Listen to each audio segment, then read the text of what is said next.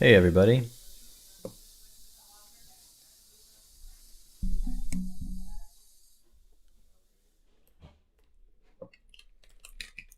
Let me get some stuff set up here. This guy and this guy.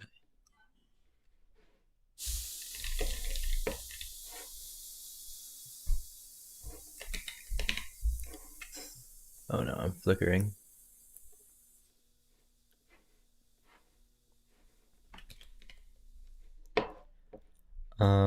Cool. Let me go ping the Discord and then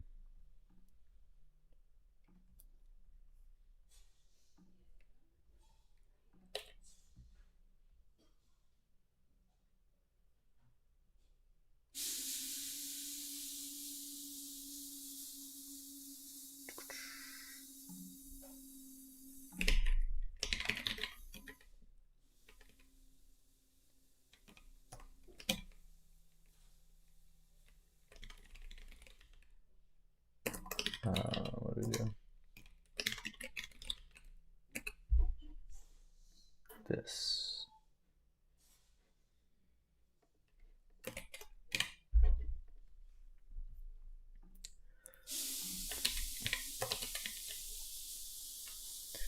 I'm still flickering, aren't I? And why do I look so blurry? Is that a little bit better maybe? Except for now that you can see behind me. Oh dear.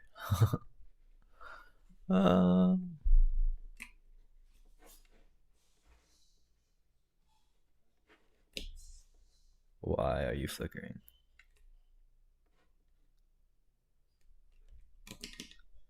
Hoping to see a lovely executable run today. I would love to see that too. I would love it if that happened. Okay, don't flicker. Be good. Let's give people like hey there. We'll give people a minute to trickle in and then we'll start. In the meantime. Wait, what was that? Sad. What? You're kidding.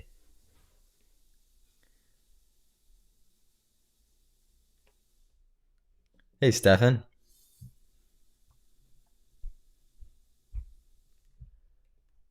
Stefan was telling me that I don't have enough stamina. And that I should stream for 11 hours. Where we're going, we don't need Copilot. Yeah, that's what I'm thinking. It's alright. We'll live. I think it's just funny that popped up like in a thing in Neo of them. Do you also want to be like vibe coding? No, I don't. I don't. Except for the 11-hour part. That part is intriguing. But the vibe coding part, less so.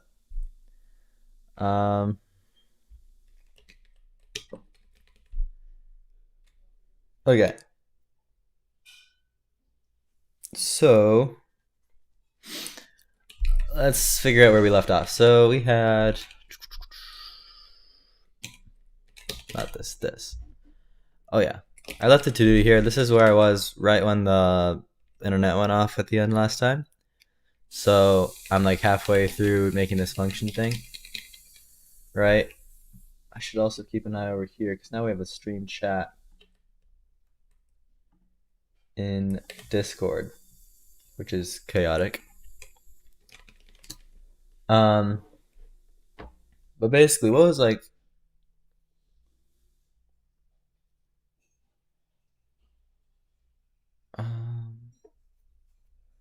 ICXD saying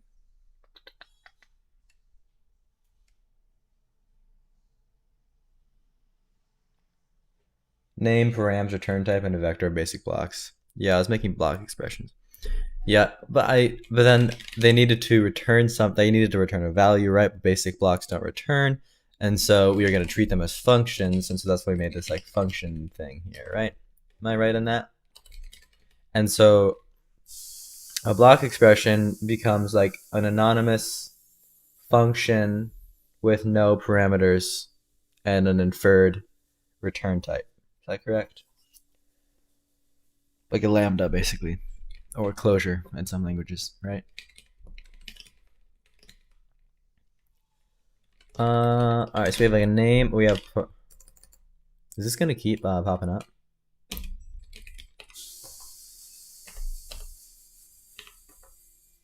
Okay, every time it's gonna. I need to go turn off Copilot. 1 second.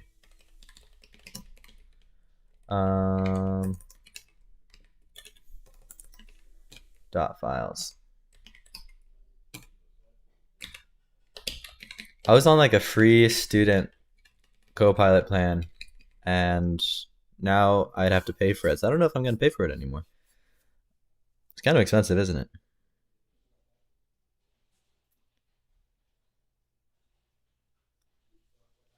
It still needs to access previous variables, so not no parameters.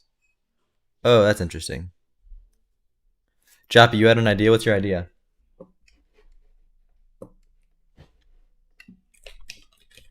Neovim.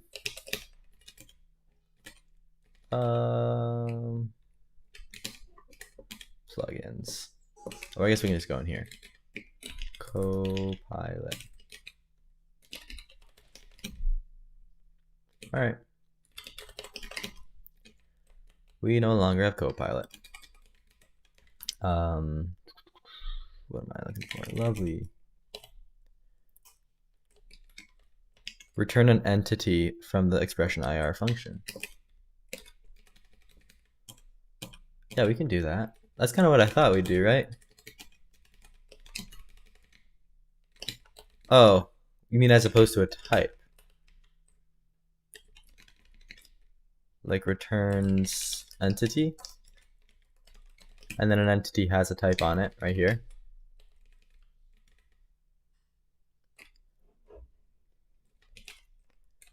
That's compelling.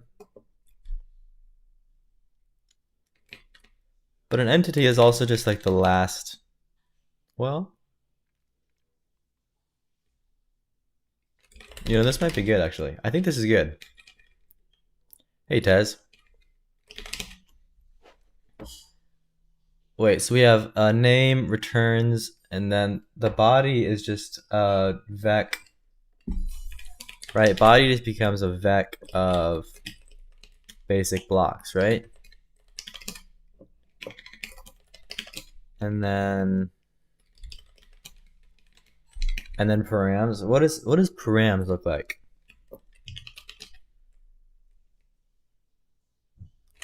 What's the most fun part of coding in your opinion? Oof.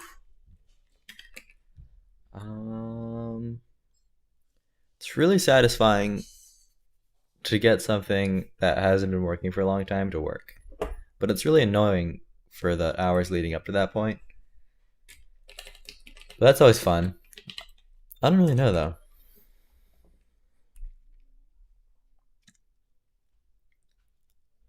Do you see any problems with this method? I'm not experiencing code generation. Like your whole returns entity method? I don't see a problem with that.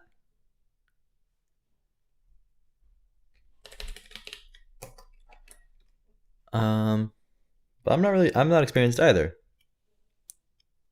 So we'll probably just, if we see a problem later on, we'll deal with it, but just keep chugging along. So, yeah, what do params look like?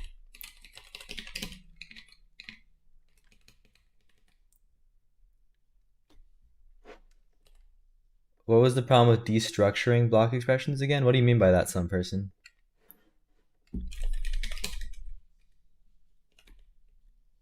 Destructuring in what sense?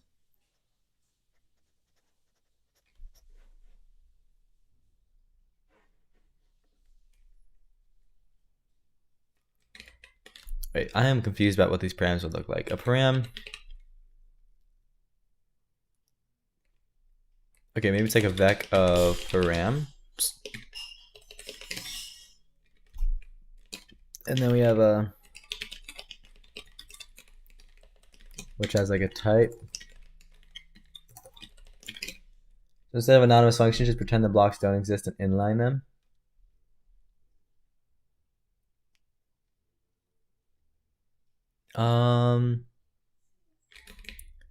Does that work? But they have their own entire scope, right? So doesn't it not work for that reason?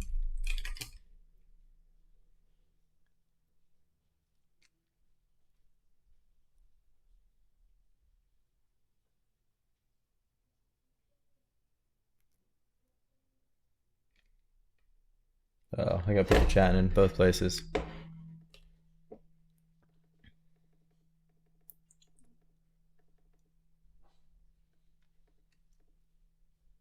Scope should be separate.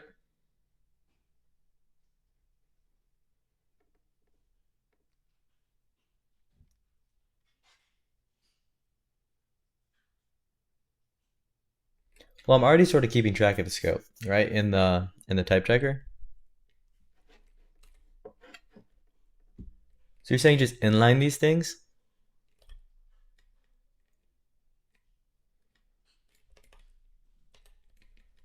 That does sound simpler.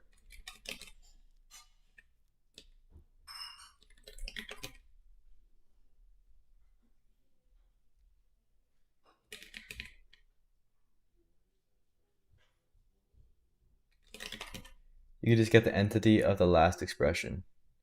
But how do you get the entity of the last expression? Is my question.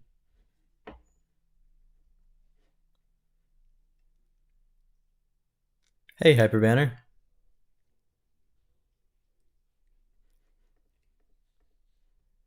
It returns it. You mean like in the dest?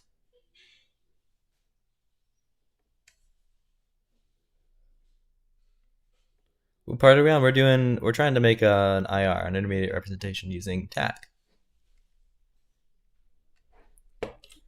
Okay, so if the last expression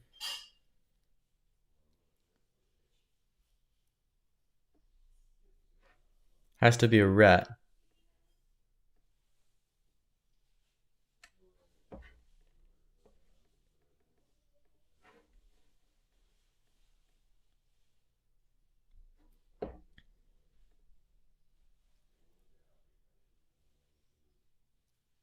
okay, I think I might get this. So at the end, we're gonna get a bunch of some basic blocks from this block expression, right? The last thing has to be a ret, right? Because that's how block expressions work. And then ret is gonna have an entity. So we just get this entity.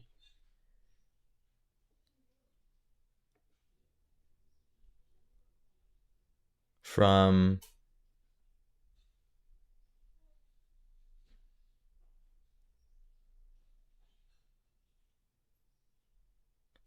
okay, I feel like this will work.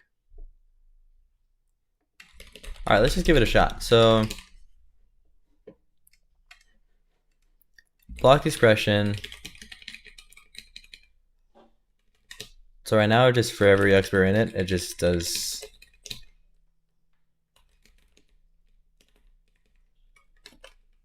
makes that. It makes a new block. Okay.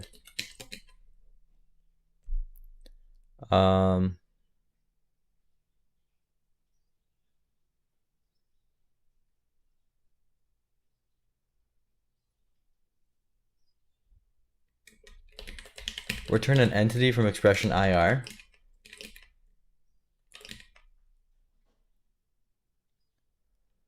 Oh.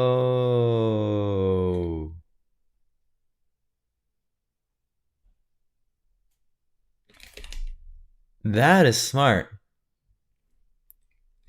Because all expressions return an entity.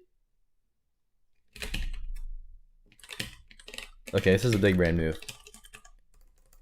Entity. So a block expression, return an option, account for unit. Well, no, entities can just be of type unit. I think that's fine.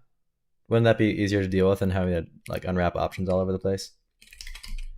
It can be, sorry, okay, Happy Random says, I always wondered that translating human readable language into machine code is complicated, but OMG, this feels so much from just watching this. It's not too bad, I would say. Be a little bit simpler, but the result would be significantly worse. Yep. It's complicated if you want to make it efficient. The devil's in the details when it comes to optimizations. Totally.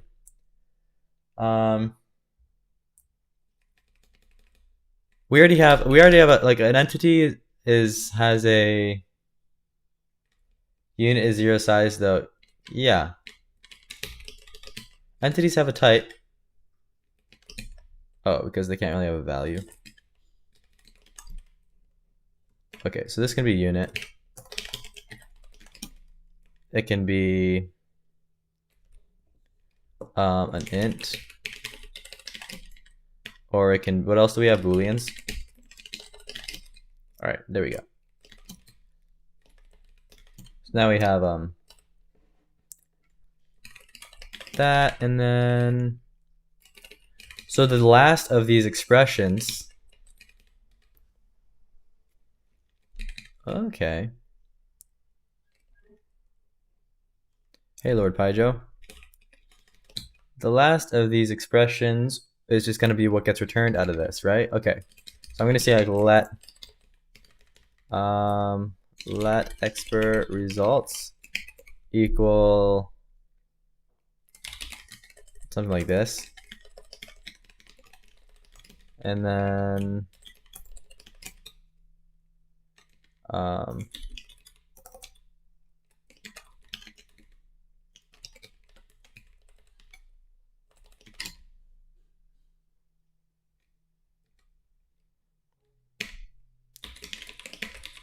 salts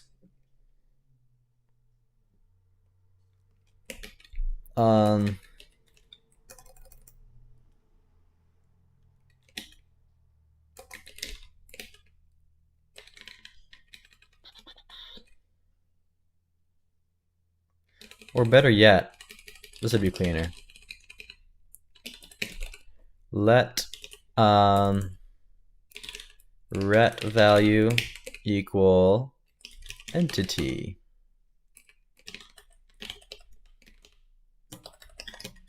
With a type of type unit and a value of value unit. Field is private.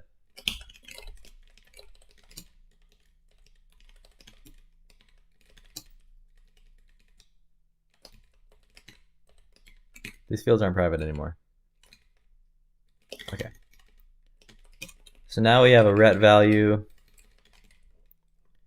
And then here we're just going to override that.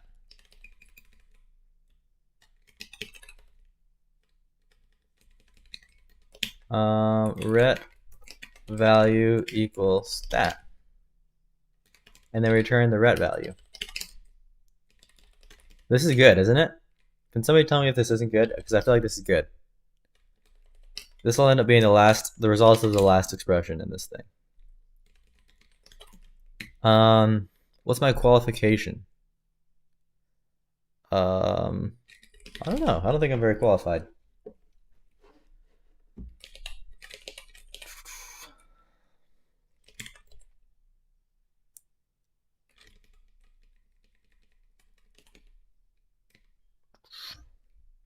You say it's good? Okay. So then we have that.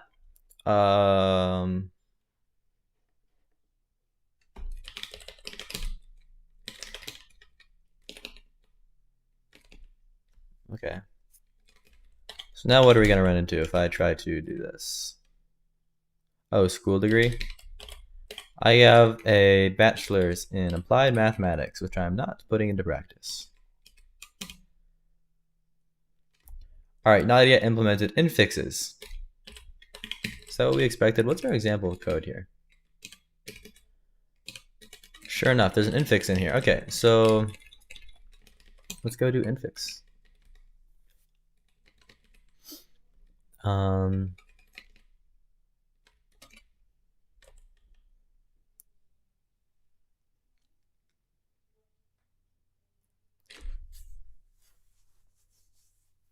Okay.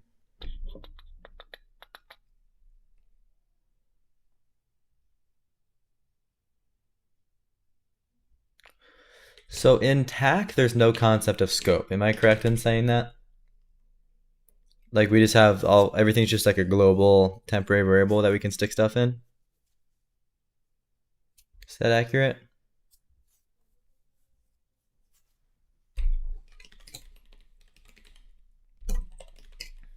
We have left, we have operator, we have right. I think, yeah, okay.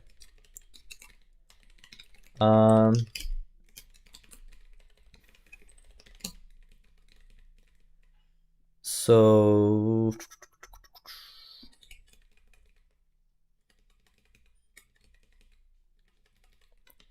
like what would we like say if we have something like 2 plus 3? What should this translate to in TAC? Like T1 equals 2, T2 equals 3, and like T3 equals T1. Well, I guess we don't really have to do that, do we? Because we can just inline those, right? So 2 plus 3. Well, I guess it depends what left and right are. If they're literally just int values, then we can just inline it like that. Well, for consistency, we should probably do this, right? And then this becomes T1 plus T2. And then like an optimization could be, if we see that they are ints, then we can optimize it to unlining those here and then getting rid of those 2 lines. And then we like return T3. Is this correct? Is this what I want to get out of this?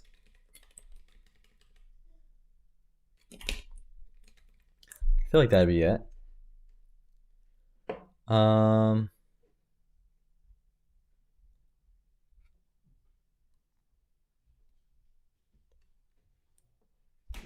Can you contribute something to my repo? I mean, yeah, feel free to make a PR. You know Java? Yeah, it's not in Java, it's in Rust. So that may be an issue. You already have isconst or something for expressions, so you can interpret those. Yes, except for isconst also works for like functions and stuff. So like a function couldn't go in here.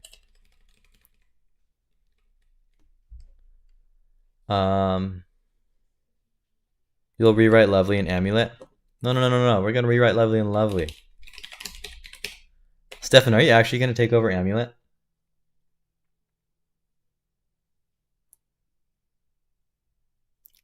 What can an entity be again?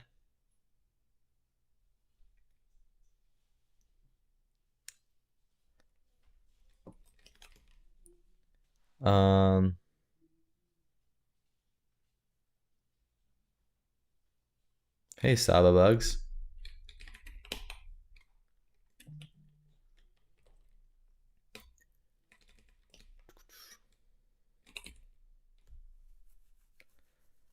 Okay, how do I do this? So I need to make a new block, right?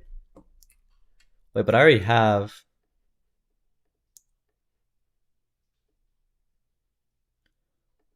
I'm already in a block from this guy, so I need to.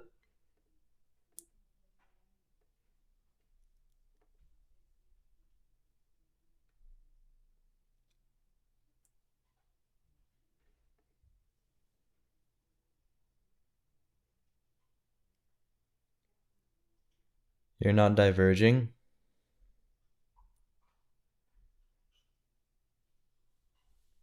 Even better idea, rewrite amulet and lovely. So we have 2 languages for humble. There we go.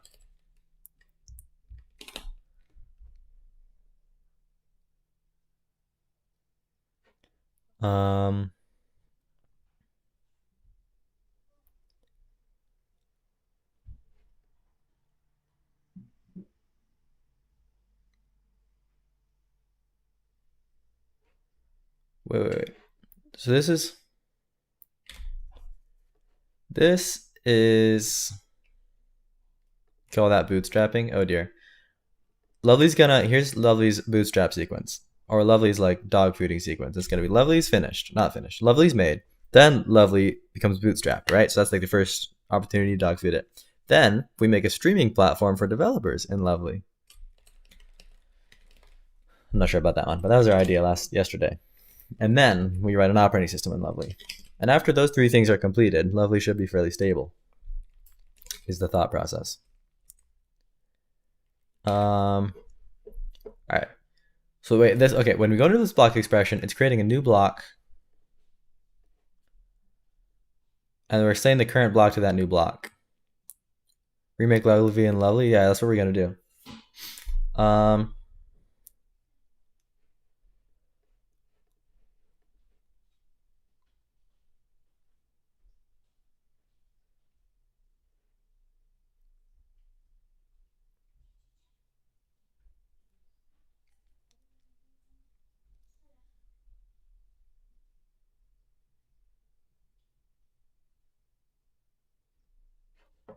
Okay, so we're just going to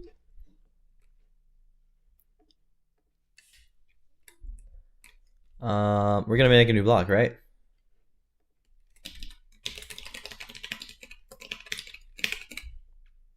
Kind of the same thing, right?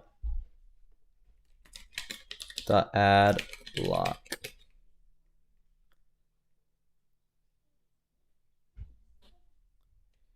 You don't think I need a new block anymore? You think I can just do it in... Oh, you think I can just do it in the same block as the containing thing?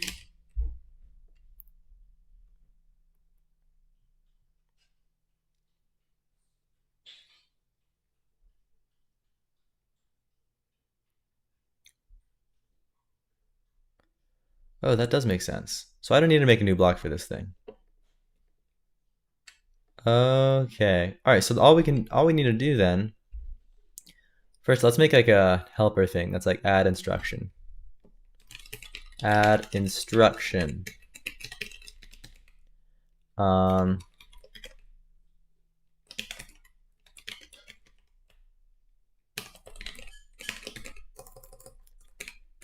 instruction is going to say self.blocks self.currentBlock dot, let's get a text.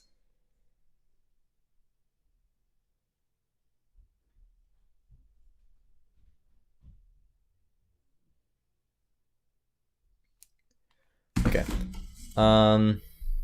Hey Robin. Wait, what is this? What is this type? Label instructions. Oh yeah, okay. Dot instructions dot push inster. So this adds an instruction to the current block. That's cool. So then in here, wait, you're saying same for block expressions? I don't need a new... You're saying I shouldn't make a new block here?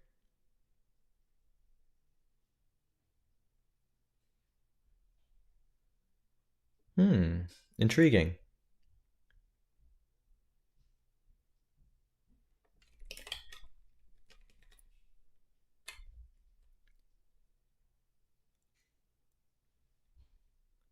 You needed a new one before because it was a separate function. Okay. So you're saying don't even do this.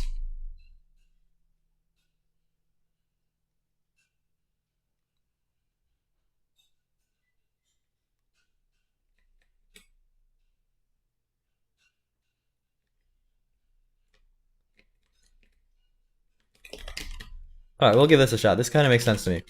So then I need to like match on left.data.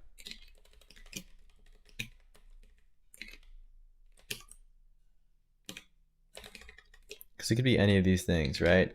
So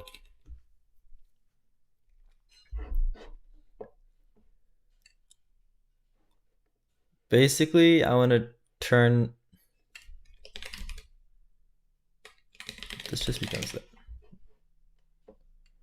Okay, if it's an int literal, then I'm going to say self.add instruction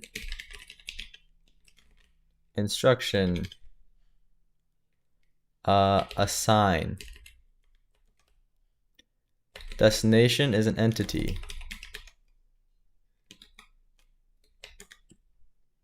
The value is a value temp, right? That gets an ID. We'll call it 1 for now. That's something we'll have to deal with in a second, is the fact that I need like unique IDs for these things.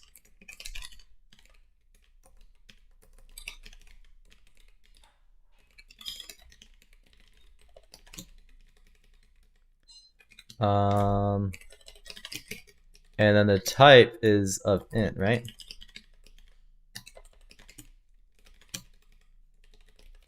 Source is an entity where the value is value int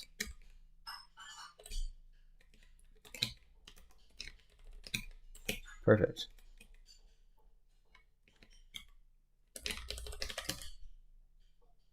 Oh, why are we using usize?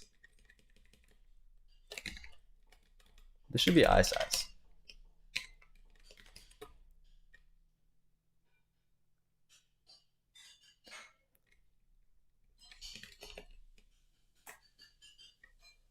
Or just compile it and get the entity out.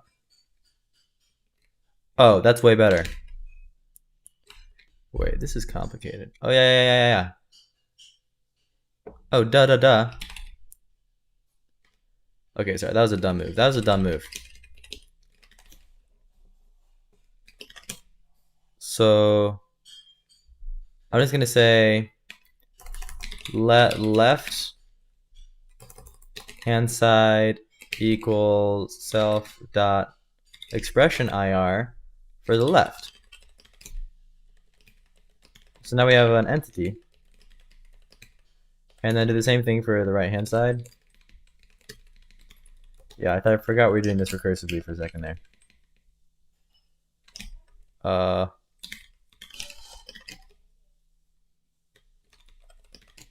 Okay, so now we have two entities, and then we do need a match on those, right? Because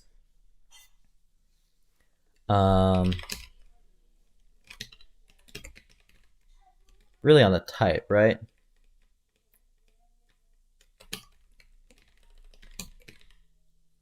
This is a much simpler thing here. Okay, because if we have an int, well, really any of these. Well,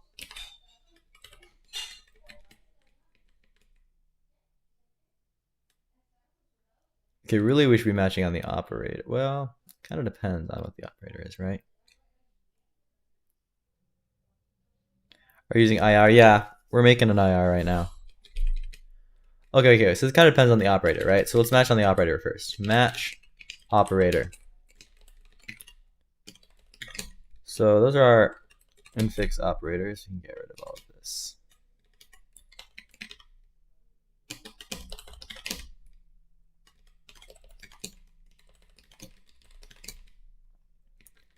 Okay.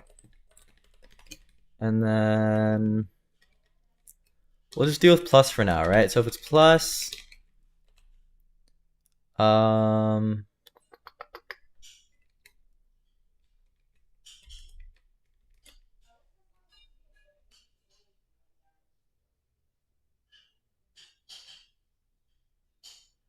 or imagine all of them at the same time, you're saying?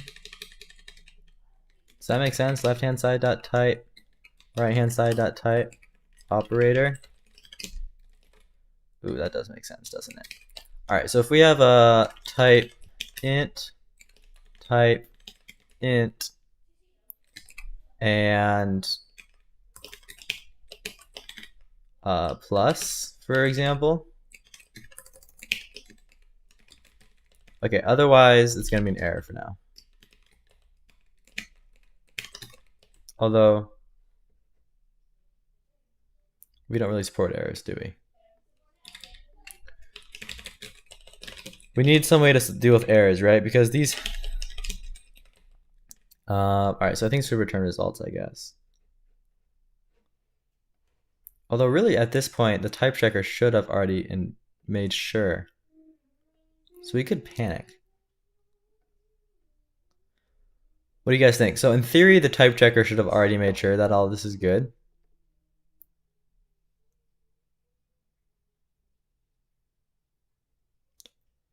Yeah, errors here are compiler bugs. Totally. So I think we should just... Should we just panic, guys? I think we'll just panic.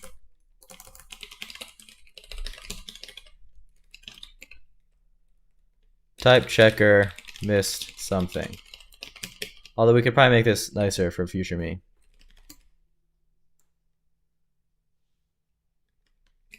Unreachable would be better. Is that a thing? Unreachable?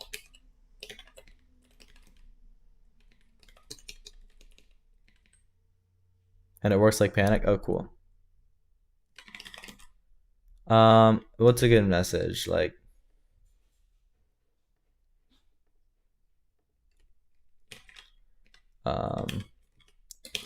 infix expression with wrong types. This will be like, type checker missed something.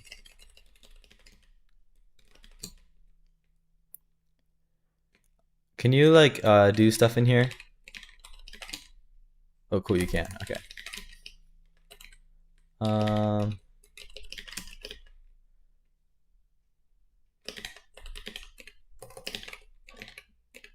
Like this.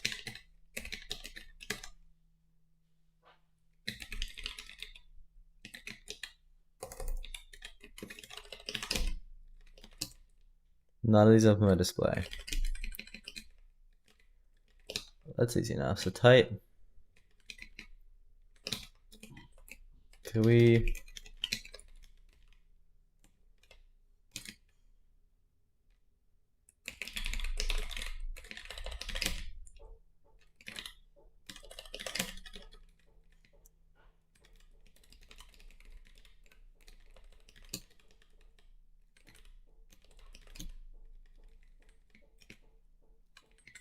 And then we do right, no?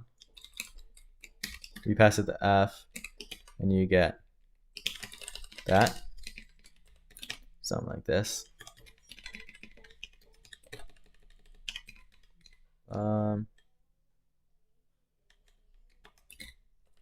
If it's a compiler error, you can... Oh, that's smart. Because really I don't need a nice error for this, right? Smart, smart, smart. Debug. What was the other thing I needed it for?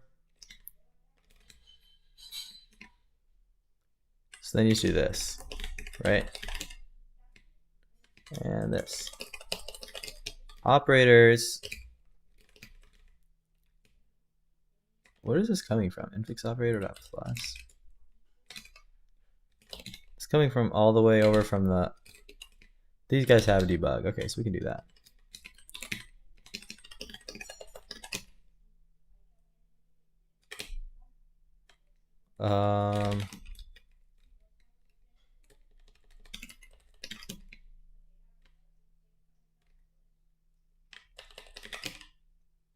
Please don't hide videos from this series later. I don't plan on it. So far, everything's been on stream. Can I just clone these? Since it's an error. What?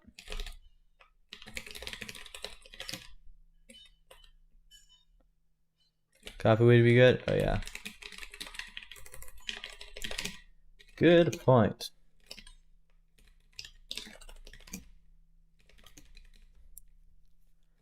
All right. Oh, or I can get them out of here. Wait, well, this is fine. Let's make a copy for now. Okay, so now if it's two ints added together, then we do the following. We go self dot add instruction.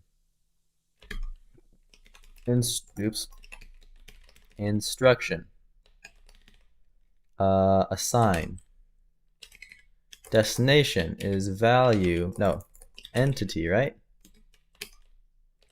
The value is a value temp, which needs, these need to be unique, remember.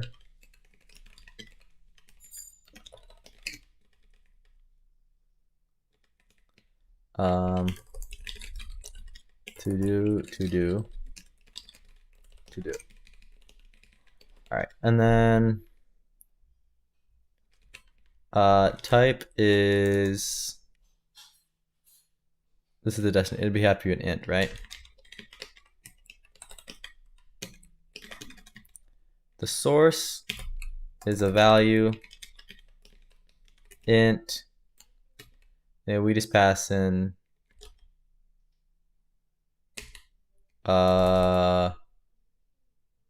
folks, we got a problem. How do I get like the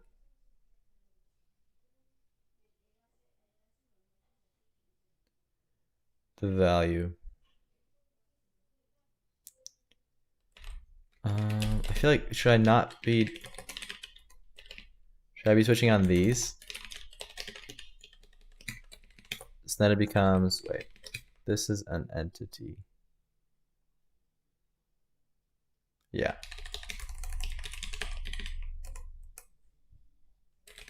No, this is a value.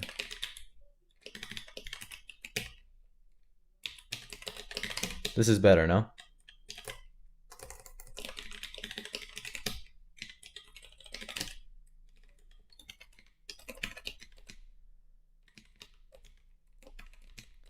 Jappy's gotta go. See you, Jappy.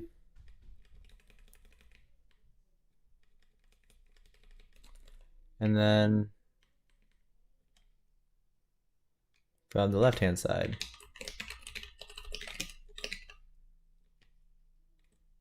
oh, this needs to be an entity.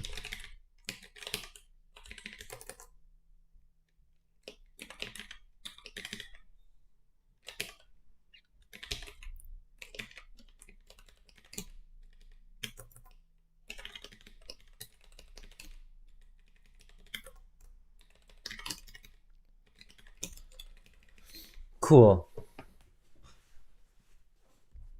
All right, let's make a little function that makes a random ID, maybe.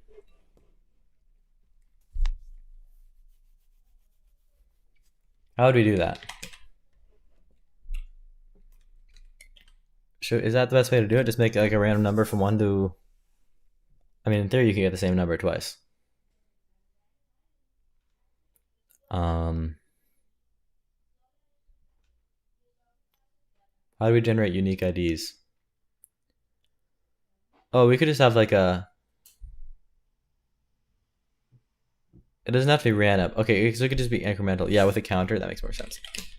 All right, yeah, it just goes sequentially. Good idea. So I'll make a, I guess it can just be right on here, no? ID, our temp val ID is just usize. Temp val ID is 0. And then we'll have a getter on that mutates it. A mutating getter.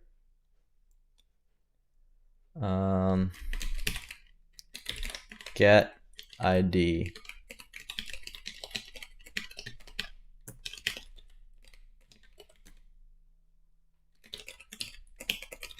Self.tempValID, self.tempValID plus equals 1, and then ID. There we go. And then here, we'll just do self.getID. Oh dear.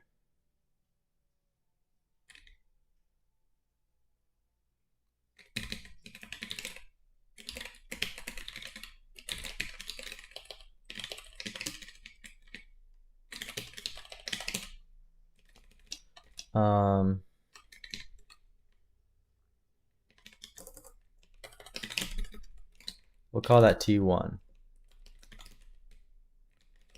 Alright, so this is really verbose. I wonder if there's a way we can make this a lot less verbose.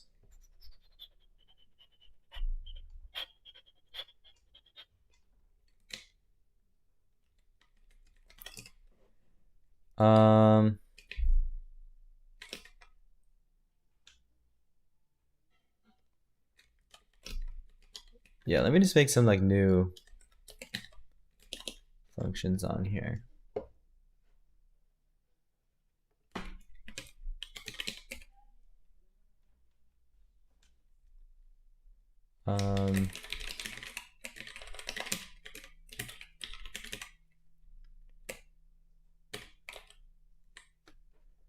Assign takes a destination and a source, which is an entity, which returns self.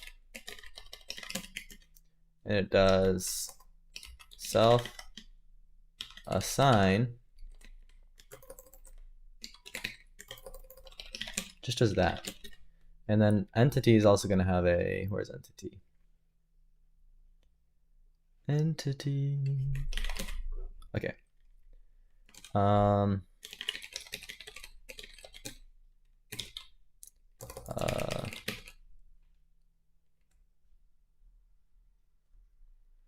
Which calling convention are you planning to use, by the way? You mean for the assembly, or what are you talking about? New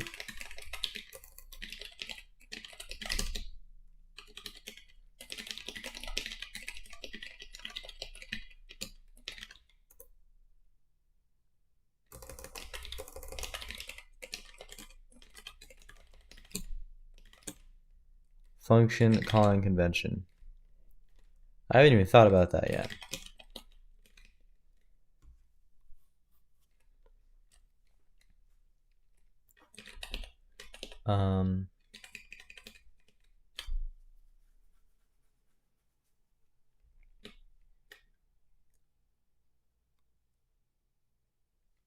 But yeah, I'll probably have to think about that eventually. I'm not really sure what all goes into that.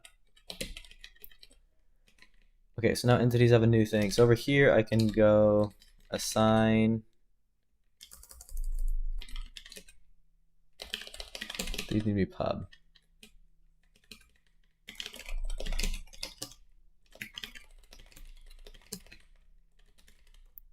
Assign.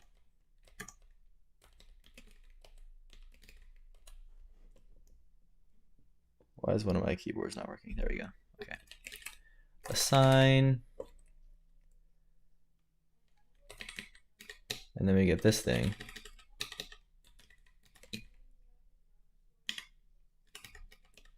And this thing.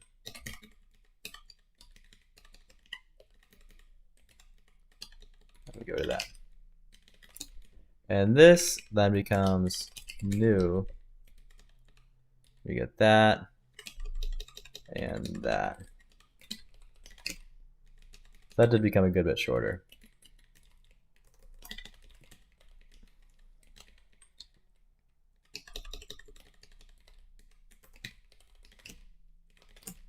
Much nicer. Okay.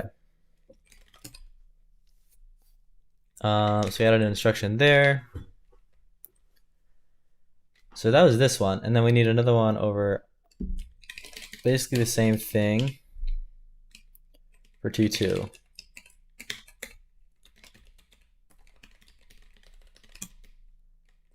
And instruction assign to T2 the right hand side value.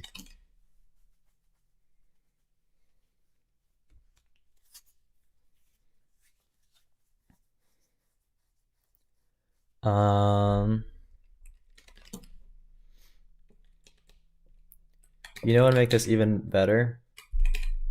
Check this out.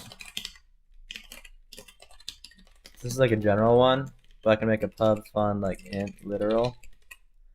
That just takes a u size, or an I size, I guess. Return self. The value is a value.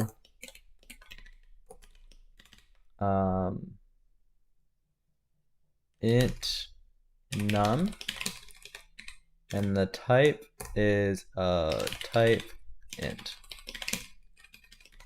Very nice. So then this just becomes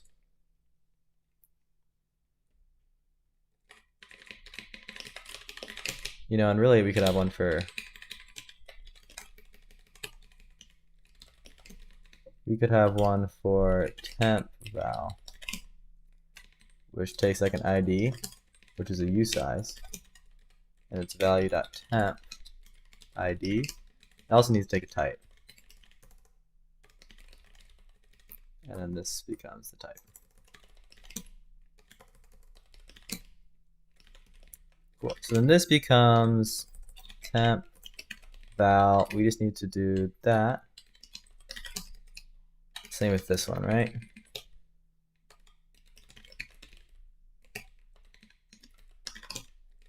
And this becomes int literal. And literally all you need is this.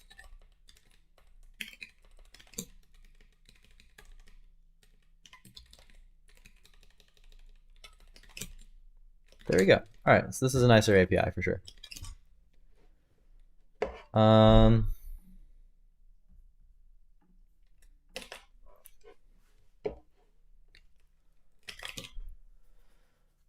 So then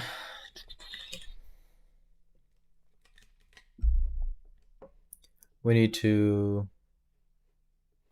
do an add, right?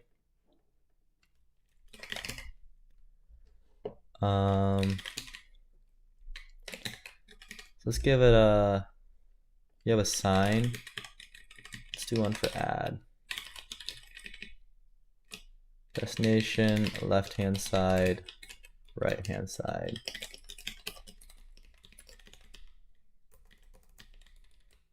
Add, shoink.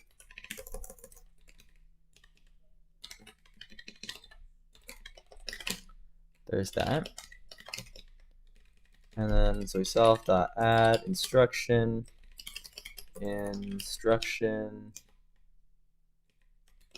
add. The destination is going to be another temp value. Okay, so we need another one of these. Going to go to T3 or entity temp val T3, which is going to be type int. The right hand side is going to be also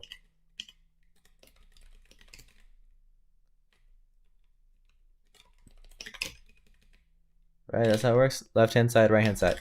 Yeah. So left hand side is T1. The left hand right. Yeah. So we're adding T1 and T2 together and sticking the value in T3. That's cool. And then we need to return an entity out of this thing, and that'll be T3. So then we just return the temp val T3.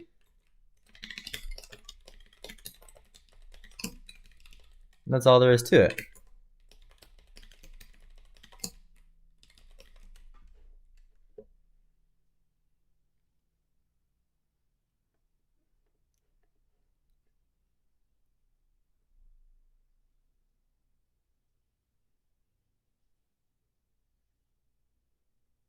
Although really,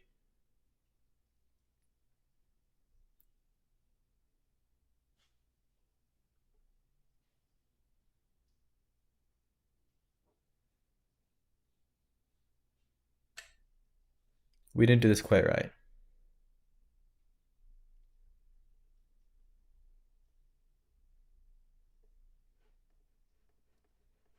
Okay, so we can make this more recursive.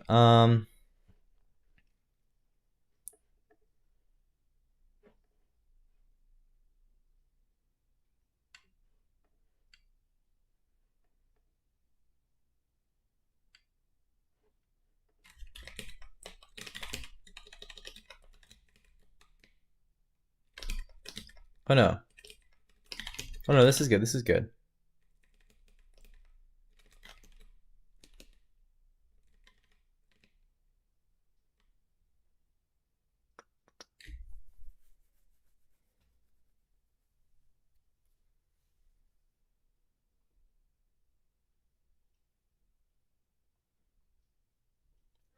Oh no, we could do this in a more general way.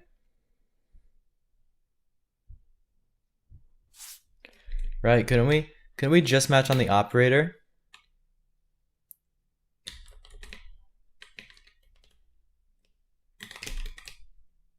And then regardless of what these are,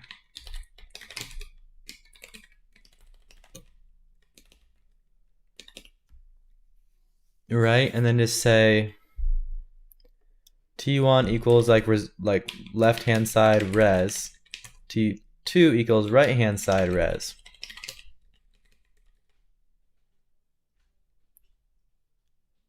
Right?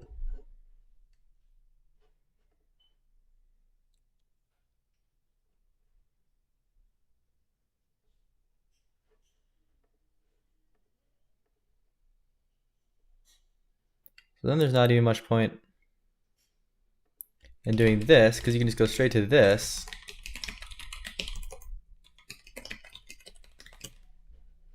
Am I right?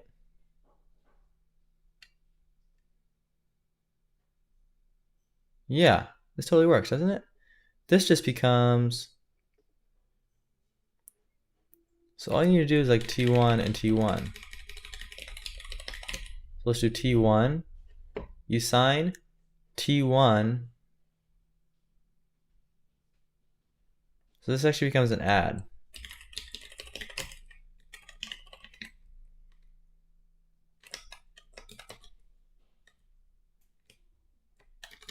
And then this becomes left-hand side, right-hand side. So you can just pass those in. So you add those together and you get T1.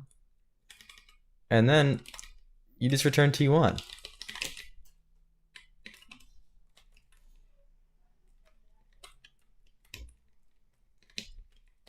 Oh dear. And this, you no longer have to worry about. This just becomes a to-do. We just have to deal with all the other kinds of operators. But this makes a lot of sense, doesn't it? Okay.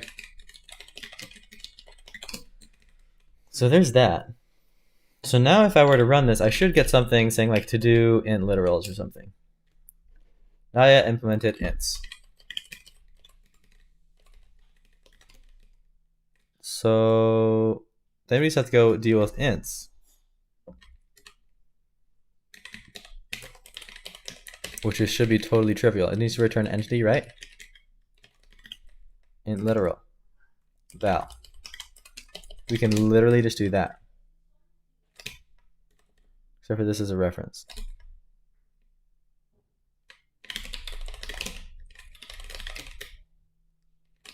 Oh, this is really cool. So now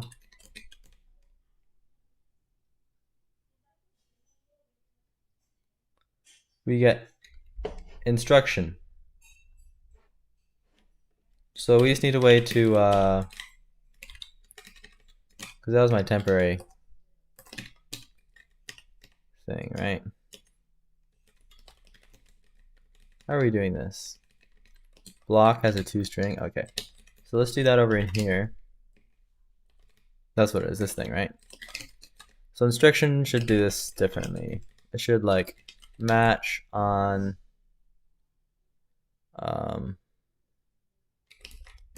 self.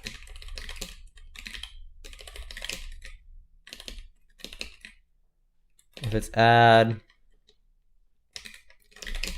I guess entities should have a display. Where's entity defined?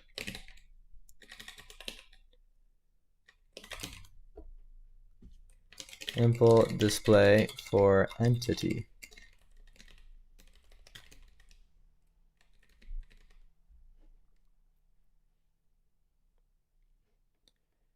Yeah, and let's match on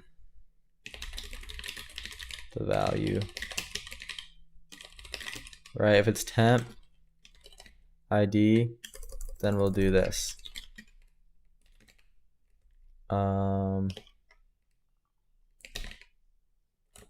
TID. If it's unit, we'll just do this.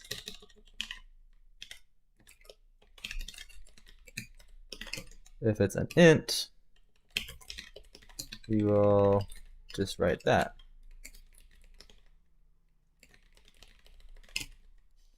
If it's a bool, then we will just write that.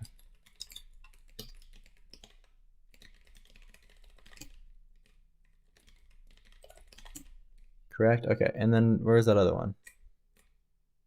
This guy.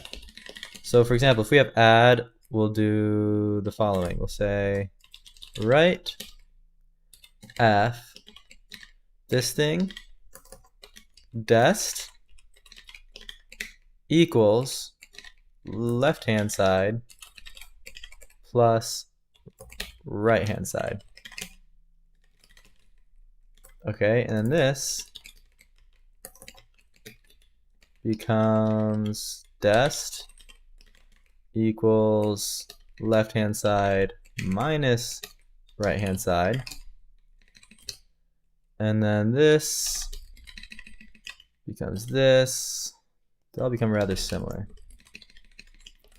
This becomes times. This becomes divided by. This becomes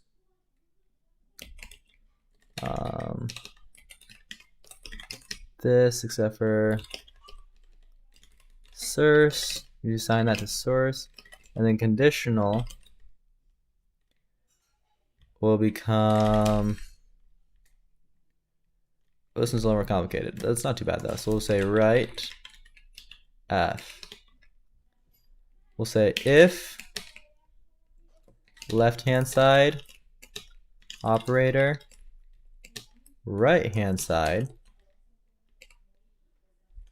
then go to true label, else go to false label. Operator doesn't have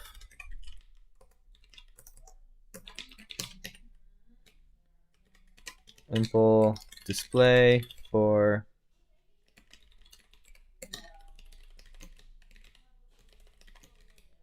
right line. I don't think I want to do right line for a reason that should become clear in a second, but I might be wrong.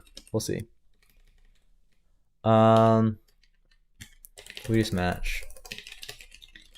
So yeah, you got it. Okay. Less becomes right. Less. Greater becomes greater. This becomes that. This becomes that.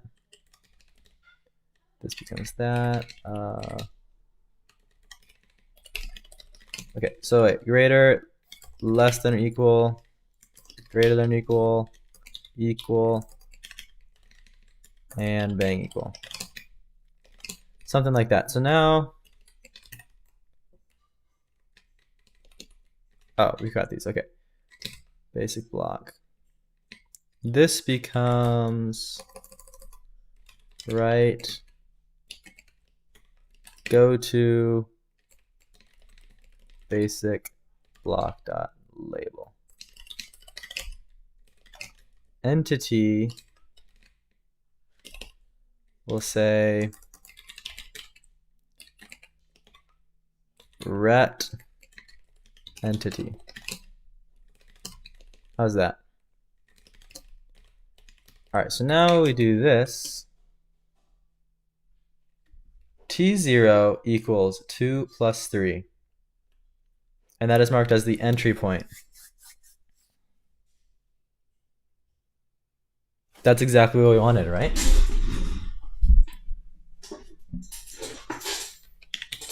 This is pretty awesome.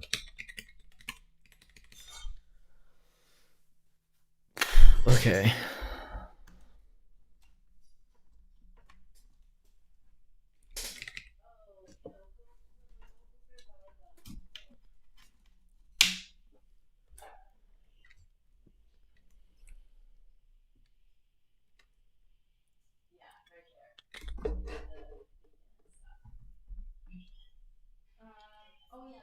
Okay, so Are you not allowing assignment in ifs? Ifs always just jump to another block. So that's how we do control flow. It's just like block jumping. Wait, how did I get this like perfect indentation? Did I set that up? Oh, I did set that up. Look at that. That's cool. Actually, this might have been Copilot. That's pretty cool. So we have entry. So, okay, block expressions are working. It should use a value, though, like a bool or a bool expression. Oh, if should use a value, though, like a bool or a bool expression.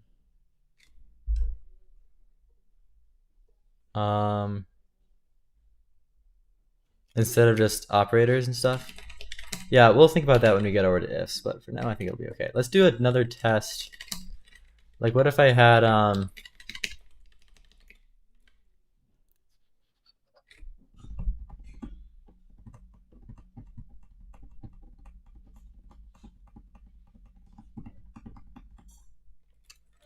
another one.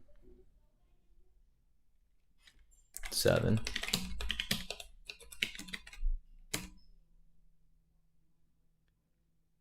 So it didn't do anything with that 7. Is that okay?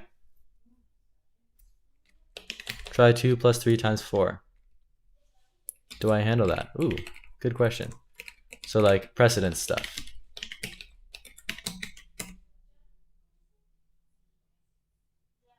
Not yet implemented. Which... Oh no, it's because I'm only doing plus so far, remember? It's already optimizing stuff out, I know, right? It just took out that 7. So I guess it's pretty smart. This monster I've created. Okay, so mod. So yeah, the multiplication thing should be pretty basic then. Or yeah, or we just test 2. Yeah, good point, good point. Plus 4. I have no idea what this is gonna do.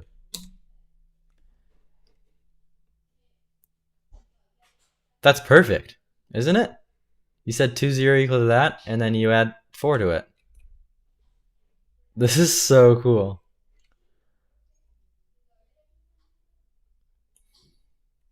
No way. This is so cool.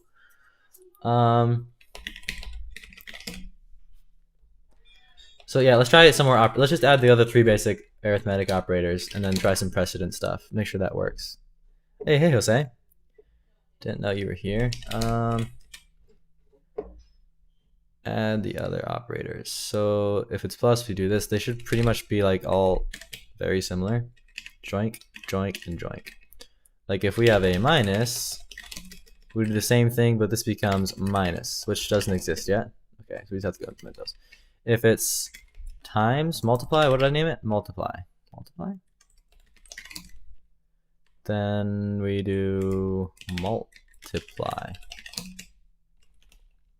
Just in its lunchtime. Ooh, good idea. Hey, Subadera. Try with the block expression. I'll try that in a second. Multiply does multiply. What is it? Divide does divide. Otherwise, they're all the same, right? That should do the trick. Okay, so let's go implement those things. Where's my add thing?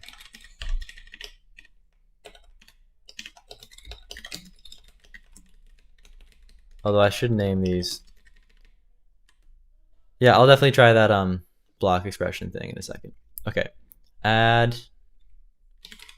This should be sub mul and div. I just realized would be better. This can be div, mul, and sub. That's cool. So then change these to sub mul. Yes, exactly, Jose. We're emitting some kind of IR. Div. Okay, and then we'll try it with some. In theory, now we can do this, it should, if it's working correctly, know that this needs to be evaluated first because it says high precedence. And sure enough, it does. This is like magic. I feel like a magician right now. That's so cool. All right, so let's try. What was your example? Okay, so you said like this. Where did you learn Rust? I started learning Rust by, I have it right here on my desk, but it's buried. From the Rust book, like the Rust book. It's called the Rust Programming Language or something. Yeah, the Rust Programming Language. That's kind of what everybody sort of recommends. I read through that, and then I just started using it and building stuff. And yeah, I definitely am not an advanced Rust user, but it's been fun. Shoink. We say T0 equals 3 plus 4, and then that works too. So everything kind of appears to be working. Even if I make that precedence higher, shouldn't change anything. Yeah, and then if I do like a nested one here, like 3 divided by 8 minus 3.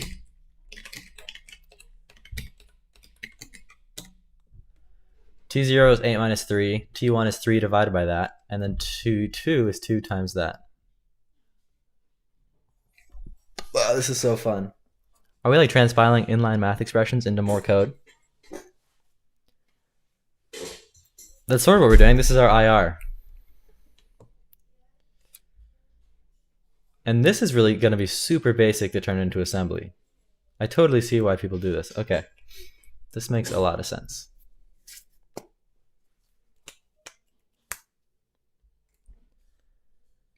How are you doing? I'm doing well. Assembly would be even more verbose. Exactly.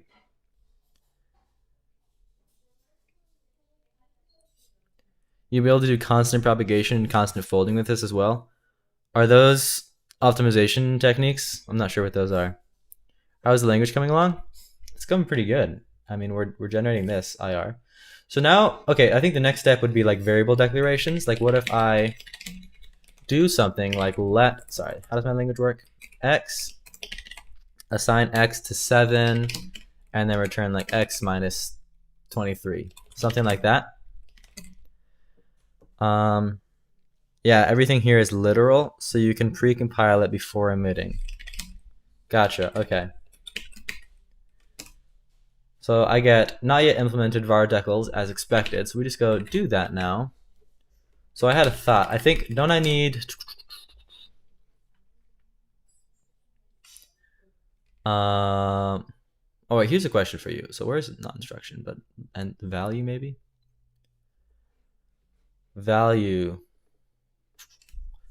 should, okay, so when I make a variable like X, does this just in that translate into another temp value? Or do I have some other thing for like a variable?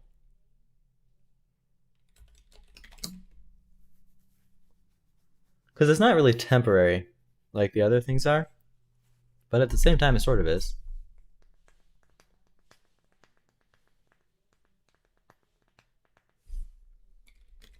Any thoughts?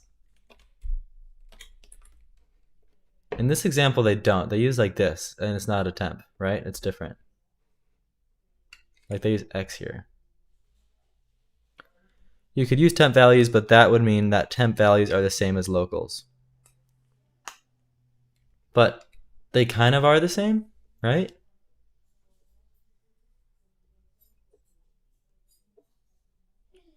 Variables are kind of just like explicitly declared normal temp values, right? That's kind of what a variable is, isn't it?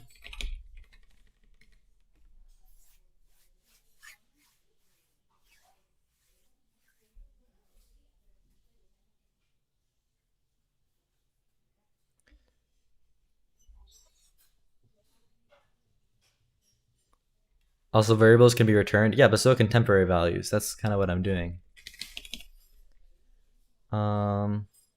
I feel like it'd be fine to just be that, have them be temporary values, wouldn't it?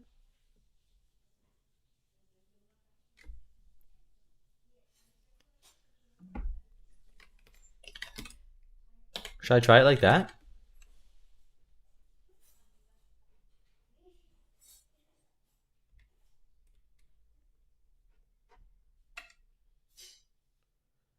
What if temp values can also be returned from functions?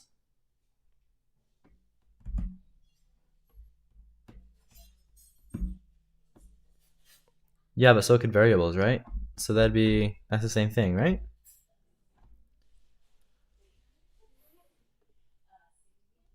I feel like variables are just temp values. But correct me if I'm wrong.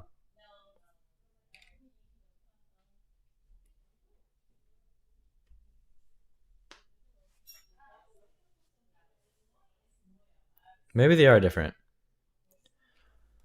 Oh, temp values are like infinite registers. Hmm.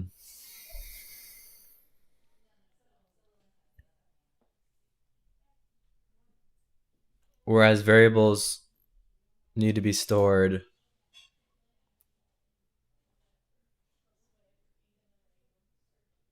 on the stack or the heap.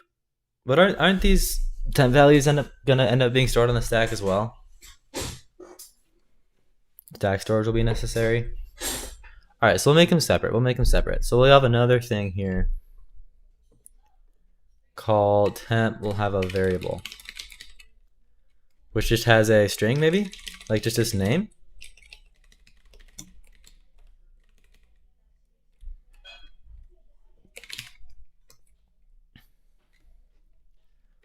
If we have just copy this. If I have a variable name, and we just do the name. I store it in locals in a scope map where the key is the variable name and the value is the temp computed from the expression assigned to the variable. Oh, the temporary variable.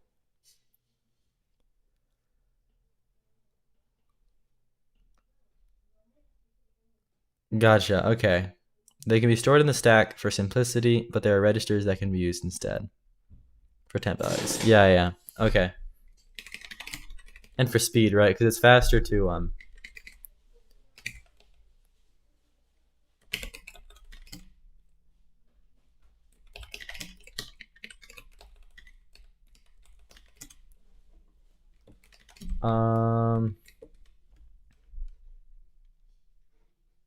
just borrow this. All right, gotcha. So then we have variables. And then over here,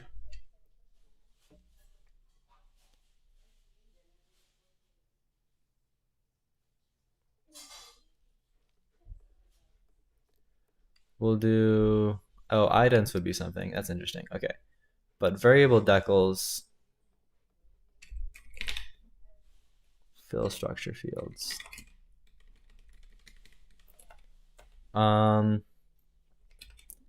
Mutability doesn't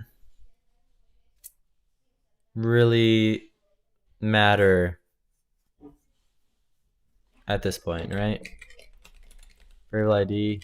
We really just care about the name and the value. Okay, I think for now we just care about those. I'll pull in other things as we need them. And then, oops. What do we say? We say,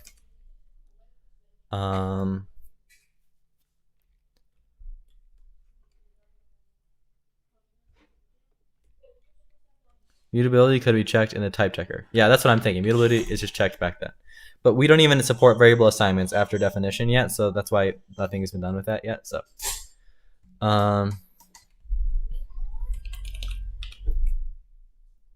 name value. So self.add instruction, it'll be a instruction assign, right? The destination is, okay, so let val equal self.expression IR value, right? The destination is val. Sorry, no, the source is val. The destination will be an entity variable, which we want a thing for.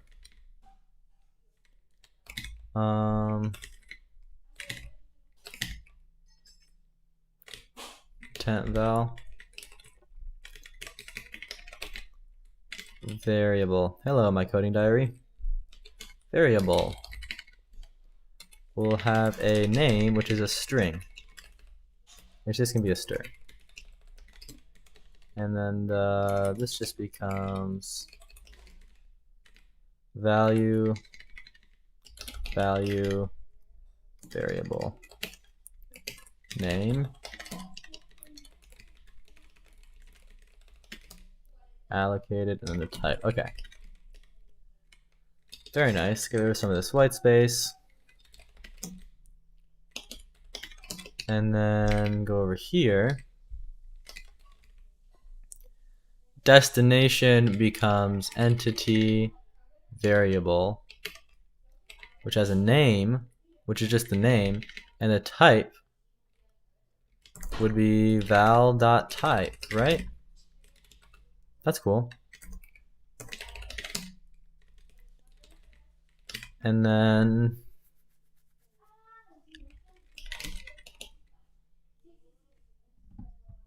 these things return entities, right? A variable decal just returns a unit.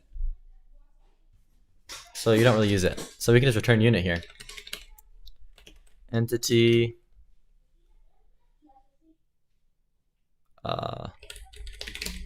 let me make a helper here. Int literal pub fun unit.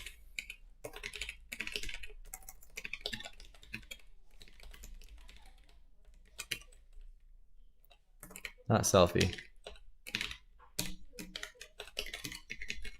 The value is, oops, value unit, and the type is type unit. And now over here, we'll just say entity unit or unit. Like that. So now we're going to get another error. It should be like idents are unhandled. Yeah, now I implemented idents. So then idents are up here. What does an ident have? Fill structure field has a name and a variable ID. We should just need the name. Well, ooh, this is interesting. How are we going to get the type out of this thing?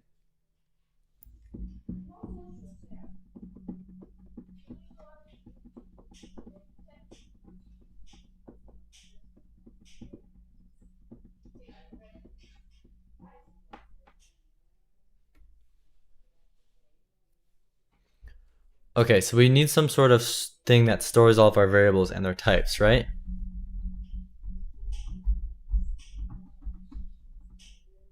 Is that correct?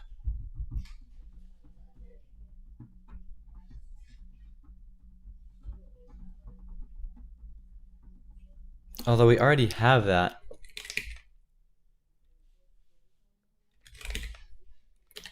From the type checker. So do we redo some of that work a little bit, or do we try to pull in what we have from the checker?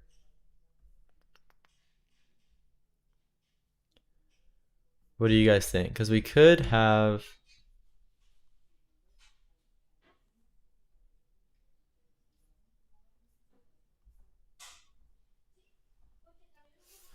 this is interesting. Yeah, what do you guys think? Because from the checker gives us, at the end of it, we have scopes, types, and variables.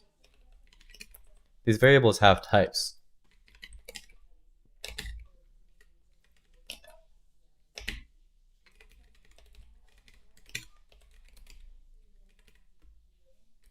What do you guys think?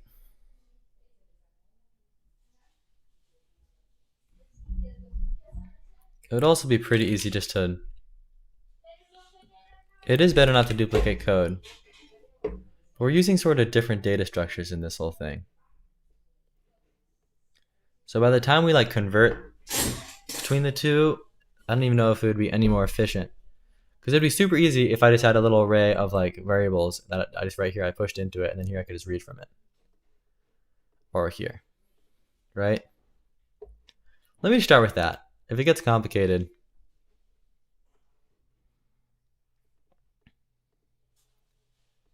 then that's fine. Because then these could also be on the checker, these could be private. Because I don't think I'm using these anywhere. Yeah, I'm not. So then here, we will have on this guy like a variables, which will be a vec of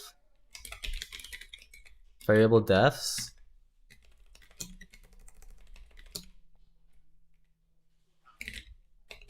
I don't know what to call them, like variables.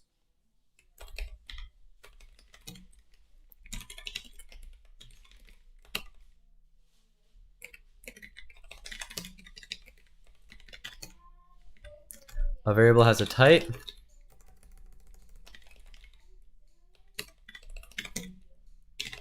And a name. That's pretty much all we need to know, right?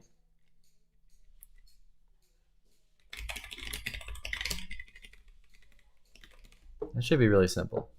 And then we start with no variables.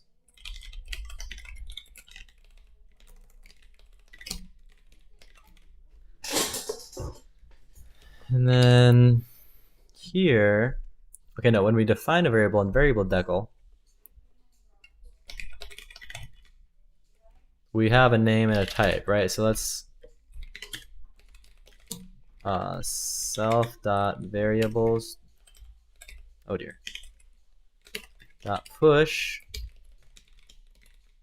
a variable val.type, and the name can be name.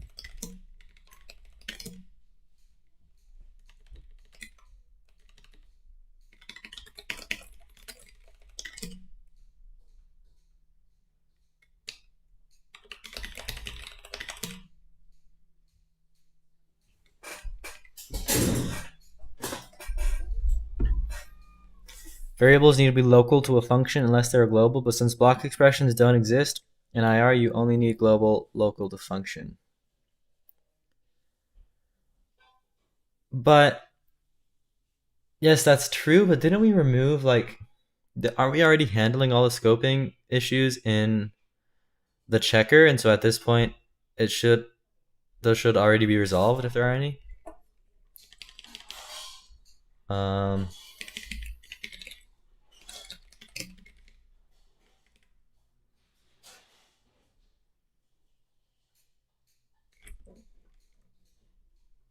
You don't know how FZF works? And you need help with keybinds. Ooh, keybinds are fun. FZF is, I don't have Justin here. Okay, yeah, never mind.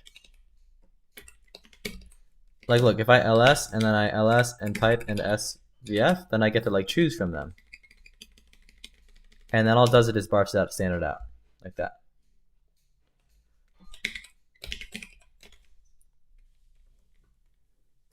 They still need to be properly resolved, but aren't they already properly resolved in the checker? Well, the real problem at hand here is that I'm getting a borrow checker error.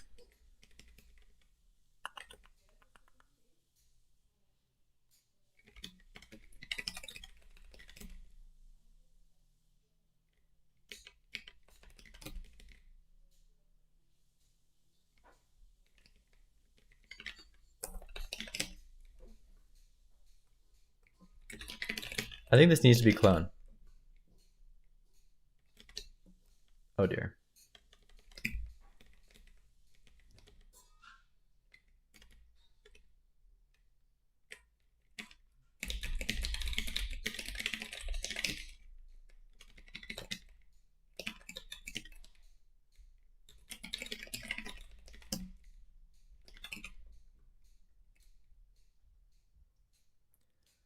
The names are local.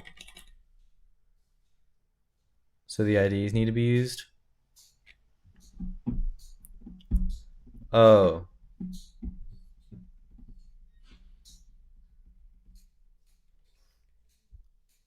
Okay, but if we just use the IDs, then it should be resolved, correct?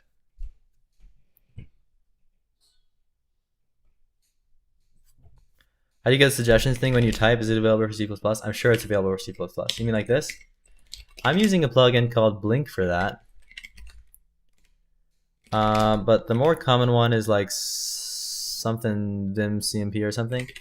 Just the IDs. Okay, that's a good point though about the IDs. Let's pull those in. So then we do have an ID. So we'll just make the name be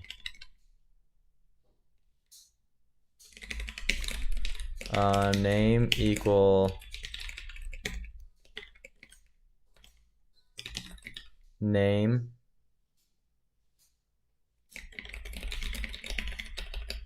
variable ID. Oh yeah, I forgot to mention the language server. Is there a difference between lazy and Vim plugin? I don't know what Vim plugin is. Is that a something? Lazy is it's a plugin that manages your plugins. That's what lazy is. LSP is a language server, like language server protocol is what that stands for. A language server is something that gives you all sorts of things. Like if I want to rename this thing, I can rename it here. If I want to go to this definition, I can do that. If I want to hover over and see what it is, if I want to do something here and it completes all these things for me, that's all what you get from LSP, a language server, really. So, and then if you hook up a language server into something like CMP or Blink, then you get completions, which is what you're asking about, like this kind of stuff.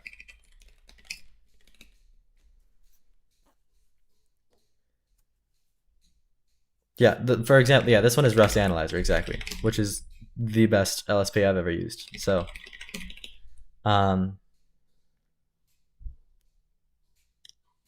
completely new. Gotcha. Yeah, let me know if you have any more questions. I'm not like a Vim pro, but I've been using it for a little while, so. Yeah, lazy only loads. That's why it's called lazy, right? It's lazy loads things only when you need them. It's fast, it's good, it's super easy to use. It gives you this nice like big menu where you can like deal with everything if you're into that kind of thing. I don't know what's going on with my cursors. Oh, there we go.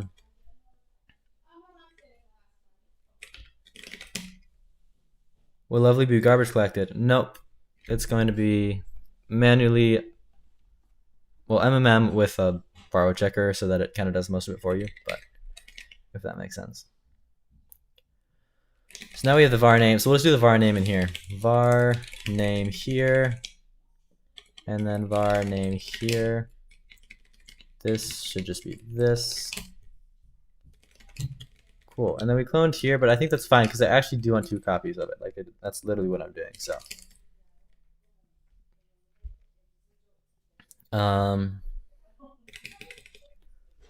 cool. Send back up in here.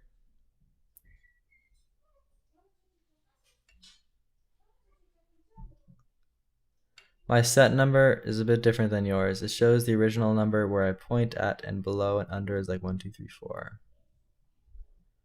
Will you be compiling to ASM first or generating the machine code yourself? I'll be going to ASM first, yeah. All right, so where's this like ident thing? So we have a name and an ID.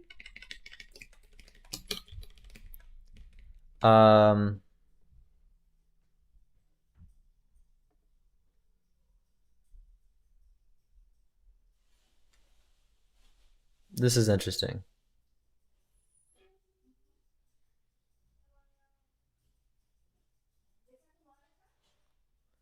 Oh, I get what you're saying, Kitten. You're talking about relative line numbers.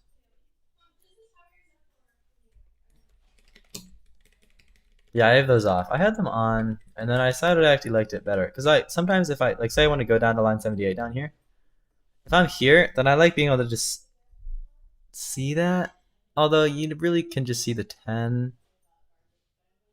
So like, that's not a very good argument, is it? Because then you can just do like 10j and then you go down. That's not a good argument. Okay, what was my argument? I had a good one. It's more like if you see something on GitHub or something and you see like, oh, there's a problem in CI on line 34, then you can just kind of like scroll around and find it. I don't know. None of those are very good reasons. I just kind of like it this way. I have used relative non-numbers.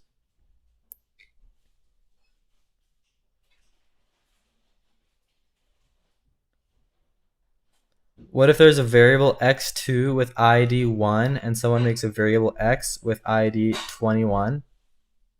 Oh. That's a really, really good point. That would be like a horrible bug. Well, isn't that really easy to fix though? Can we just add like an underscore here? And that would resolve that?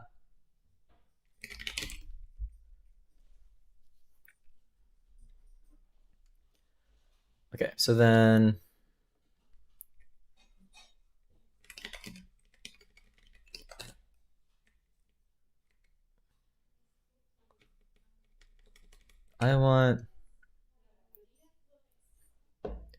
I need something that'll look up a variable, maybe by its ID.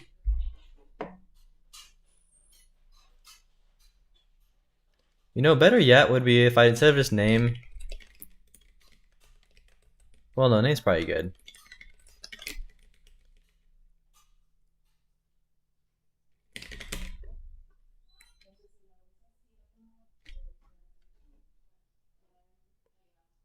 Use hash as a delimiter. That's not a bad idea. What is this weird ligature?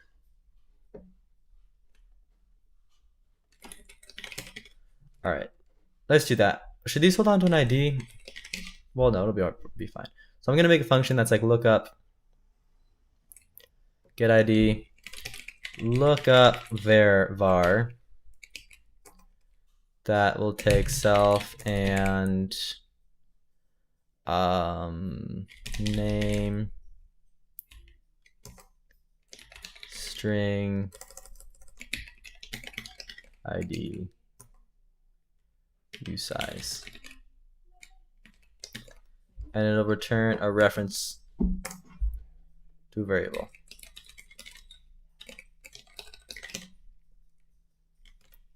Self dot variables dot find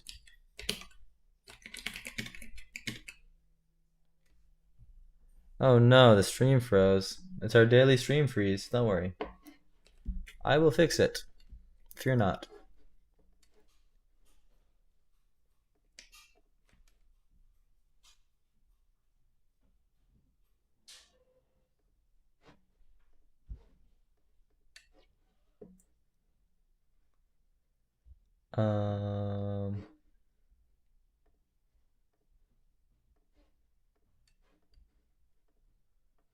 Cool. And then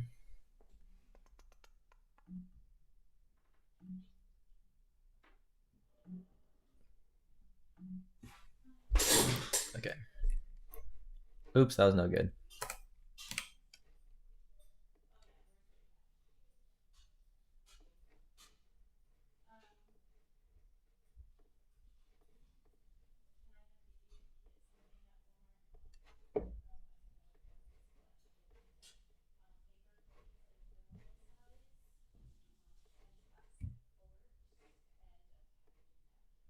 Crisis averted. Okay, should be good now. Dream's back. Okay, so we find the v where v dot name equals format.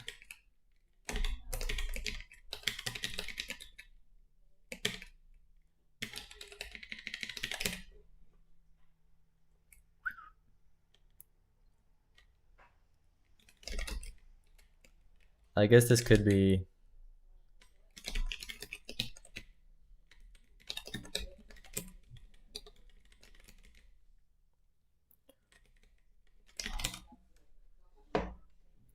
And then here we'll say like let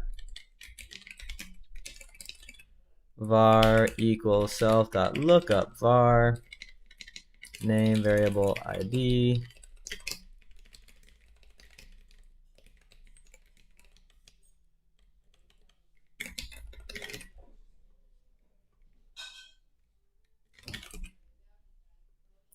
hash is valid inside of labels for NASM. That's not going to mess us up though, is it?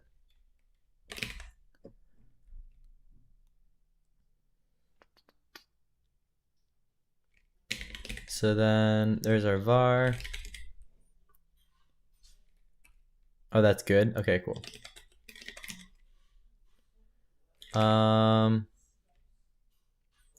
In theory, this should already have been taken care of in the, yeah.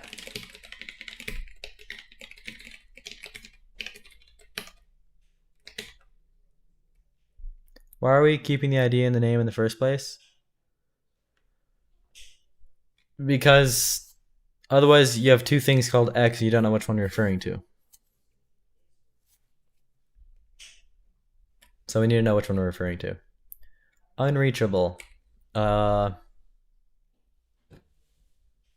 am I saying here?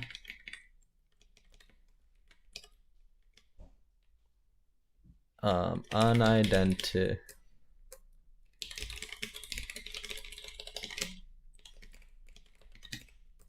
Do I have to do this? Oh no, I don't.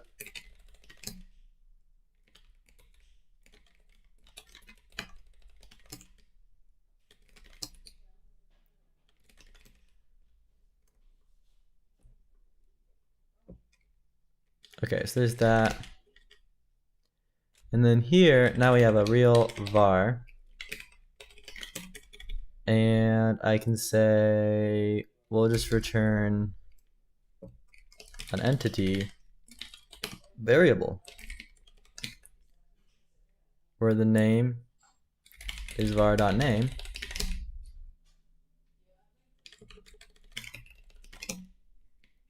And the type is var.type.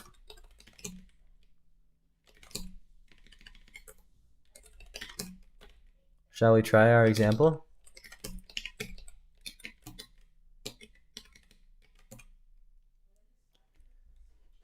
Wait, okay, so we say x is equal to 7, t0 is equal to x0 minus 23. This is perfect, except for this hash makes it kind of ugly. It's probably fine though.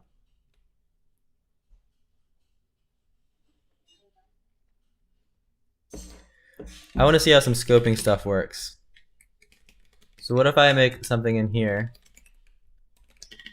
This x is equal to this x in here, and then here I return x plus 50. And then here I'm going to say, this assign this to y.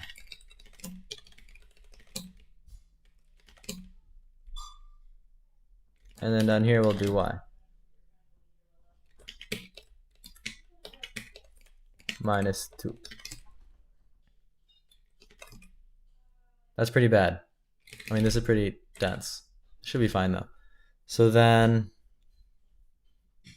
actually I kind of wanted to see what would happen. Make sure that I get an error if I reference x out here, right?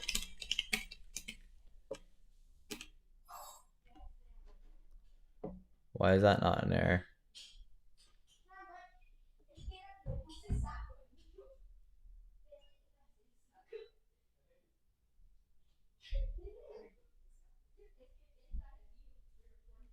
People? Why is this not an error?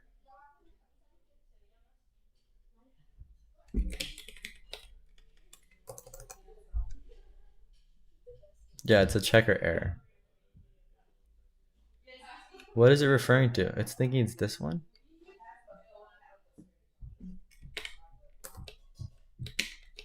What's the status of our tests?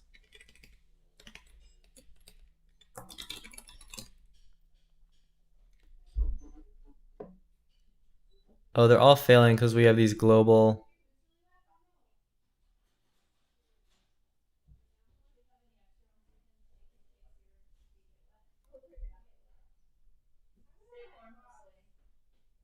Yeah. What happens if I do something illegal out here? What does this say? Illegal global expression.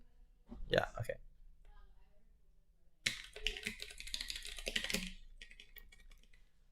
So let me fix our test and write a test for this.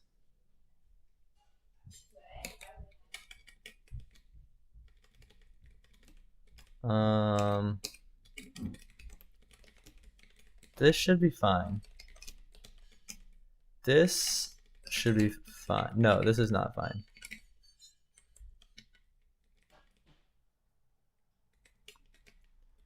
But if I wrap this in a main,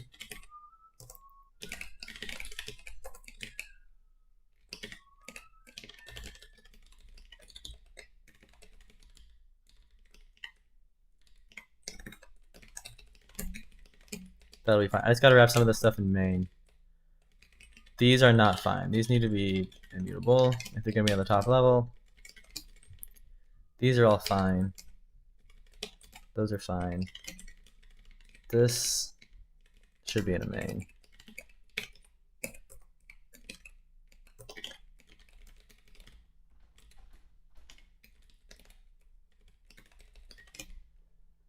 How much progress made so far, boss? It's been pretty good. We're generating IR fairly successfully.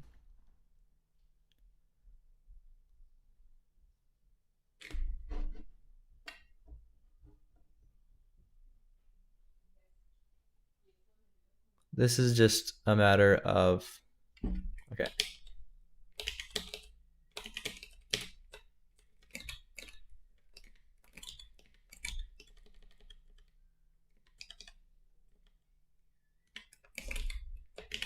Okay, this is just, yeah.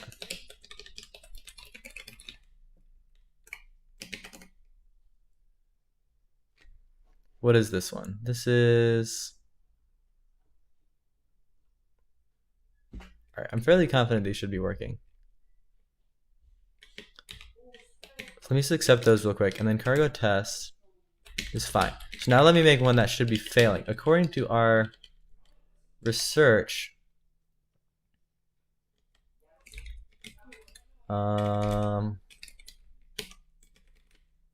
this caused a failing test.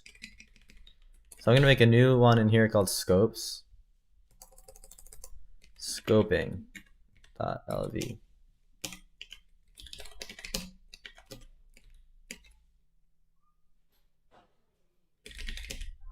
I'm on day 1 right now, following along, but might take a month to catch up. Yeah, there's kind of been a lot. Day one of Lovely or of Humble? Hey, I just realized that I never turned my face back on. You guys didn't even complain. Probably liked it, didn't you? There I am. Lovely. Gotcha. Yeah, there's kind of been a lot. Alright, so now if I cargo test. Alright, here we go. Review this. This is the parser. The parser is good. This is what's probably not good, is the checker. So here's the checked program.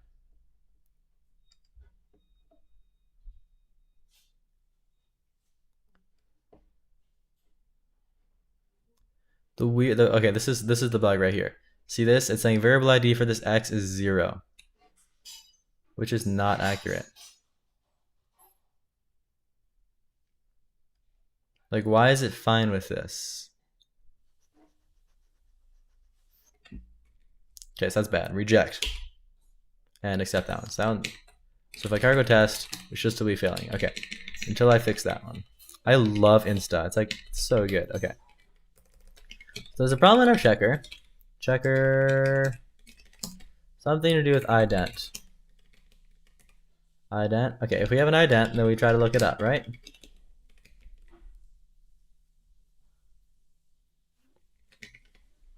we look up the name in the current scope. Maybe we're never leaving scopes.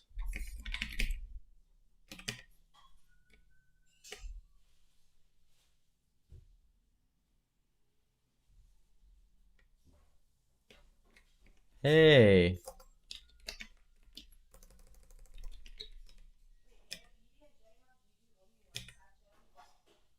Or create a new scope. Create scope. So I'm creating a new scope, and when it's a function, that's the only time. Oh, so basically I just forgot to create a new scope in blocks. Oopsies.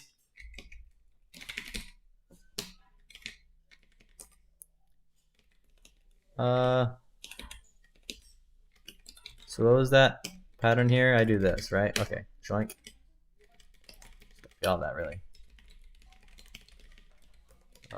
Here we go. So create a new scope, and then just at the very end we need to restore the original scope, like here.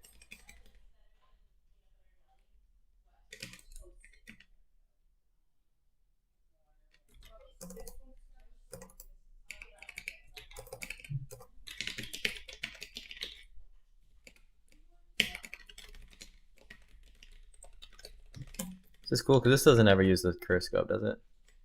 Nope. Okay. So in theory, now we can look at this handsome man if we're ever bored by the code. Exactly. My sentiments exactly. Just kidding. All right. So now if I cargo test, oh, see this, guys? Error, variable not found X. Oh, cool. So I can like assert on these errors. This is great. But that's exactly what we want. So we'll restore this to its former glory. Where is it? Scoping. Crisis averted. I should be able to reference Y here, though. That should be good. Let's try that. Cargo insta test review.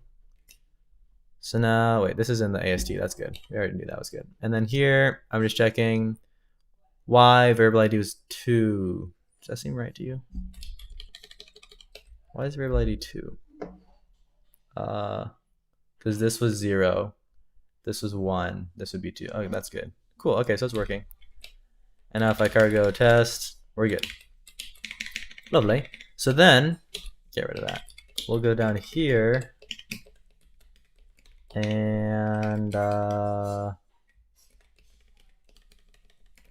rid of all these. Okay, so go back up to joink.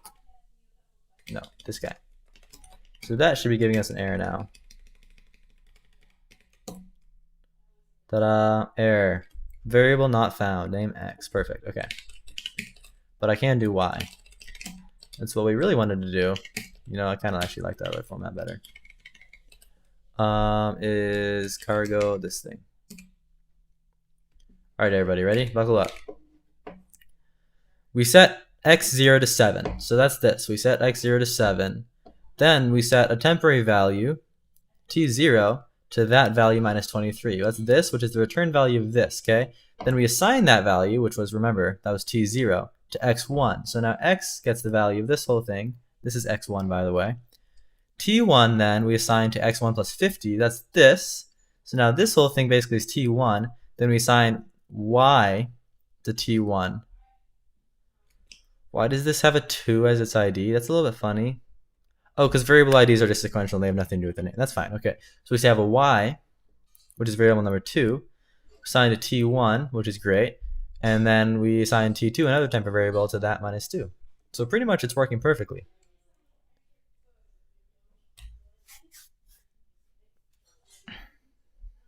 Am I ginger or is it just the lighting? It's just the lighting. I'm blonde.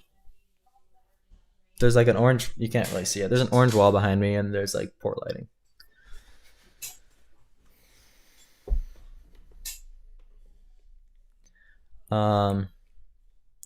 Cool. Is that as satisfying to you guys as it is to me? Because I think it's pretty awesome. So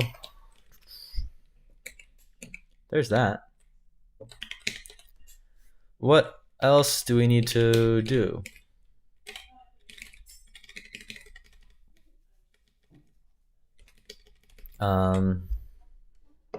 We still have unused temps can be removed and the optimizer passed. Totally. Yes. That's very good. Ooh, very nice progress from Mr. Glick. Hey, Mr. Glick. Yeah, isn't that pretty cool? I don't know if you saw the example. That's from this, which is pretty like deep scoping and stuff, and it's all working out okay. So, yeah, unused temps can be removed in the optimizer pass. That'd be great. So like that last one, for example, was unused. That could be removed. And then, am I doing SSA? Yes.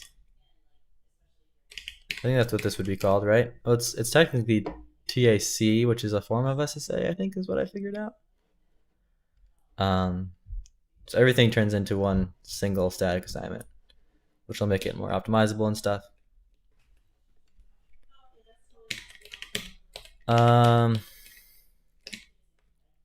Yeah, so let's do something with some other data types maybe. Like, we have bools and units. How are these going to work?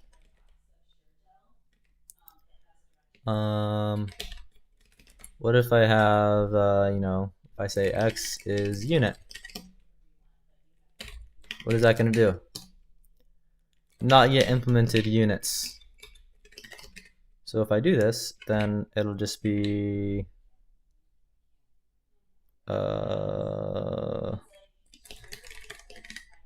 unit.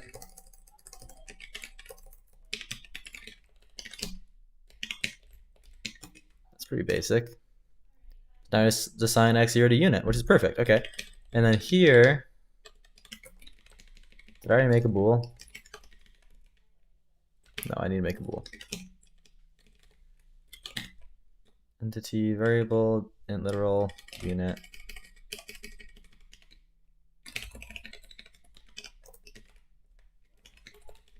Value be a value bool val type is bool. And then I forgot to change that, make that be true. Just have bools be ints. Yeah, there'll be pointers and stuff. Why would I make bools be ints? Obviously, they'll just be ints at the end of the day in assembly, but for now, I think this is good. Entity bool val.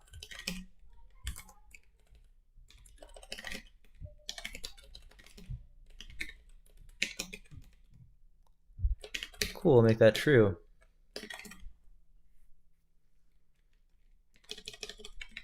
If I did something like true plus 2, then we get a type mismatch. That's great. And if I do this, then it'll probably make an intermediate temporary value and do the same thing, right?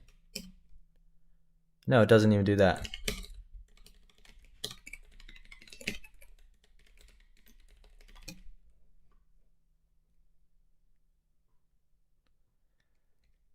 Is there going to be a macro system? If so, will it be C-style macro? I don't know if there will be, and if there is, it will not be C-style. So,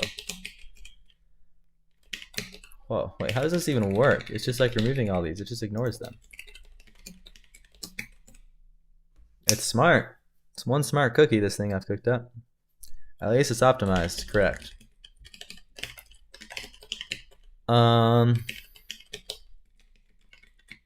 That's nice. So I feel like I should start in the tests now. Oh wait, I can't because we're not even doing functions yet. Yeah, so let's do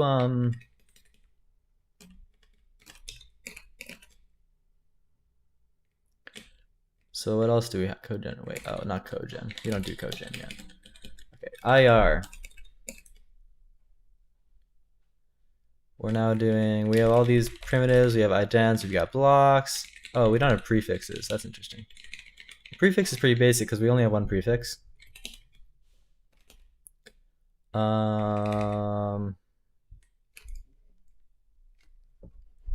Let's do it.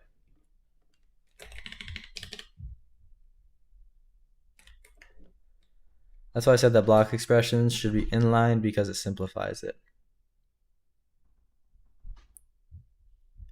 Oh yeah, that's why we do that, because they're just inlined. That's why it didn't show them. Gotcha. It does just simplify it. I like that. So then prefixes, we only have one prefix expression. So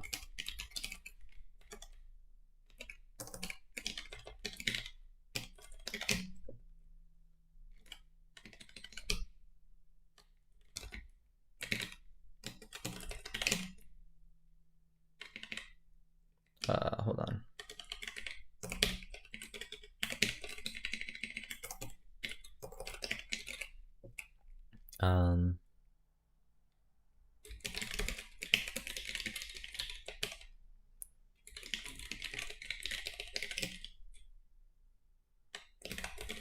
Now we have an entity, and then we'll just say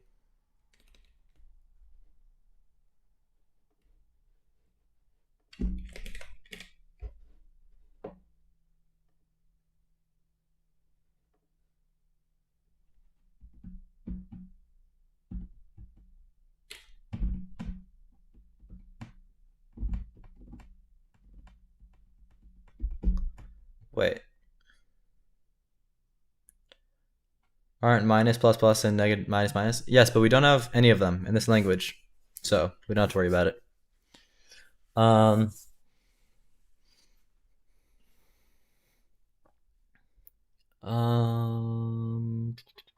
So wait, does my IR have to support like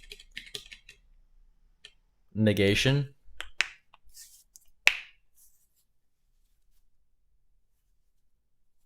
I think it does, right?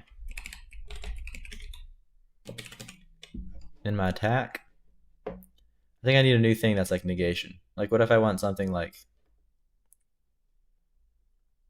yeah, we took out the minus and switched it to .neg. Yep. Like, what if I want T1 to be bang? Oops. To be bang T1. Yeah, I think I need that. Okay, so I'm gonna make another one that's like negation. Assign add div negate. I'll just call it neg.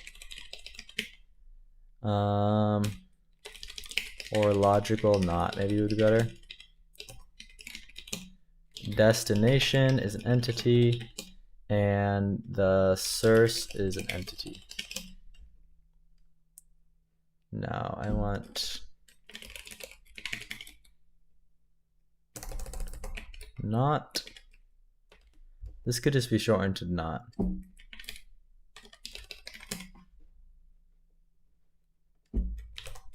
Dest is an entity, source is an entity, self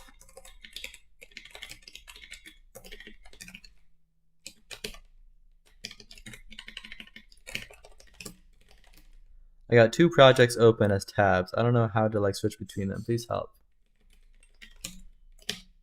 You mean like these two? Do you mean like real tabs? Because a tab is an actual concept. These are technically no, what are these called? Windows? Panes? There's Windows panes and tabs.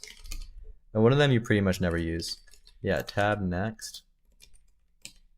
See, but I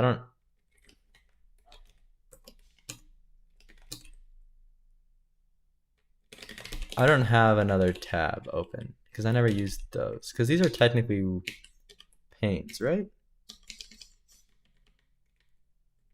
Well, these are buffers. Yeah, I don't think I technically ever used tabs. So two windows. Well, two windows. Oh, two windows? You mean like this? I think you go like control dub and then yeah, control W and then HJKL. What I'm doing, those are just buffers. So that'd be like buffer next or something. Buffer, what is it?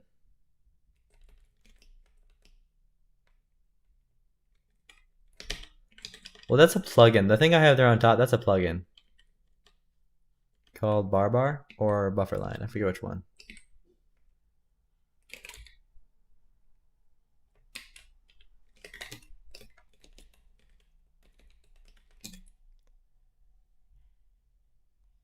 But yeah, by default it's Control W and then you move around. Exactly. But these are technically called buffers and not tabs. These aren't tabs. Because tab is another concept in Vim that I never use. Oh, you have it out? You think cool? Yeah. How did you set it up? Are you doing it like you're from scratch yourself, or did you use like a starter thing or entity?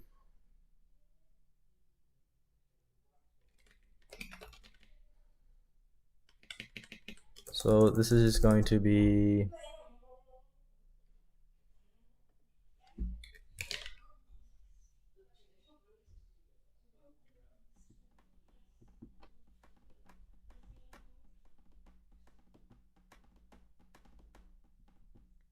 couldn't I just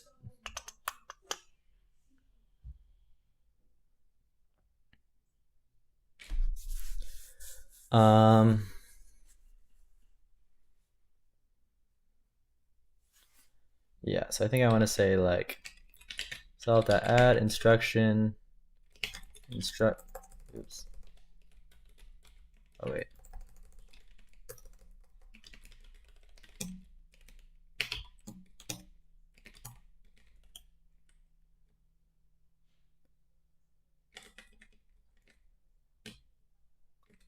So have that.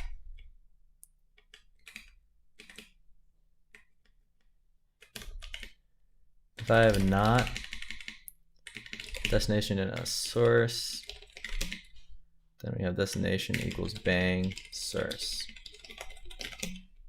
How's that?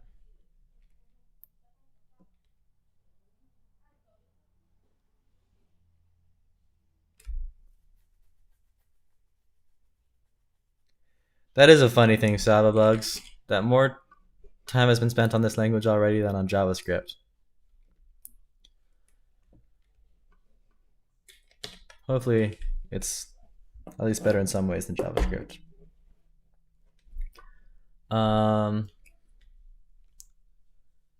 So now we do this. Not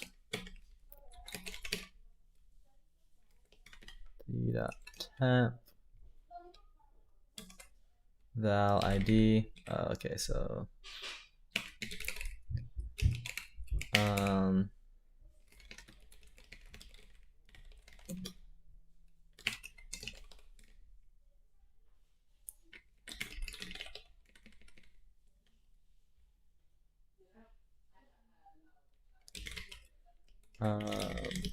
cool.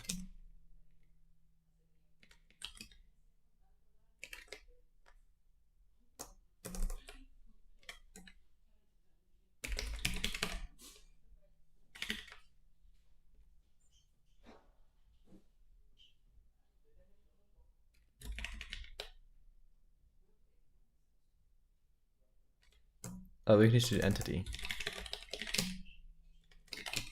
There you go. I haven't drank any water yet today. Or not today, but in the stream.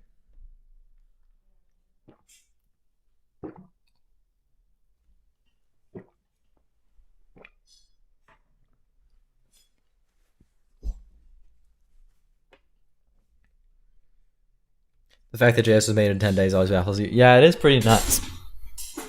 I mean, the JS we have today obviously wasn't made in 10 days, but the original JS. You just notice that declaring the same variable twice works exactly as it should? Does it? What does it do?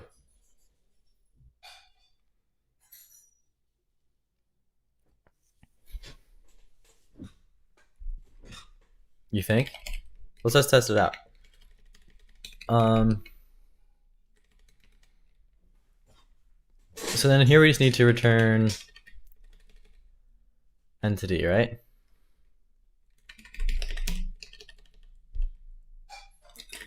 Well, we could just say this: entity temp val self.get id.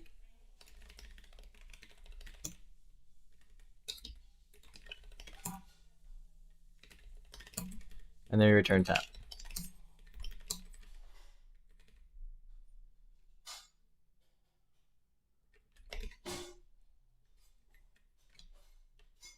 Oops, go back to this.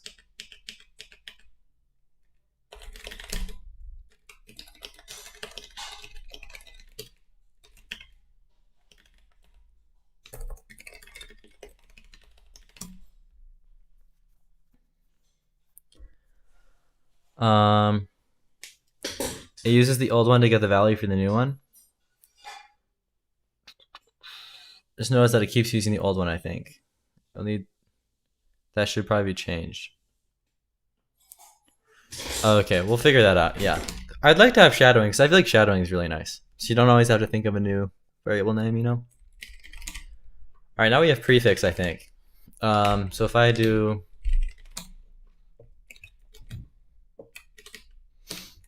something like bang true,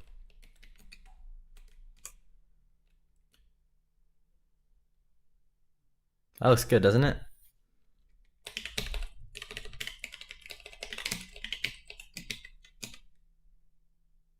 Yep, that's working good.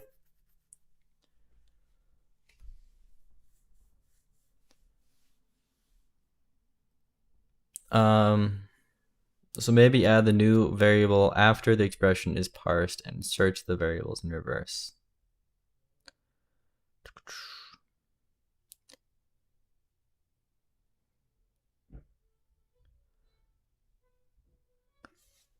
Stefan. Well, first of all, Navneet, what's the name of this language? It's called Lovely. Yes, Stefan, we're outputting IR. You want to see? Check this out. Well, there's an example. But second of all, if I have something like x, here's another thing in here called x. We have another thing in here called y. 3 minus 4, y divided by 30 or 3. Let's do 32, or let's do 6. Let's do 9, 6. And here I can say x, or I can say foo is x over 4, or 7. And then if I compile it, there's a type error.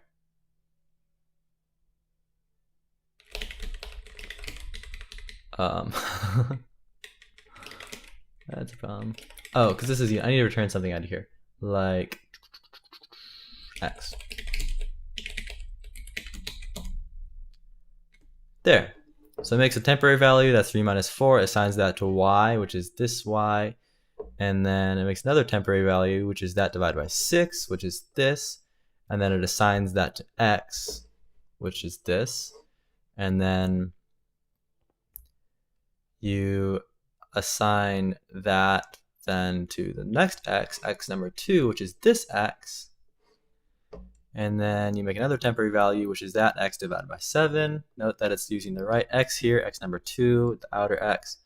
Assign that to its temporary value, and then assigning that temporary value to foo. So it's working, Stefan. Nice to see. That's awesome. Thank you.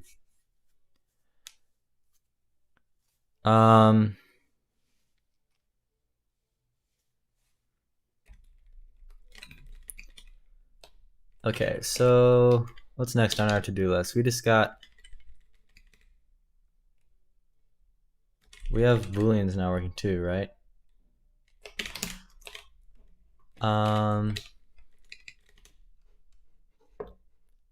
It's pretty much just functions. It literally is just functions and function calls. Okay.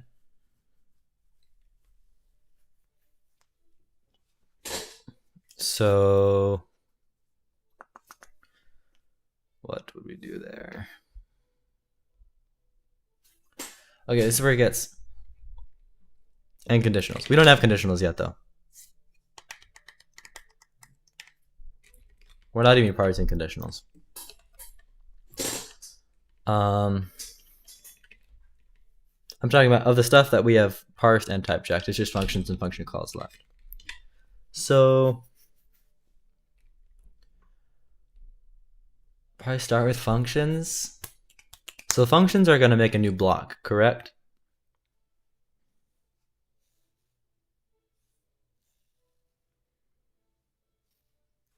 And then function calls will be like a go-to, right?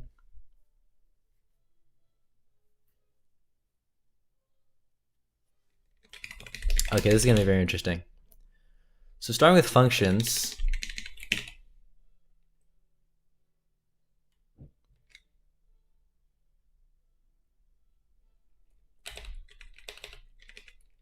yeah, how do function parameters work? How in the world do function parameters work?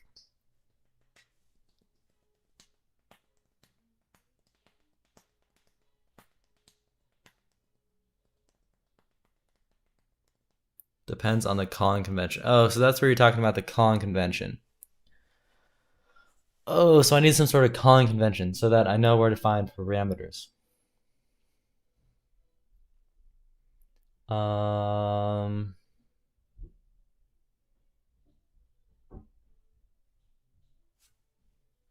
hmm.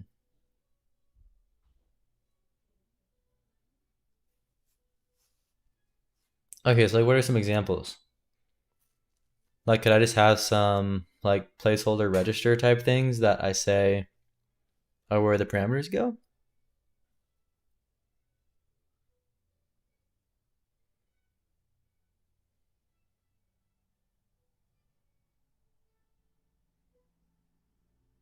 Calling conventions don't have to be in the IR. Okay.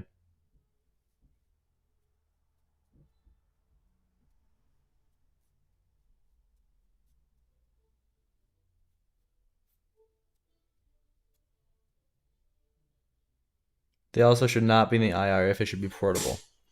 Well, it should be portable.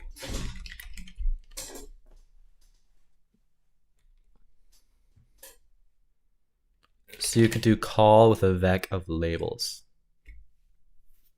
Temp labels. Yeah.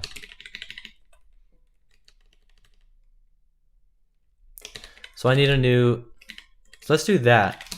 And then when we actually go to implement it in different assembly dialects, then you translate that to different registers and stuff.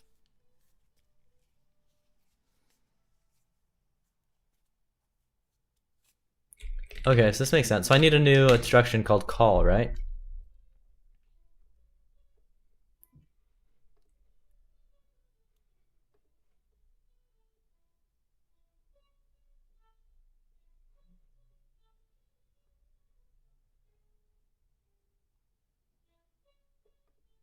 Then we say that these are just going to go to labels and not hold on to entire basic block.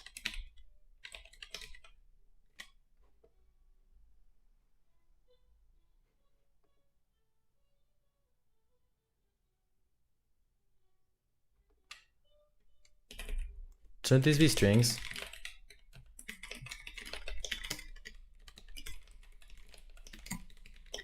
I think they should. And then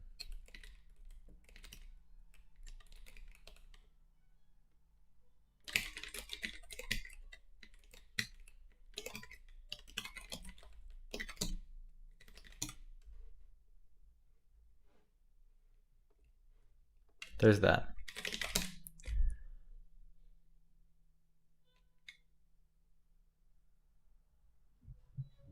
Does call the function and return back to the line of code where it calls from? Well, that's like what ret would do, right? It would go back to where it came from, no?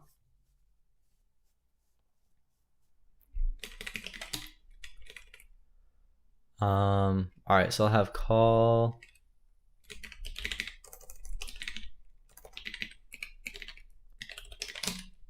call has params, which is a vec of entities, and it also has a label, which is a string. Does this look good?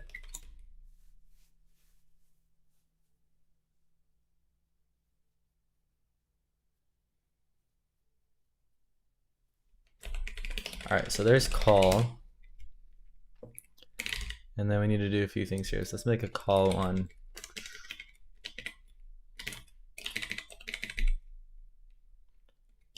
params and label. Although these should really be switched.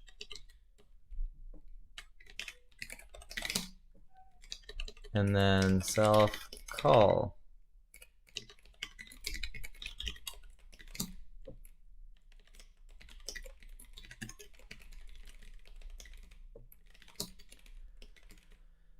And then if we have call, oops, we have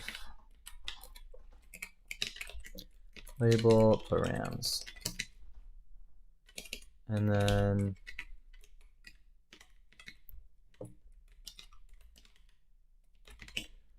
call that, we'll say like, it'll look like that, I guess. Called label with params.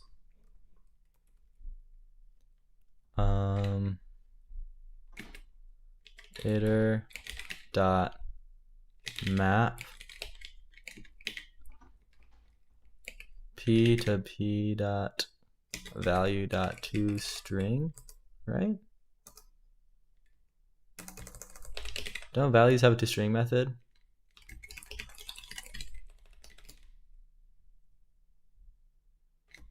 Value doesn't? Wait, how are we doing this then?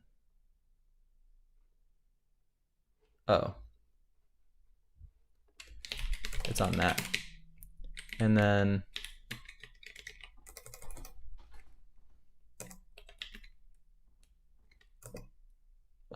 is there a join? Collect.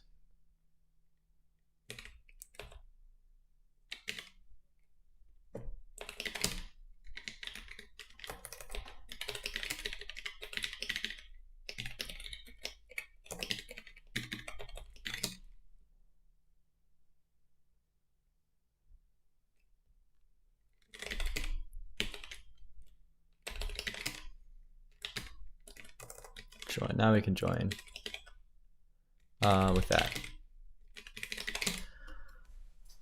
Function overloading is annoying and the current parser would not work with it. Okay, I think I tend to disagree with that. Has anybody in chat written Swift? Because function overloading in Swift is like the greatest thing. It's so good.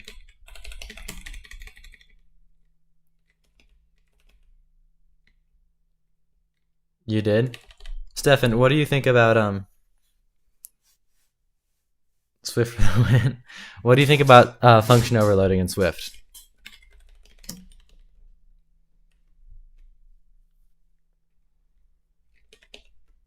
Because I think it's really good.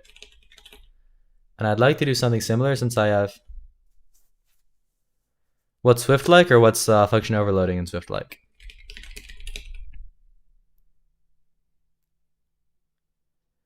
There's not something very different. It's just the fact that Swift gives you like labeled arguments and stuff makes it really, really nice. And so I'd have to show you like an example. I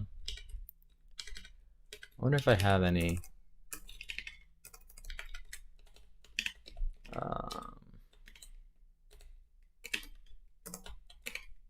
Wait, how do I do this?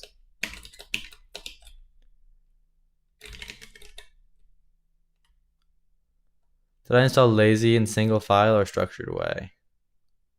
Like all my plugins and stuff, most of them have their own file for config. I'm trying to see if I have any. Oh, I know this.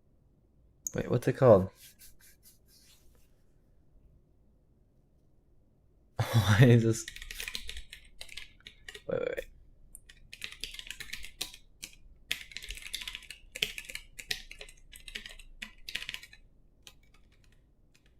Reduce. Isn't fold like reduce?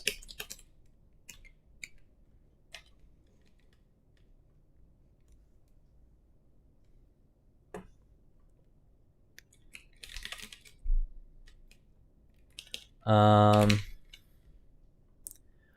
right, so anyway, back in here. So we go to function, we get these things.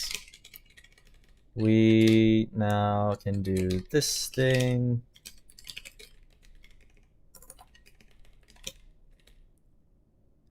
I use Vim motions and Emacs.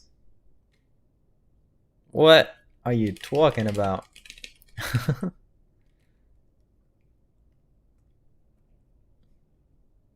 Is that called evil mode? Emacs Vim evil? That's funny.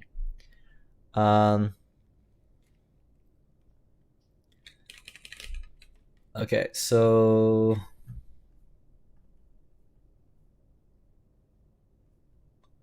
wait, somebody.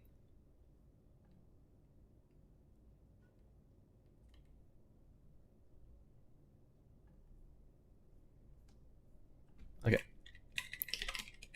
Yep, that's also a thing. Wait, reduce instead of fold since you join. All right, I think it's fine how it is for now. We can always optimize it later. All right, so we need to make a new block, right? So self.add block. Shrink. All it takes is a name. Why does the function have a name? Oh, functions don't have names.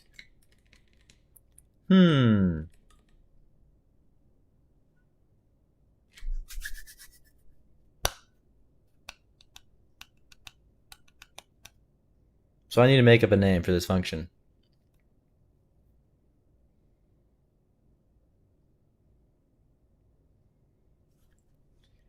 I guess we could do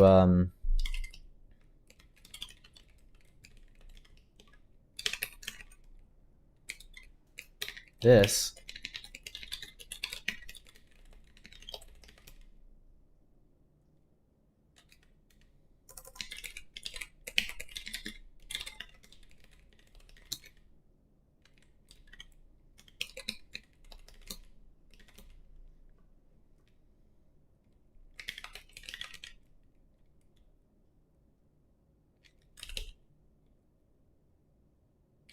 Yeah, functions are a data type.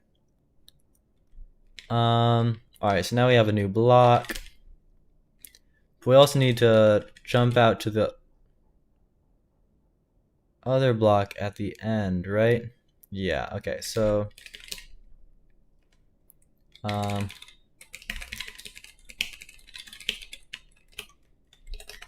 current block, and then at the end we'll say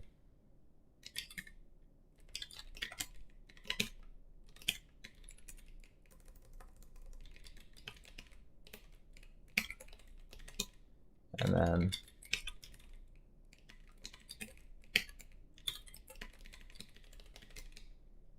restore that. Okay. Or wait, do functions restore their previous block or not? Yeah, they have to, right? Okay, so then in here,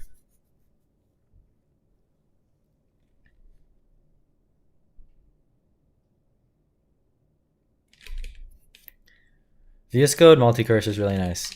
I kind of have the same thing though in Vim, but like this.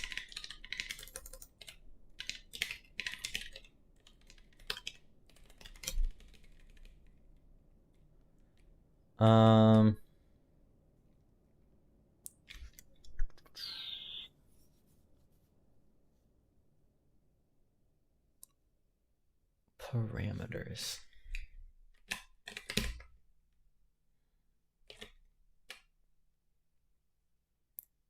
Like, where do I get my parameter?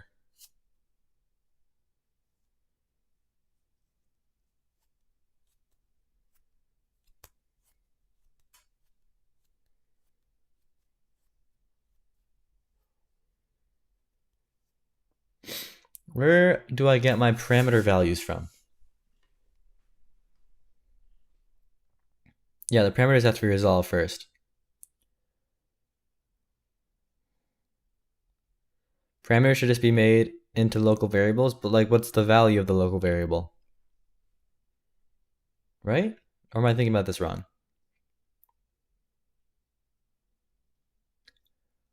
Params are expressions? No, params aren't expressions. Arguments are expressions. I don't have any arguments right here. This is just a function definition.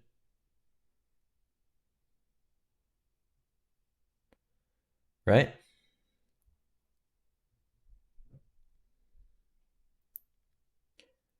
So function definitions, getting them is for the calling convention, and in the IR you can probably declare them or something.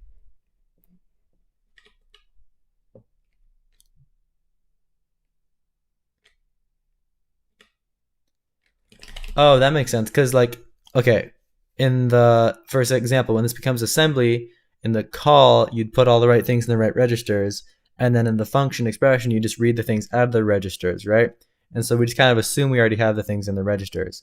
And so because of that, but we just don't have a way of like defining, like declaring variables, do we?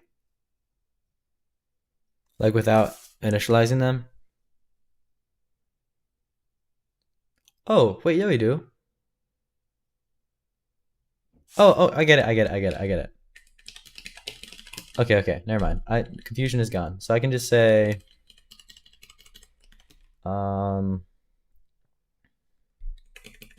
what is body? The checked expression. Let body entity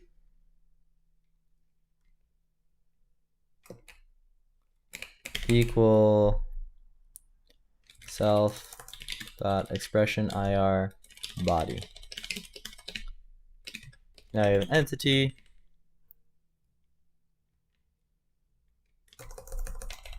And then we just return this thing, right?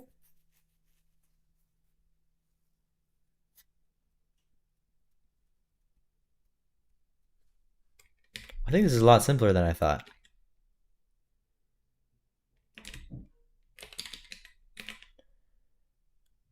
So I do all that.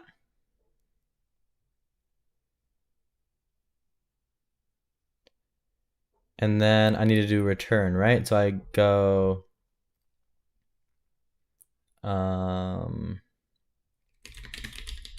add instruction. Let me go make a helper for this.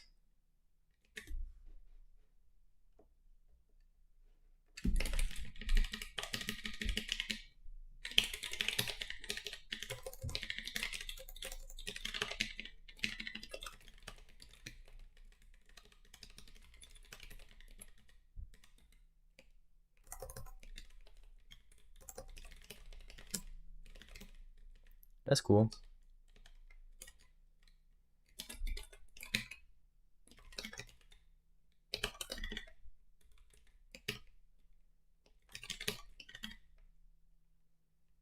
Oh, just return entity.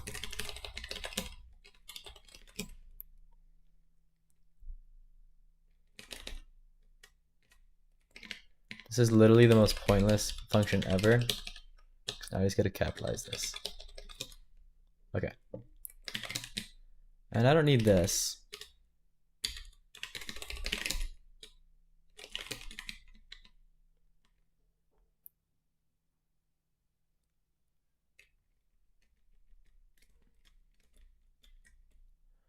Oh, but then the whole thing, the value is a function pointer, isn't it?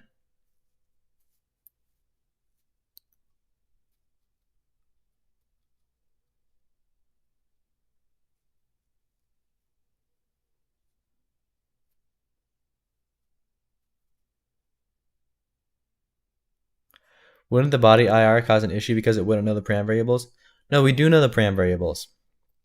The checker takes care of all that. I think you'll understand in a second. Well, I hope I understand. Function pointer in IR is the label. Oh.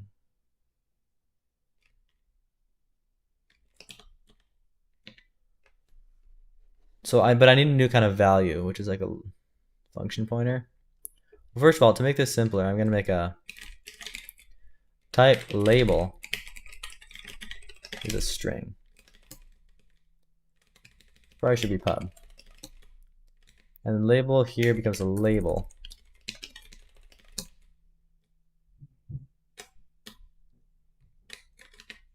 This becomes a label, label, label, label.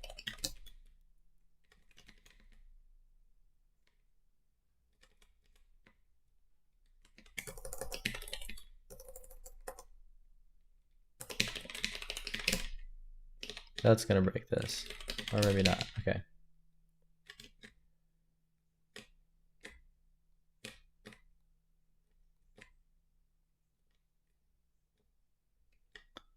So a value now can also be a function pointer, right? Which holds a label. It's literally just a label.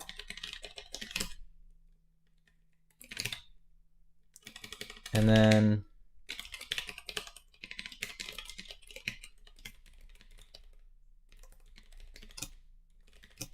we just write it like that.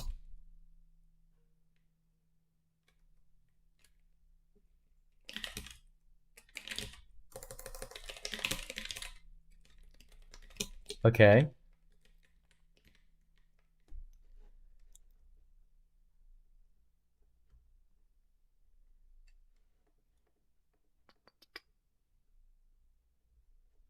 Should entity have a new?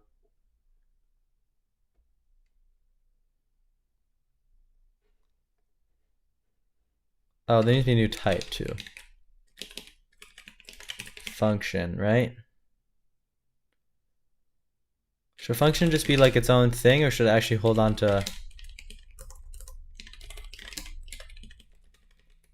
That's probably fine. It probably doesn't need to hold on to its own return type and everything, does it? Or should it? Oh, you know what? It probably should hold on to its own return type. Okay. So it should be like params is a vec of type. Type checking is already done. Yes. Fair enough. Okay, so I can just say function.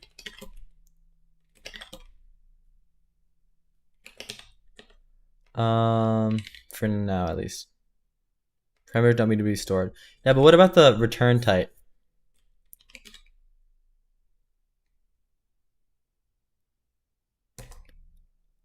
I feel like the return type will, because when we call it, we need to know what type that is.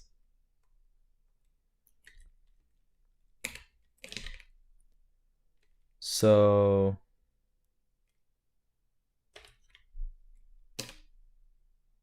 right?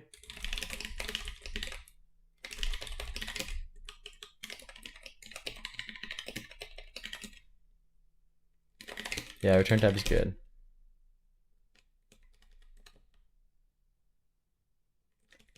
Oh, but now I can't copy this.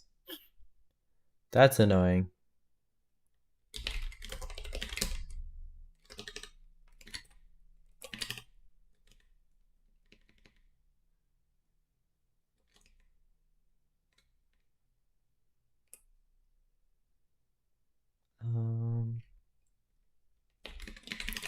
So I'd have to clone here and here, or here.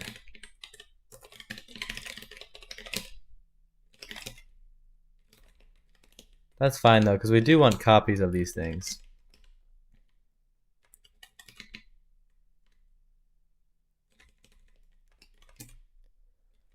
Okay, so then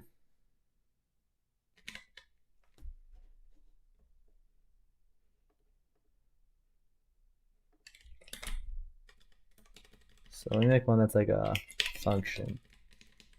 That'll be a value function pointer label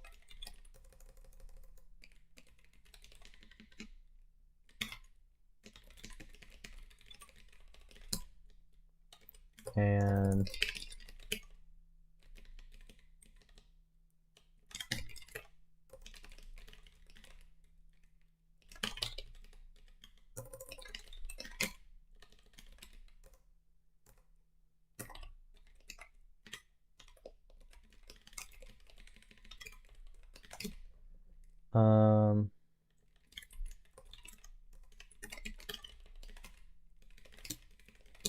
very nice. Okay, so then over here,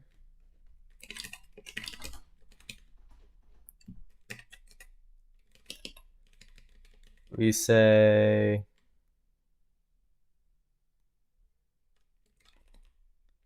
so we already had the return, and then we'll just say entity function.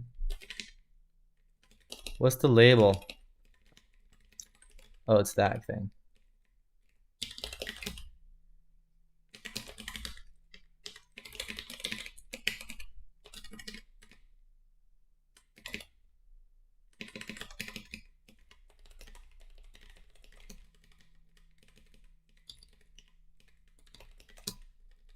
You could also do the WASM way of storing all unique types, and instead of a boxed type, it is an index into that. That's not necessary now. Yeah, I think this will be fine. And this just becomes a reference to label. And then this becomes label. And the return type is entity.type. Oh, we'd have to clone this. That's fine. This will be automatically owned here.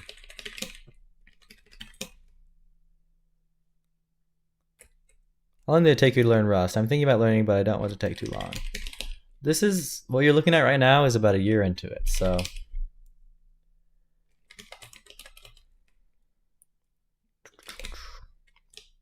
But yeah, I don't know. I was obviously learning. Well, I don't know how to say that. Definitely still learning a lot.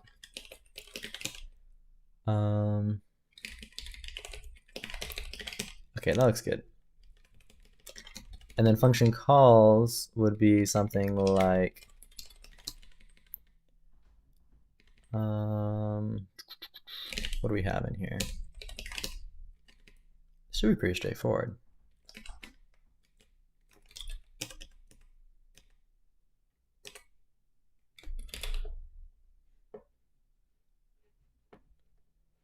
Oh, we have a call. Okay.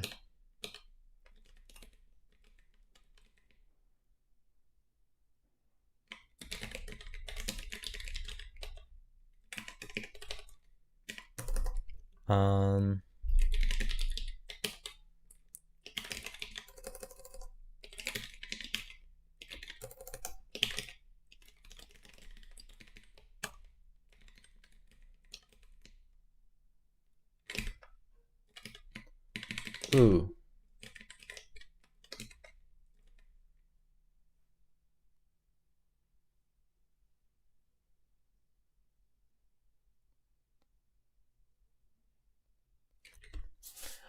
Okay, this is interesting.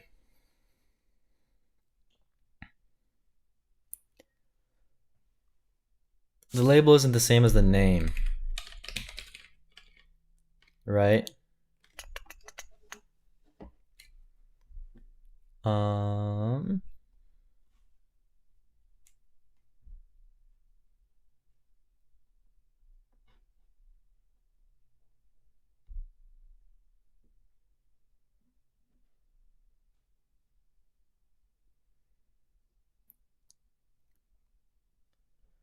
Could do this better with a piece of state.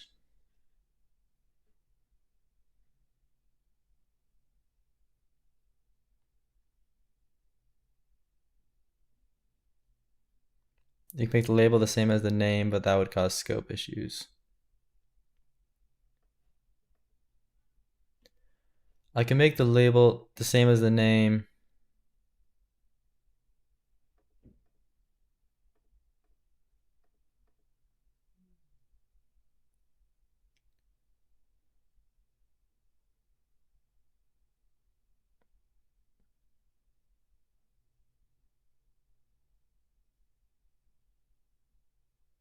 Yeah.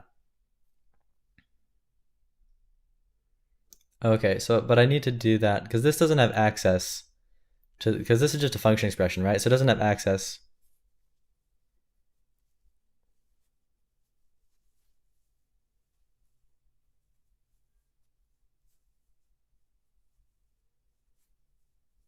Calls are indirect with function pointers, so the name is irrelevant.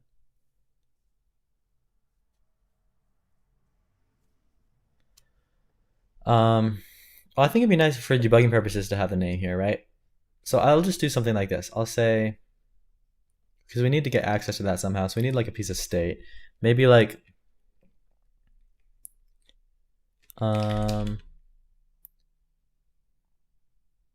you call the local entity. What if I say like variable being declared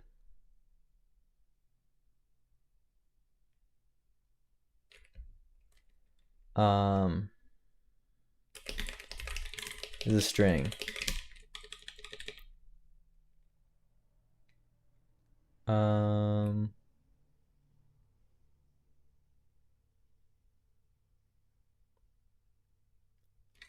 If x is a function you call through x. Yeah, that makes sense, but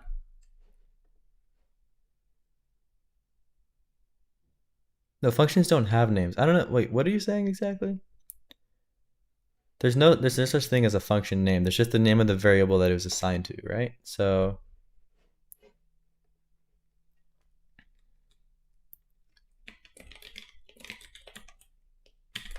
variable being declared should start as something you'll never see.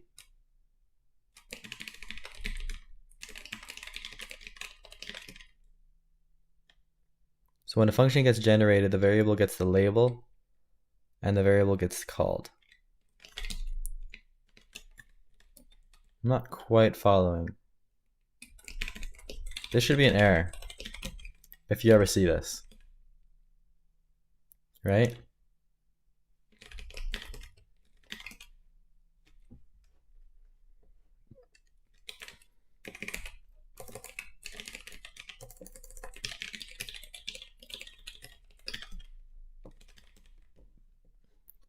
So then when we are defining a variable,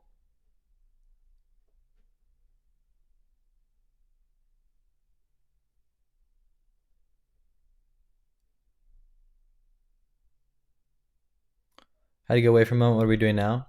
We're doing function calls. I'm going to say self dot variable being declared equals var name.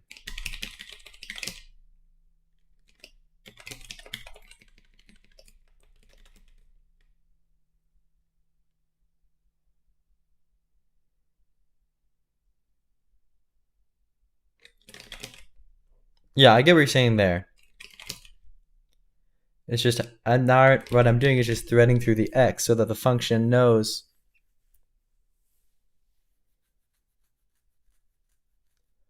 Oh, wait.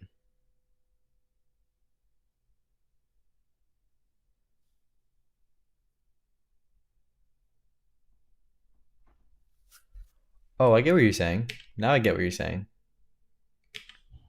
So you're saying no need for this, correct?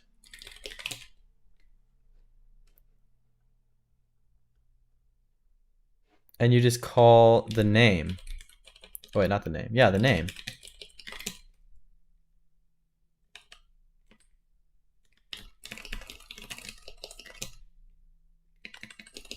And then the params. Oh, this should be called args.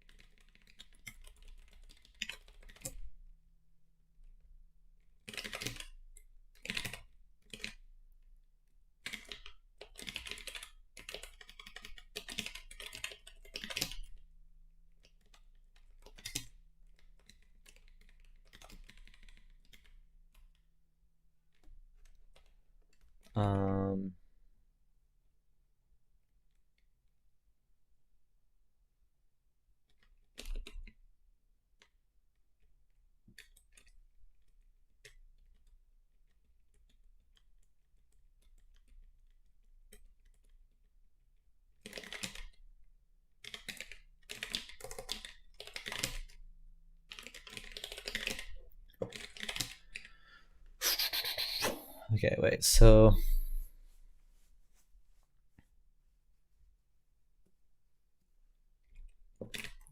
yeah, okay, let args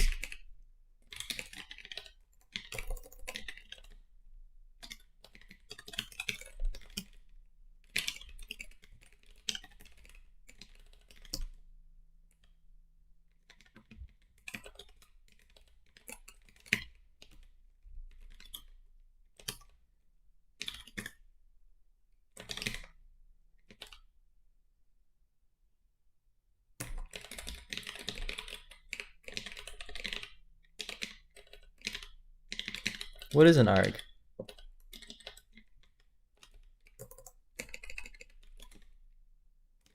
There's nothing on this thing. Checked function.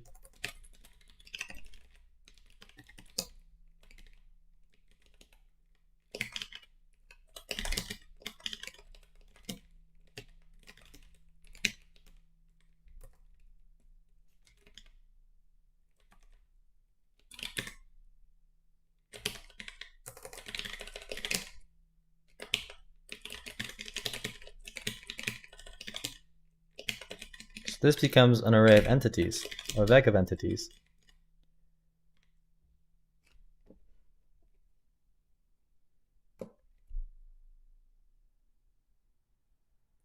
Oh, that's why overloading is currently impossible, because function declarations are assignments. Gotcha.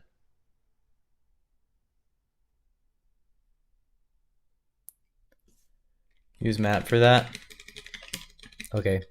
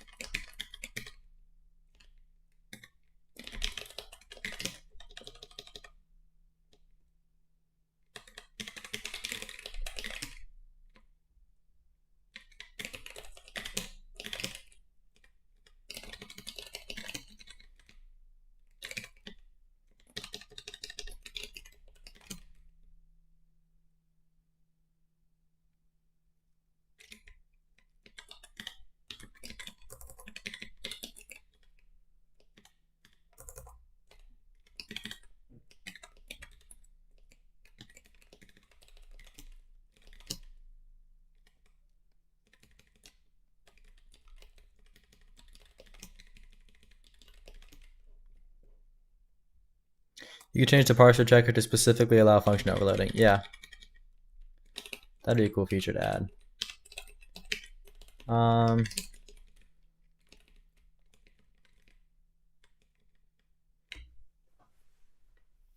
right, here's where I kind of need the return type. Because now what do I return?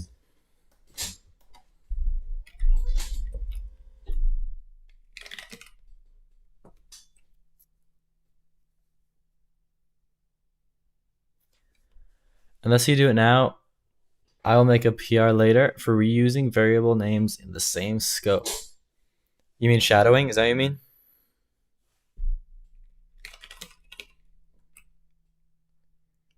I'd be totally down for going over PR. I'd love to see a PR. And maybe function overloading, that'd be awesome too.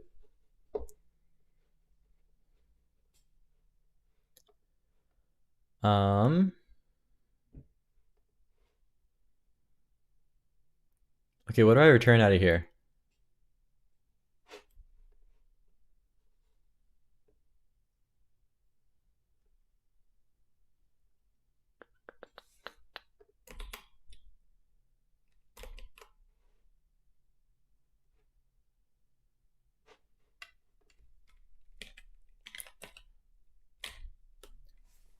Any thoughts? Because I don't have...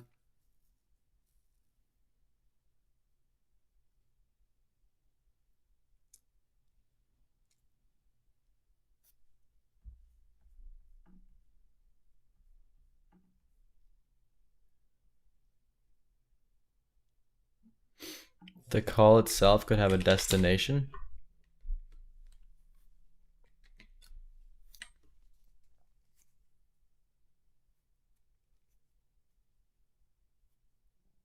Oh, it does need. You're right. It needs to have a destination, but a destination doesn't. Oh yeah, truth.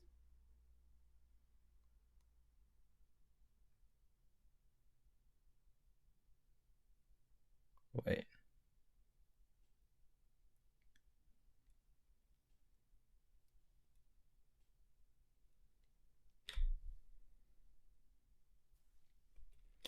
Fair enough. And then they have to be the same type, right? Okay, that's good. That's smart.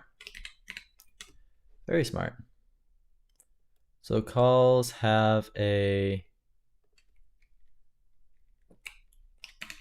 dest.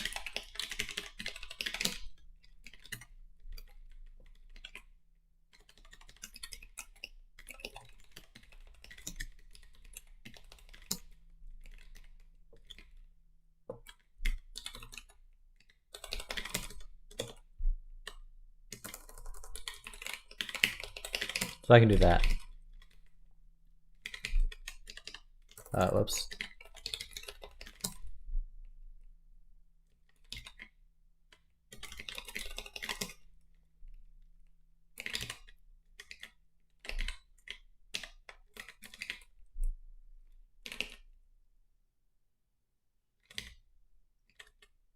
Wait, and where does dest come from here?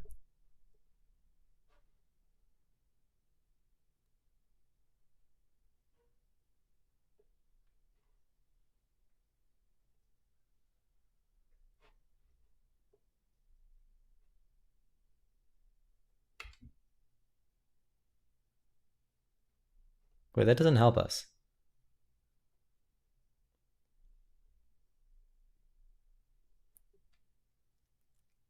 Have you written a compiler before? Nope, this is my first time. Make a temp val? Okay, but I still need to provide a type, and I don't know the type.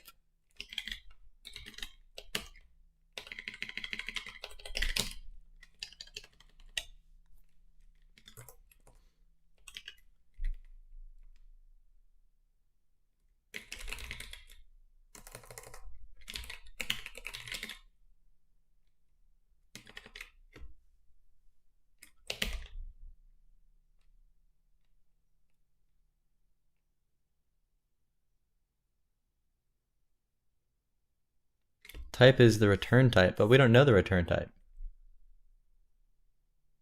A function call doesn't hold on to its return type. So basically,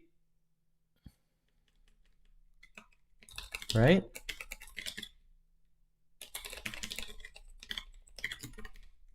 I can do that. I just don't know what to put here. The return type is in the called type. Come again?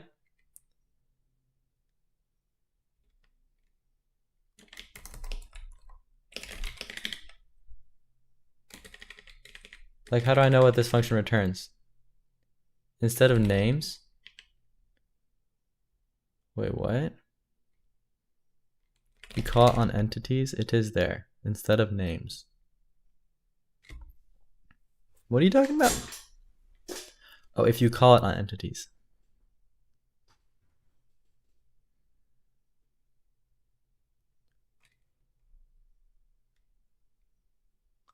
I'm not following.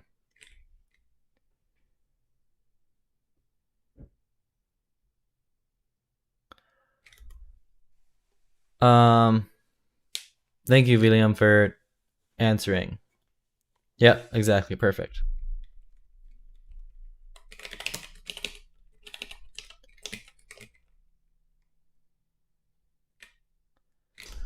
Yeah, no, this doesn't work. I need a... I don't know the return type of this function call.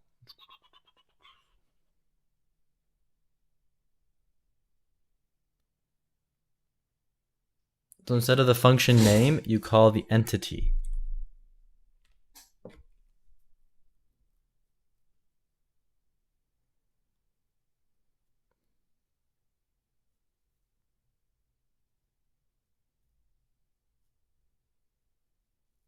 What? You call what entity? Instead of the function name, you call the entity. This thing, the name here,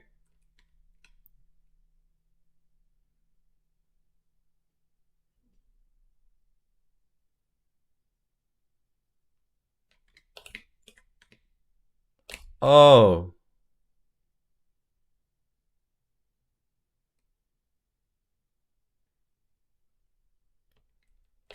I see what you're saying. Okay, so you're saying I'd restructure this. So call, instead of just having a label, the label should be an entity. Is that what you're saying?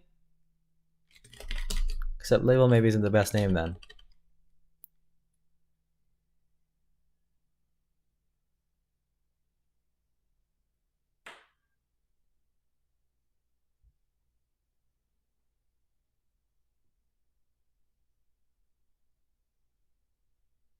Is that correct?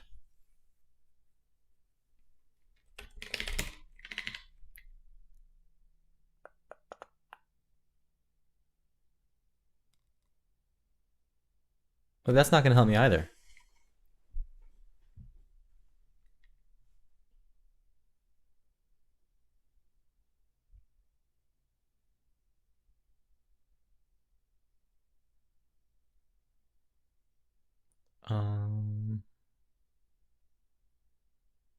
Yeah, that's not going to help me.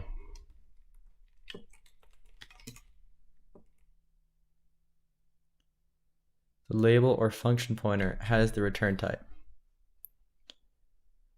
That's a value, isn't it? Well, that's a type. Yeah, but where do I get this thing from?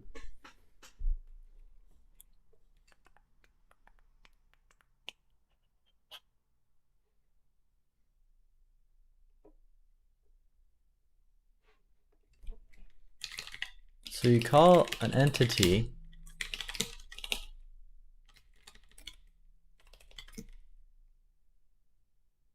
I'm so confused. You call an entity. Just go with that for now.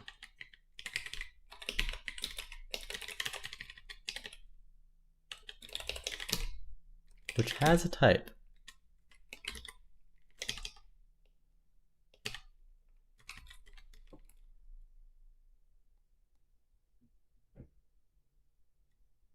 So then here I have to look up a variable.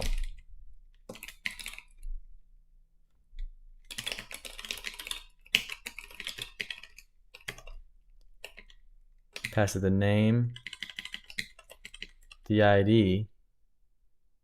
I don't have an ID.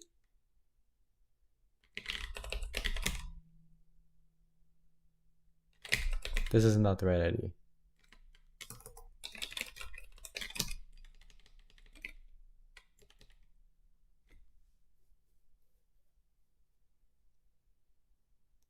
Maybe function calls should have the variable ID.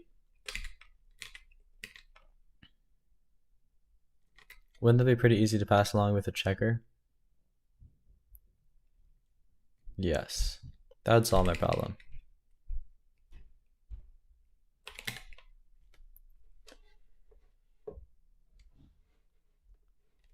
This should have a variable ID, which is a variable ID. And then we thread it through.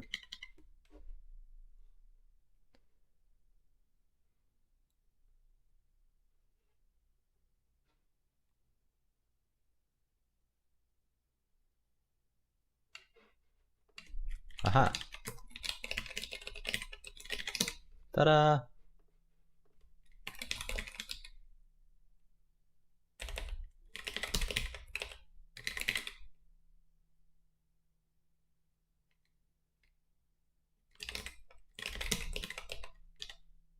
Why isn't it telling me this is not being used? So we have a var ID right there, and then we just thread it along through here.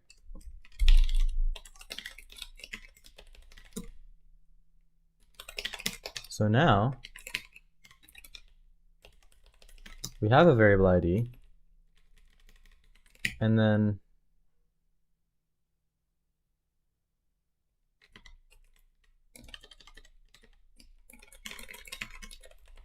we can look it up.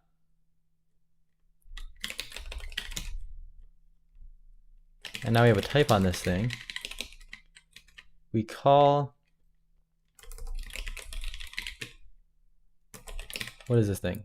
An optional variable. I'll say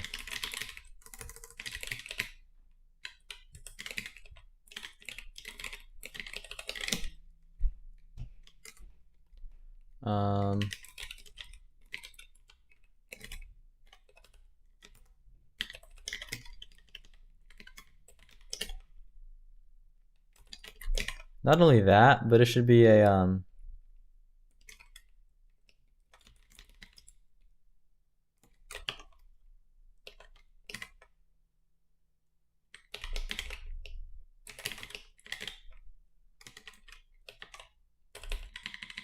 right?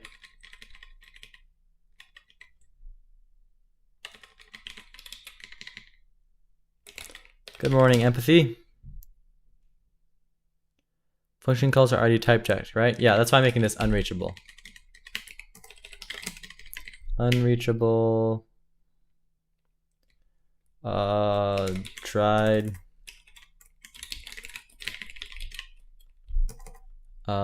Variable that either wasn't a function or does, or that either isn't a function or doesn't exist.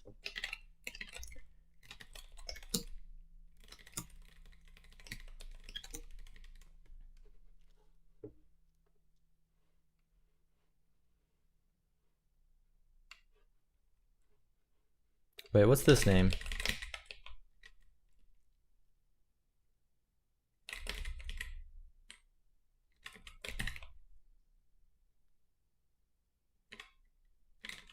Oh, that's different.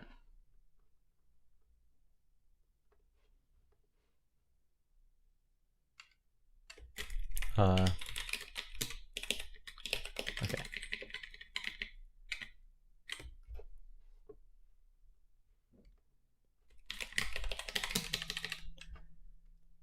Name, this we can call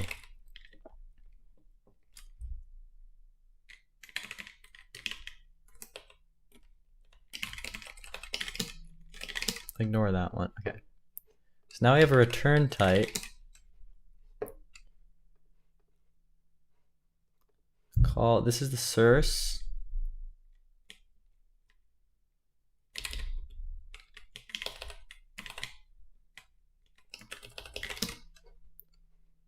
This can become return type.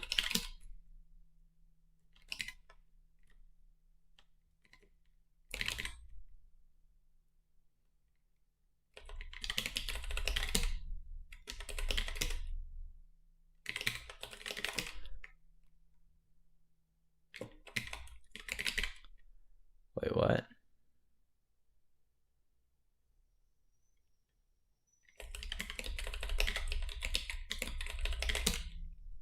That kind of works, I guess. And then the value, oh, so this ends up getting an entity.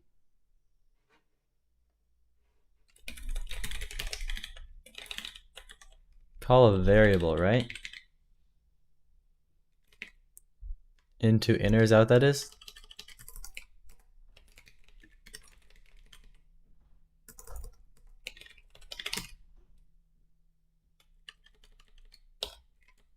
Or maybe this.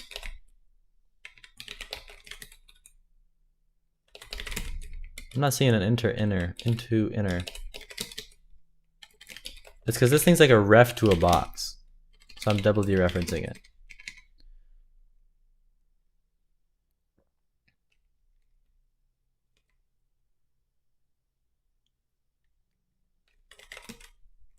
Oh, it's not on nightly? Okay. And then here we'll also, oh, this is gonna be a problem. Return type.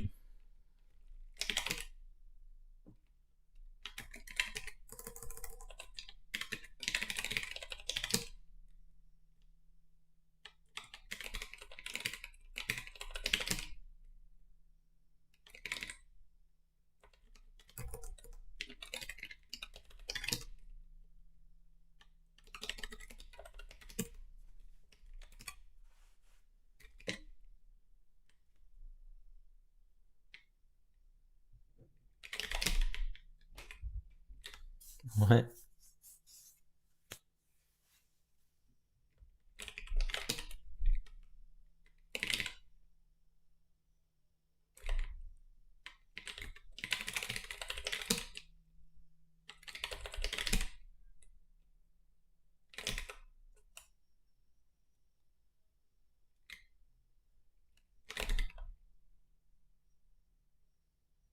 Oh yeah.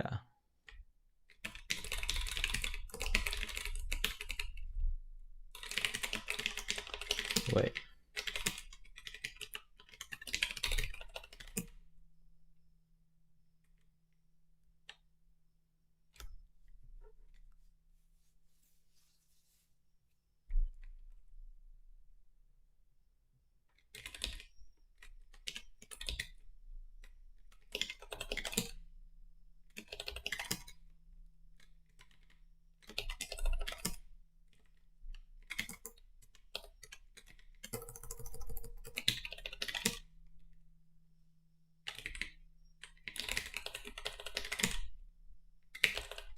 Okay, so one of those still needs to be cloned. Oh dear. So then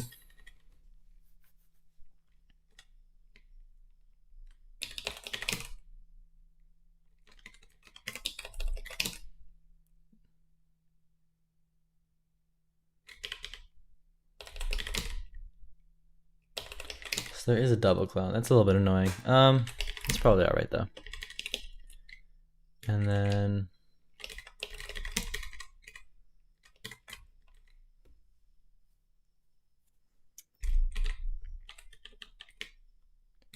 so I feel like this call thing is poorly named. This is no longer like a label, but it's like a it's like a variable or a callee, right? That's a better name, a callee.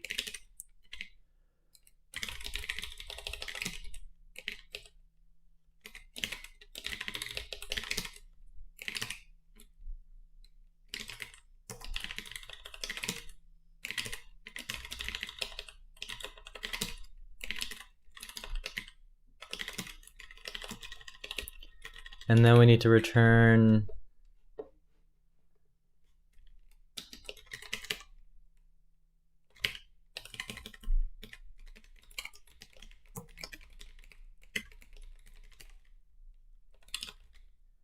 well, it's literally like this.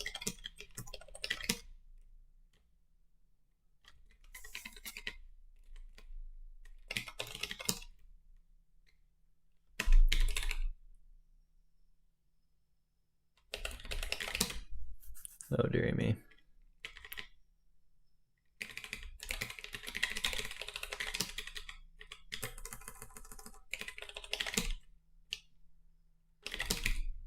I don't understand why I have to do this one.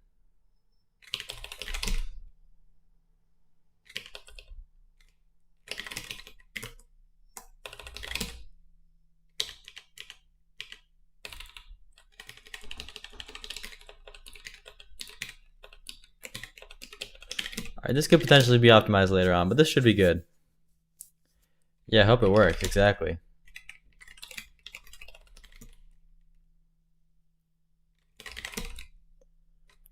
In theory, this should work. Let's get an example going. Well, first of all, I need to kind of wrap this thing in a main, right?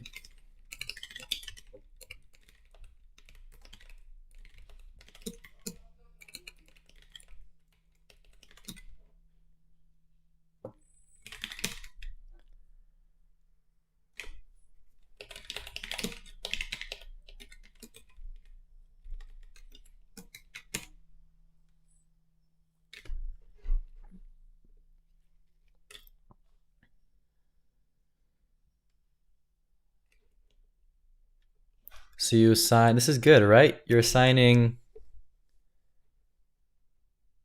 I have another label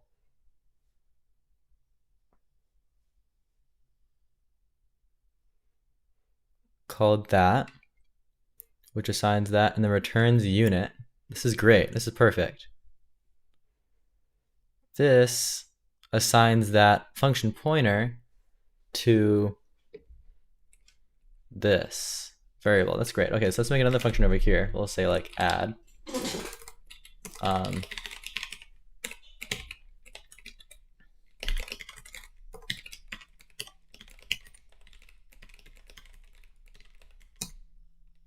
Oh, we don't really need this.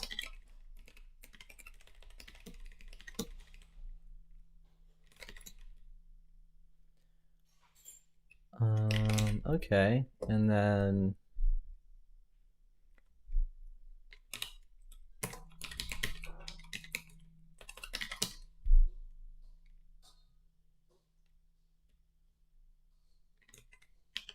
oh, good idea. Let's make x equal 3, y add x. So we make this 2.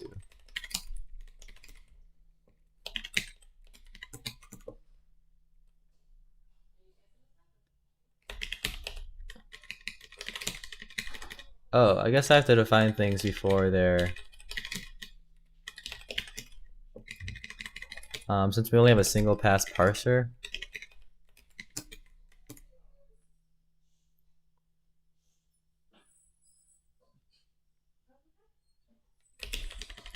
Oh dear.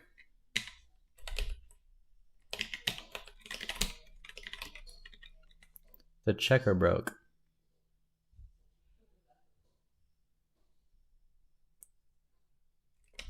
Where am I unwrapping on an option?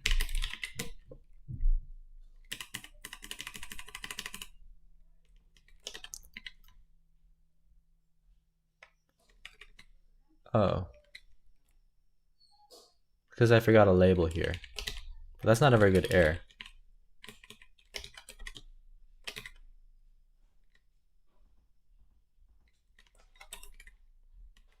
Oh, yeah, this is in the error. Okay, okay.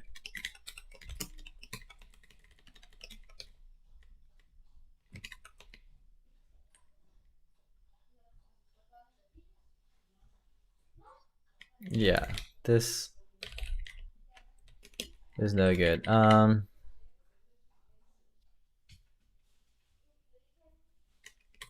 these are both options.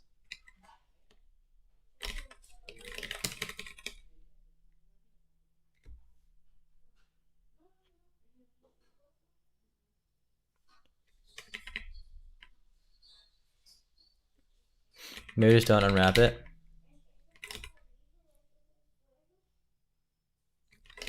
Yeah, and then just make these be optionals maybe?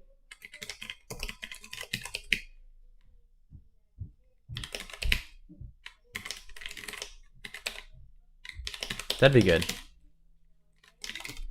I think. And then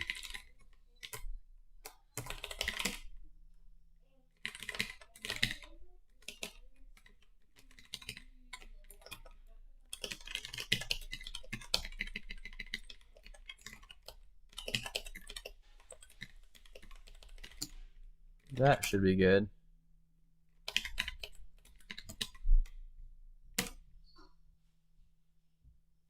Okay, this is a lot better. This is way better. So that says expected 2, right? And it got none. That's perfect. That's slick. Okay, so then we just need to label this at x23. Entered unreachable code, unidentified variable x. Well, well.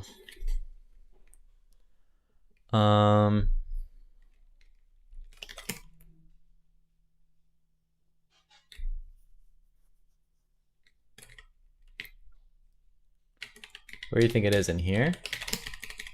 Or in here? Probably in here.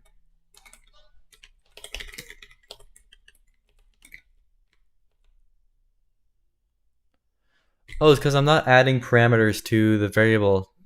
Yeah. This makes a lot of sense. Right? Because I've got this like variables thingy and I'm not adding the parameters to here. So this is easy enough. Do I have an add?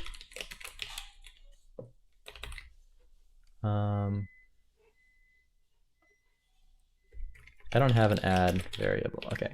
Self.variables dot push. This is where I'm doing it, right? Bar name.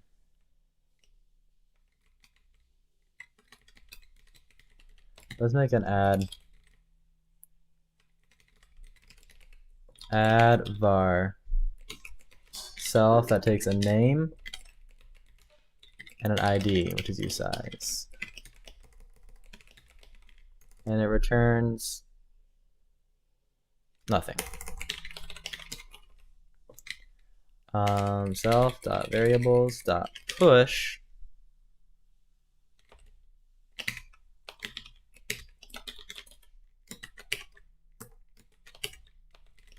Oh, it needs a type.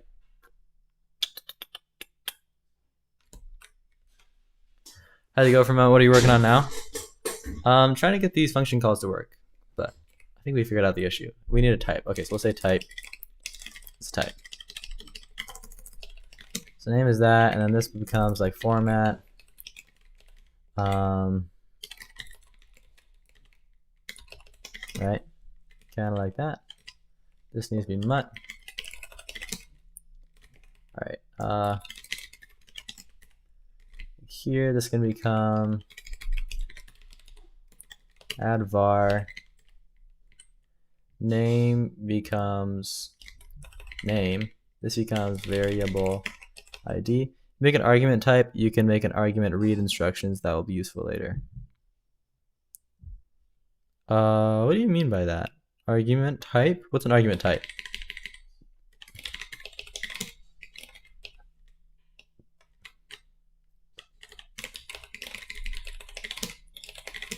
Okay. And that's the only other place we're doing it. Okay, so then when we go to function, we need to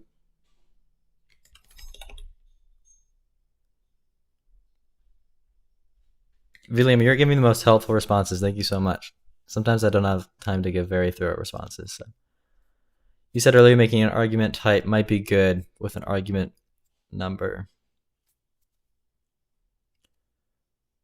Oh. Yeah. That could be handy. For now, let me just... So what do we have? Parameters? And return type. Oh, how are we going to get the... How are we going to get the...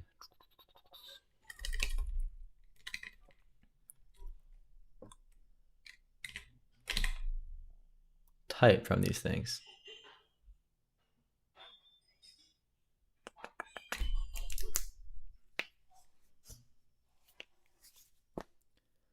Oh, so type argument.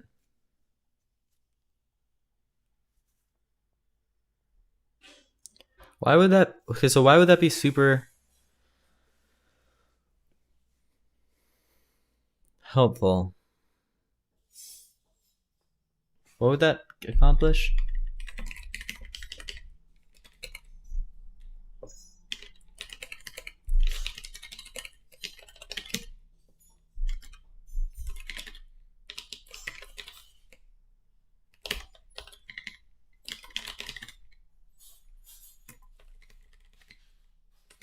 Since arguments and locals are stored differently depending on calling convention.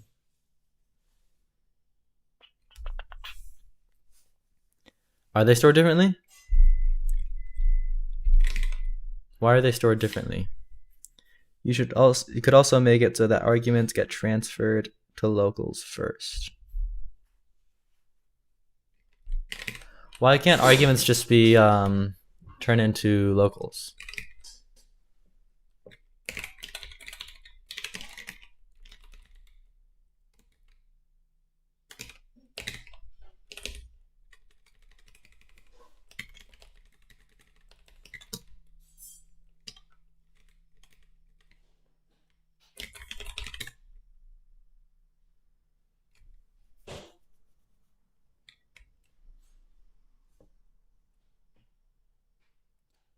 Then you don't need that.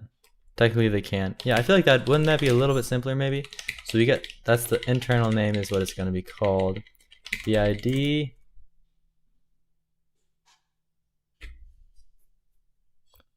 What would be the ID?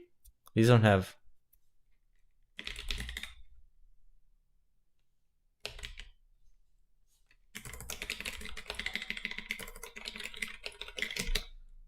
These don't have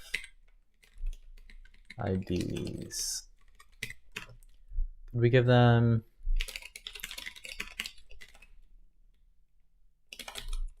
IDs?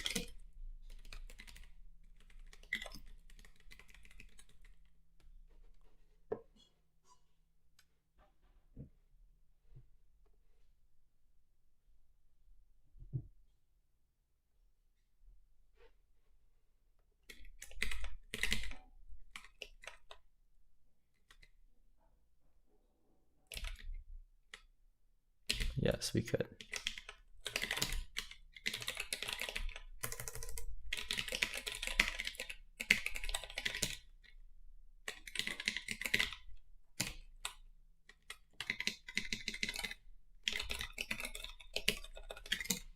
Ta-da! Okay.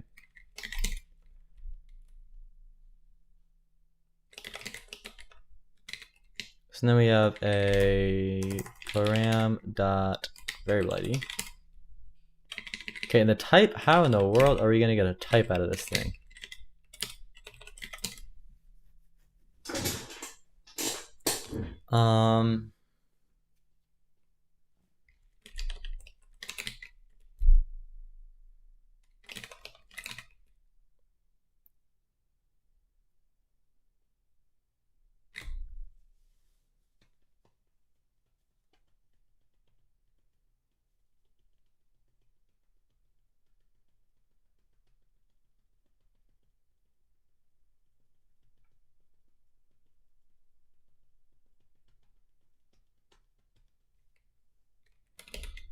Do variables need a type?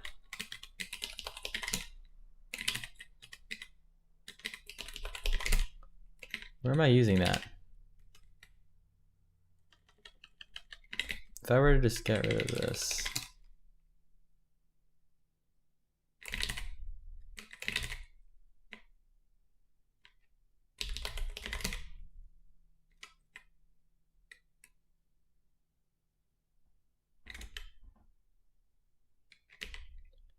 Oh, we are using that.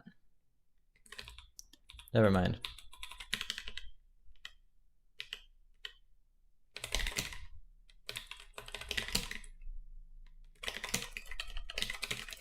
So I have a type here. I mean, param has a type ID.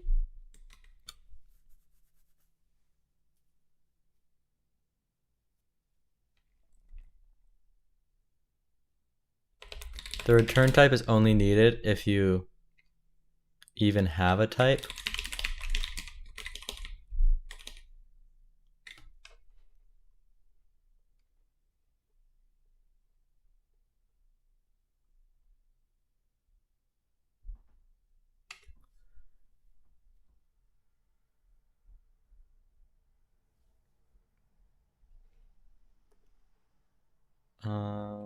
Yeah, I feel like we want to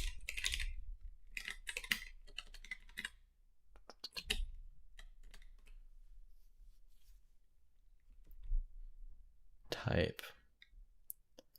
How could I get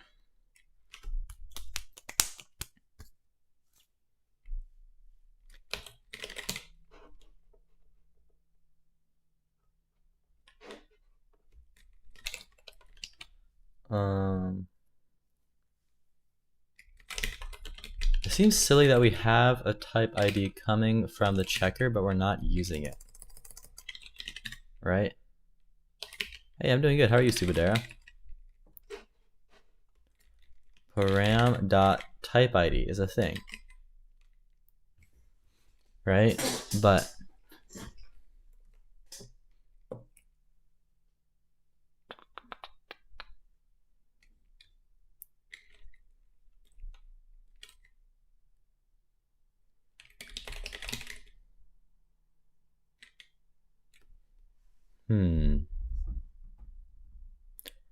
The language is almost complete, right? No, definitely not. We got a long way to go. We're working on generating the IR.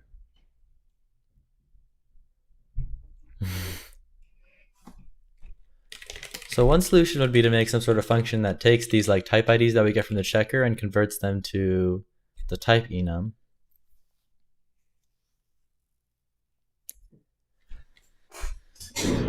Yeah, I mean, once we a really long way, yeah. Even once we get finished with what we're working on here, it's still only going to be like really basic parts of the language. Um,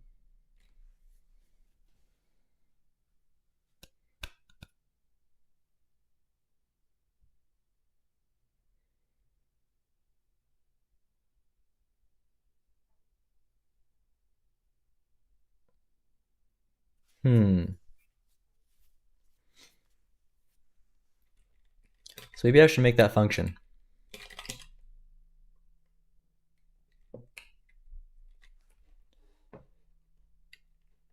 Like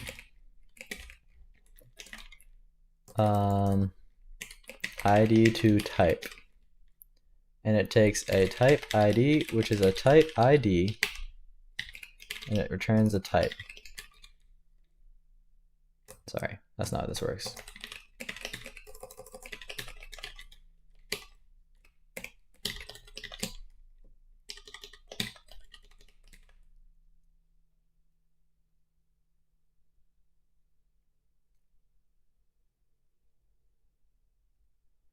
No, this doesn't even make sense because we don't even know what all the types are. Um,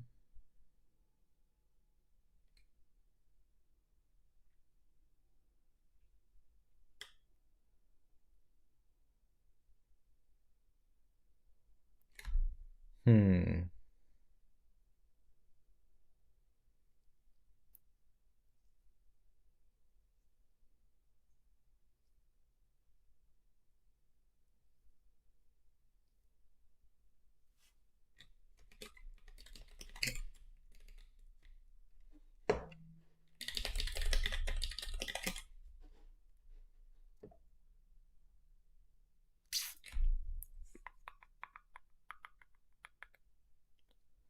This is confusing.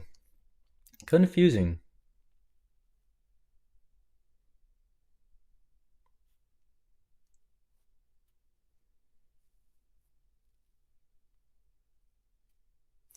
Any thoughts, chat?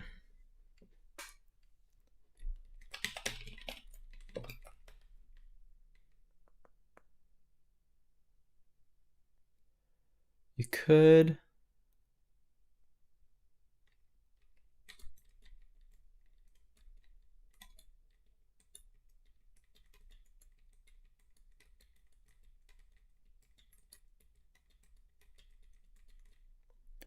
What if we added the variables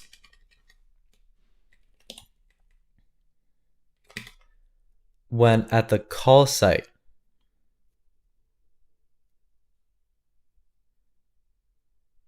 Does that seem like a good idea? Because then we have the real expressions. Do we have their names though? I just need a name and an ID. No, I wouldn't have their name and ID, would I?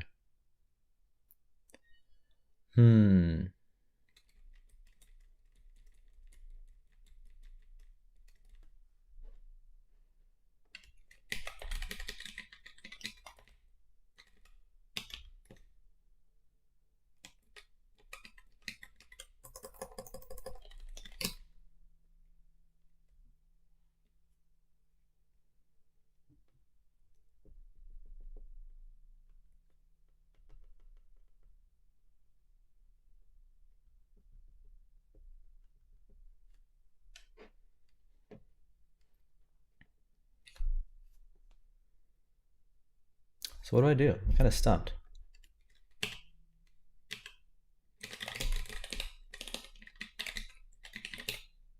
Because I don't know the type here.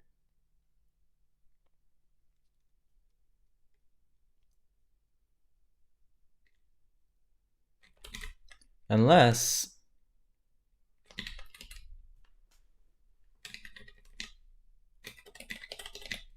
we take some types.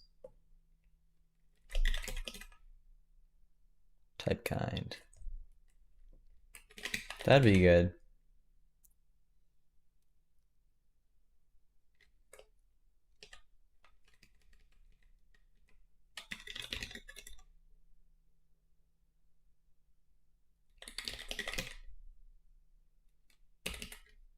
Let's do that.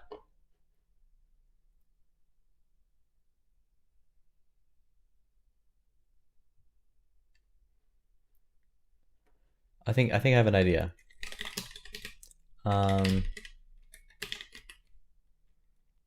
Types is a vec of type.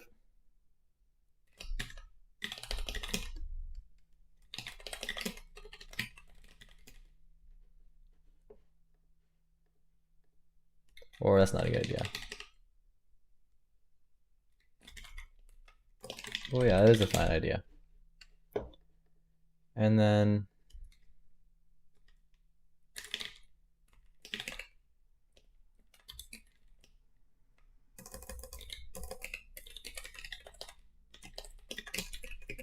this needs to be filled in. Okay, so here's an idea. This is a solid idea, I think. Okay. And then I just need a function. Yeah, I need a function that goes from a type kind to type.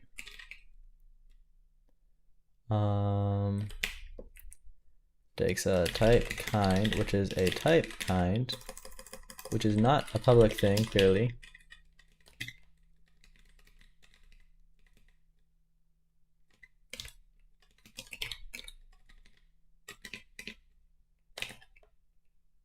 It is type kind.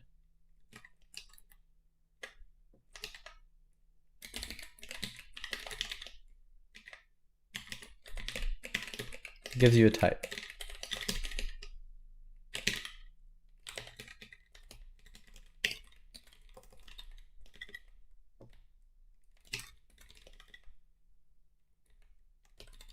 Oh, it's because that mod isn't pub.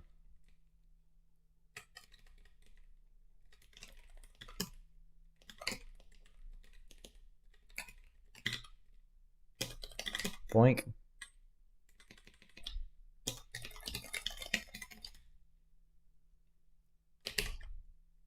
This should be a ref, obviously.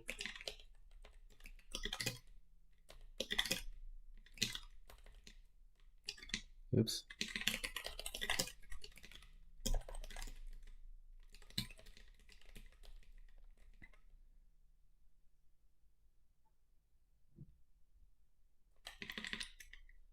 Oh.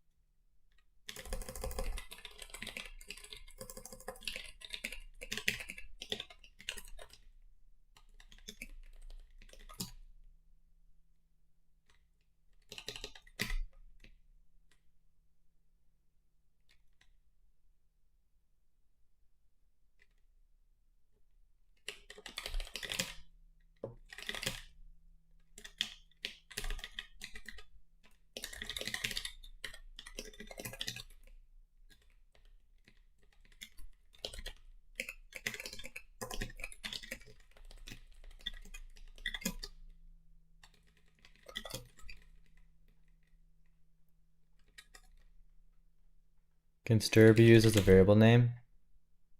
Right here?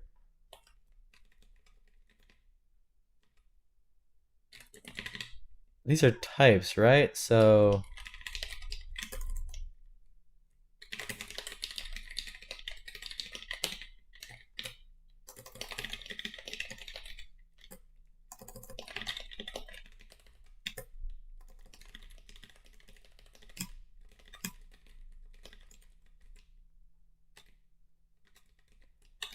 function will have a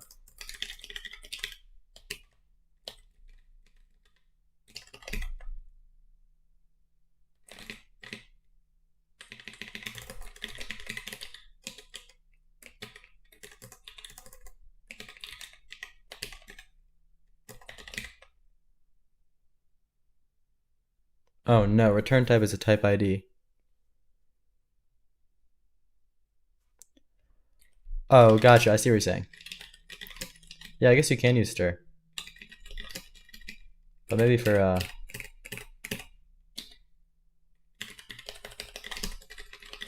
call it S.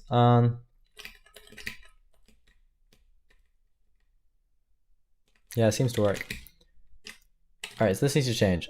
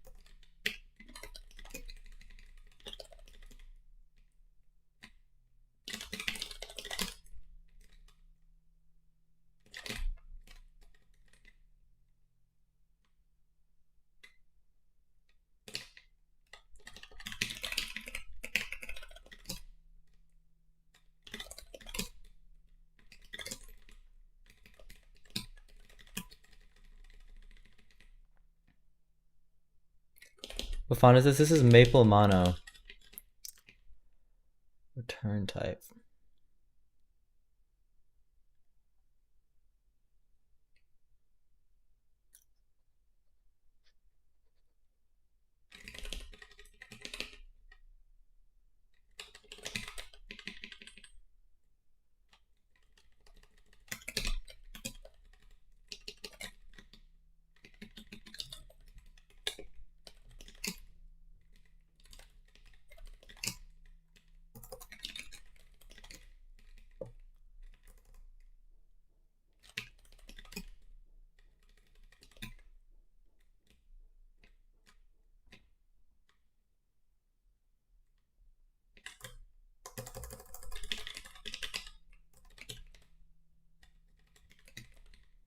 Somebody's gonna tell me that this could be a map.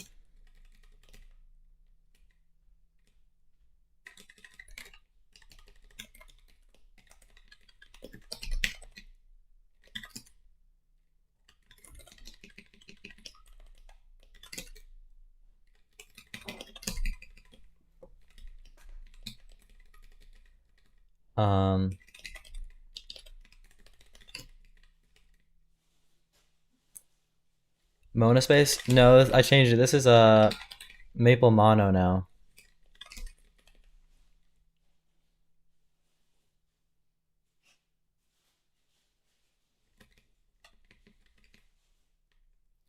This is no longer Monospace.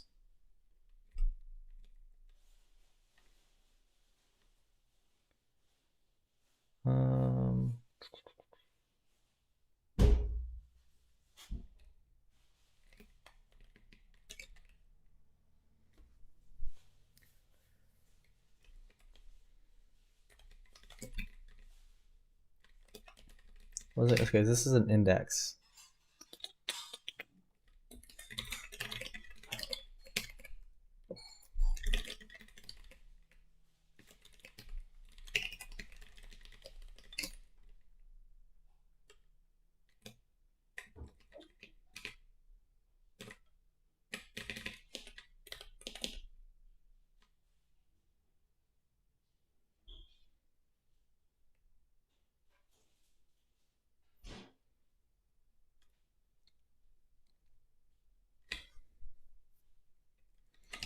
Hmm.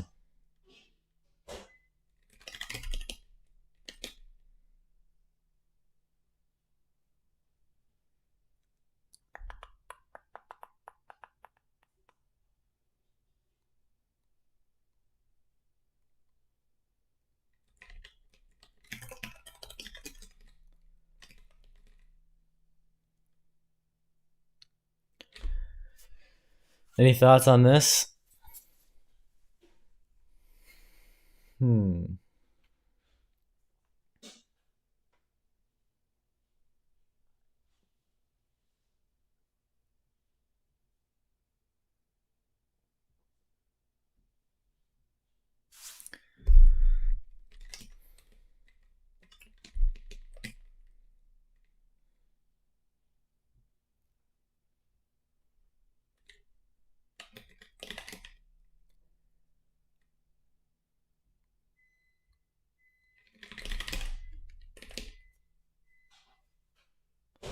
You iterate on type kinds? Yeah. Wait, what? Is that advice or is that just like saying what I'm doing?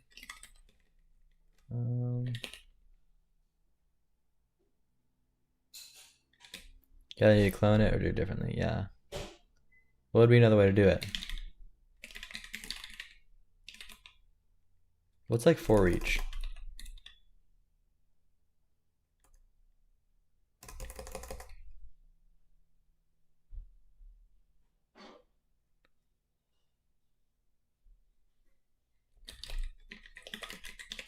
So like this?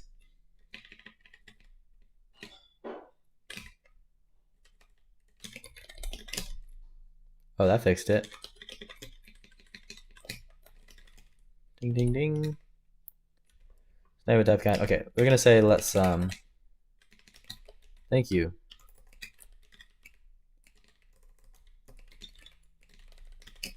Appreciate that.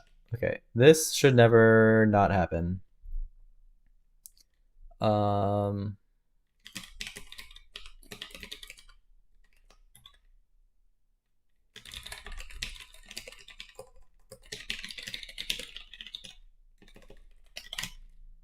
right, so there's that, and then we have a type kind, and we just return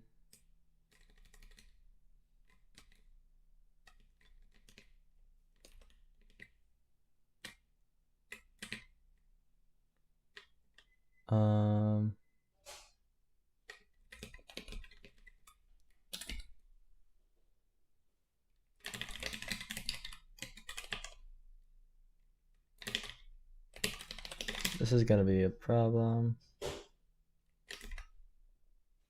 Oh.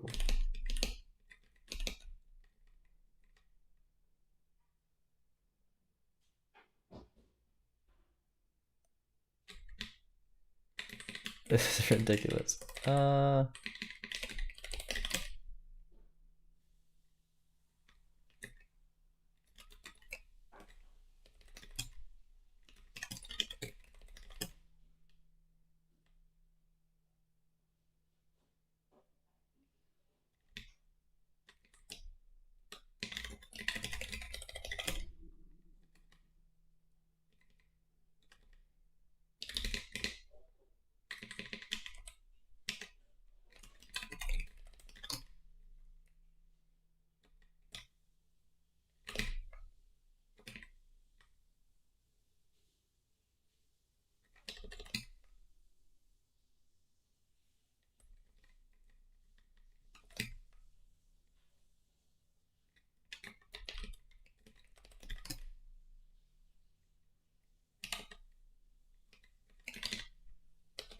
Wait, what?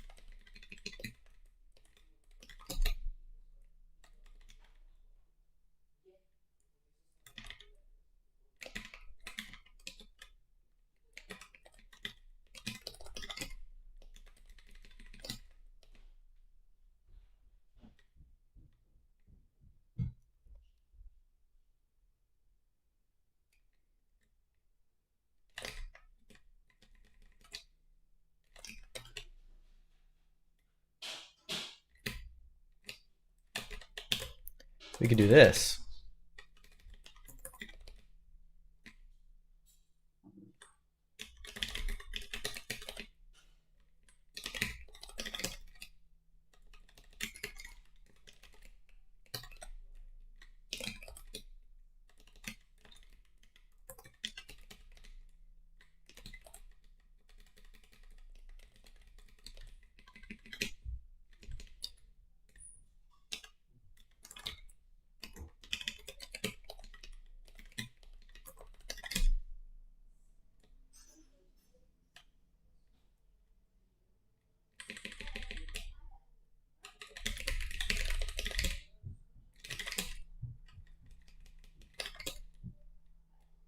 Okay, this should in theory work. Good grief, though.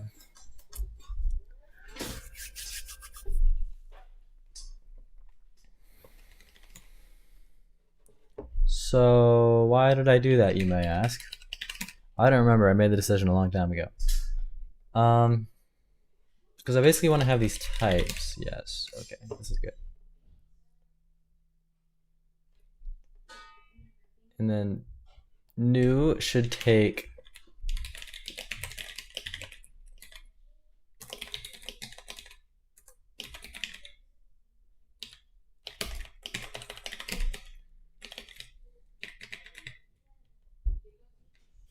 yeah, because I want to have a vec of types exactly with the same indices is the whole point. Kind of this indices should match up with the indices from the checker, so that the type IDs from the checker can be used to index into this thing. It's kind of the idea. So then this becomes what did I name that function? Type kinds to types.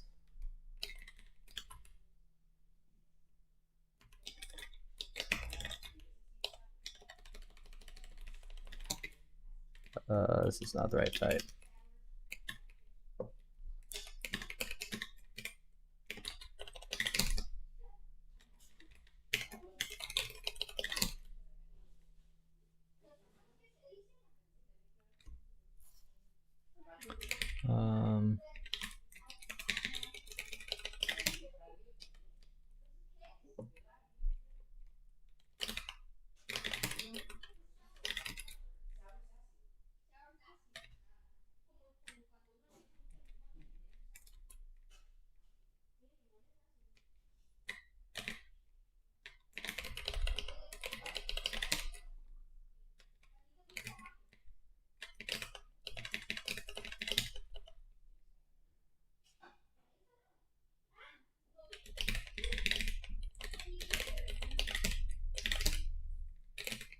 Wait, what?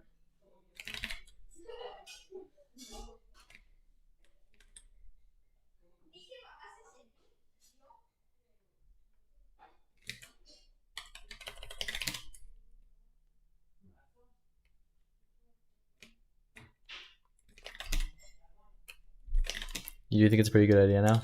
I think the idea is all right. I'm not sure about the execution of it.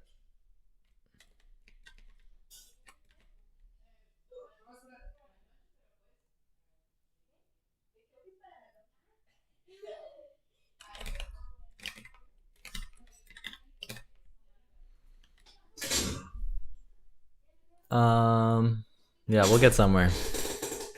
Okay, T kind. There's an into inner which owns the elements.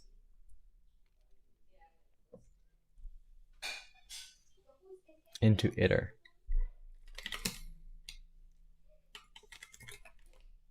Like that?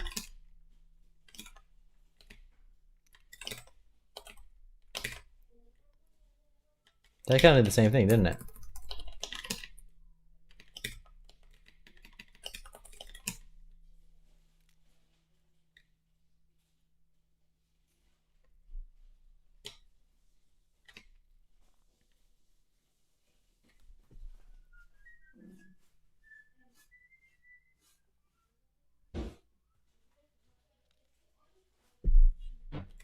It's only possible if you own the vec.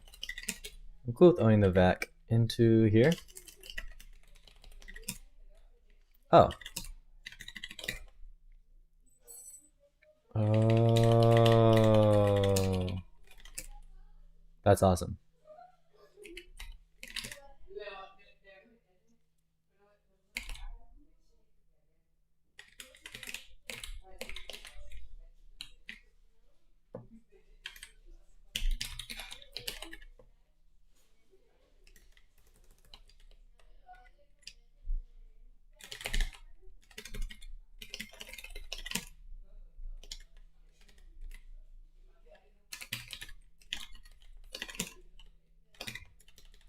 Oh wait.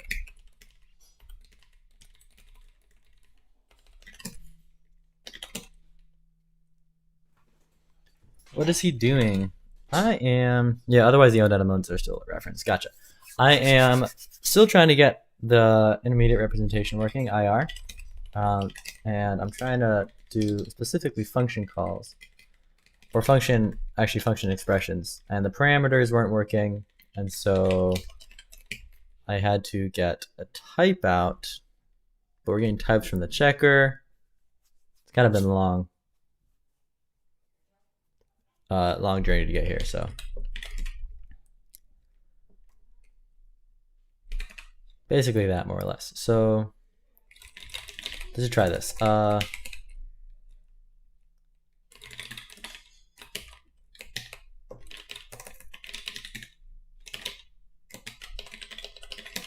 The moral of the story is that this doesn't work.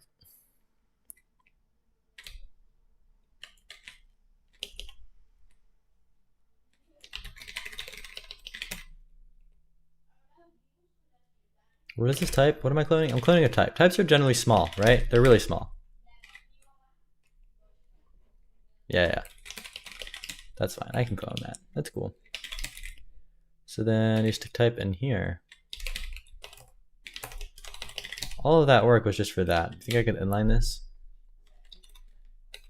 Probably not. Oh yeah, I can.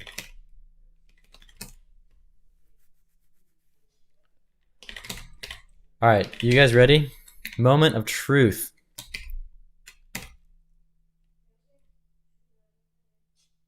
Oh my word. Hang on, I gotta look at the example.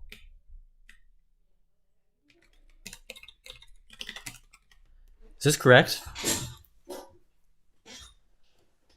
So I'm doing at the top level, which is entry, is that I'm assigning function 0 to add 2, which is this guy, and I'm assigning function 2 to main 5. So that looks good. And then these are my things down here, function 0 and function 2. Function 0, which is add, adds x0 and y1 and returns the result. This one, on the other hand,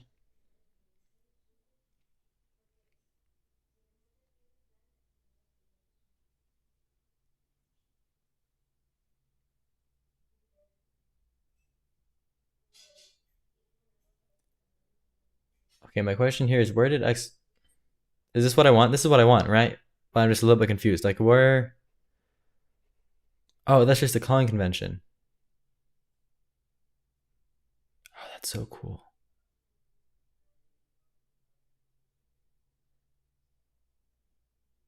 So it totally is working. So this one binds 2 to x3, and then we add that with 3. These become x0 and y1 in here. It'd be cool if we labeled them out here, but we can't really do that. And then we assign that to a temporary value. And then we assign that temporary value to y, which is great.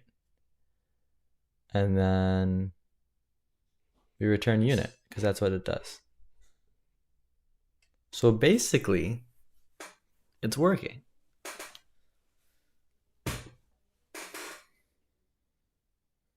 That's pretty crazy. Yeah, it's a bit funky to read, but it seems correct. It is correct. The trippy part is that how these parameters just get like kind of made out of thin air. But that does make sense. Although it does seem that I have like an extra new line here. I wonder if that's because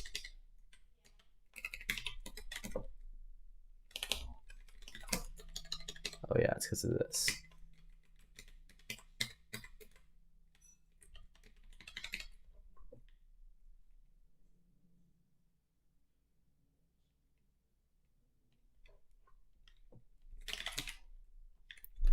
No, I mean there's 2 new lines here, right? I only wanted 1. Doesn't really matter. If I take that out, that's better. Okay. So basically this totally works. Now we just need to turn that into assembly, which should be fairly straightforward. I feel like.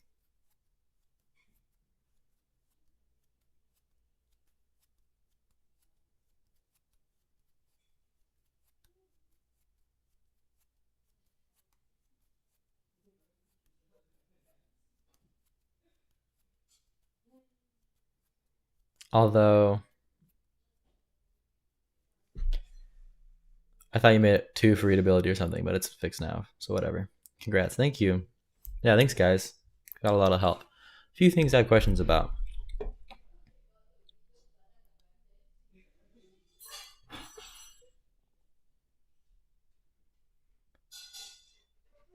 This call is going to add when really it should be going to function 0, shouldn't it?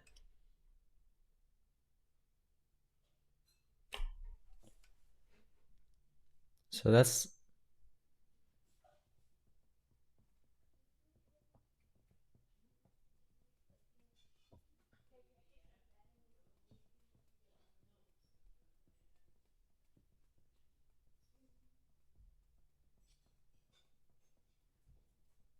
Yeah, that seems a little bit off, isn't it? Also, this should print with the ID there.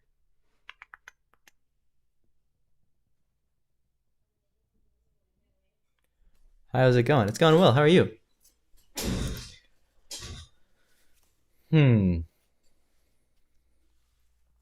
So this is wrong.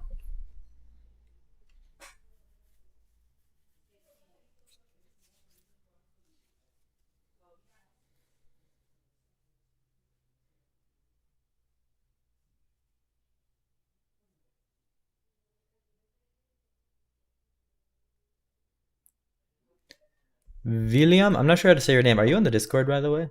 If not, you should totally join. Yeah,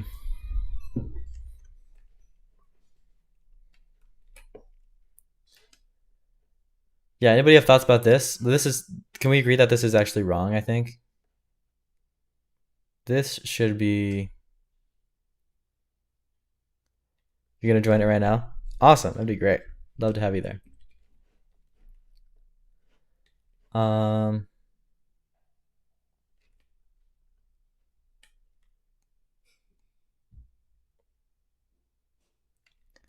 Can you ask me something about tech career? You need some advice. I'm happy to try to answer, or I'm sure some people in chat can answer you too. I haven't had much of a career in tech, but I do it a lot, so.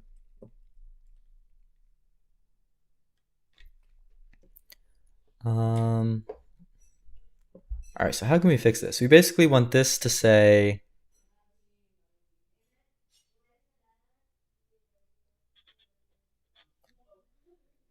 because this is a function pointer. Oh wait, unless this should... Oh, you can just call you William if you're a bit confused. So it is William. Not your real name, but yeah. I'm curious how it is actually pronounced. What's the language?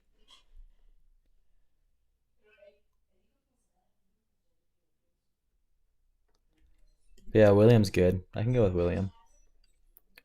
William.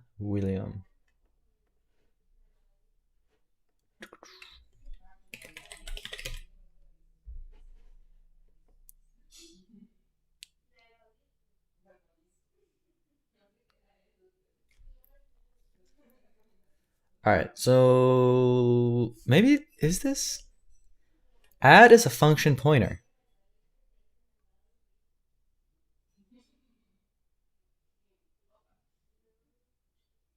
Oh, but function pointers are supposed to be just labels.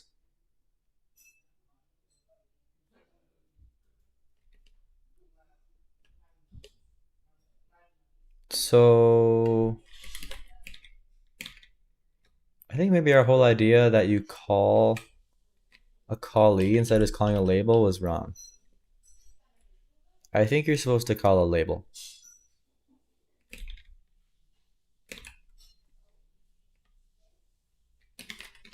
Label. I think this fixes things.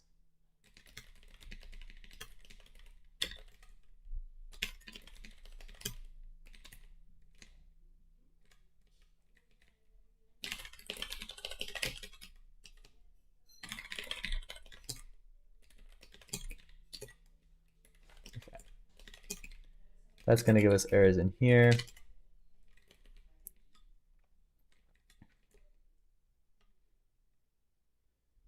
We just don't have the label right here is the problem.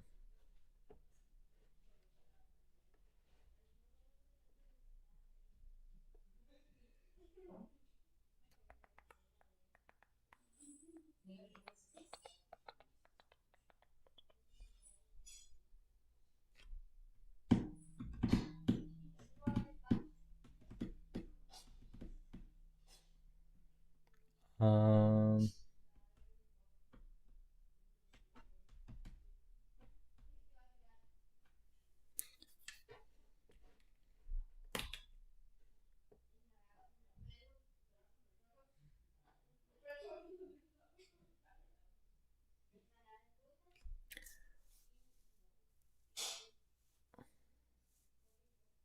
Sorry guys, I just realized that chat froze for a second for me, so I'm a little behind.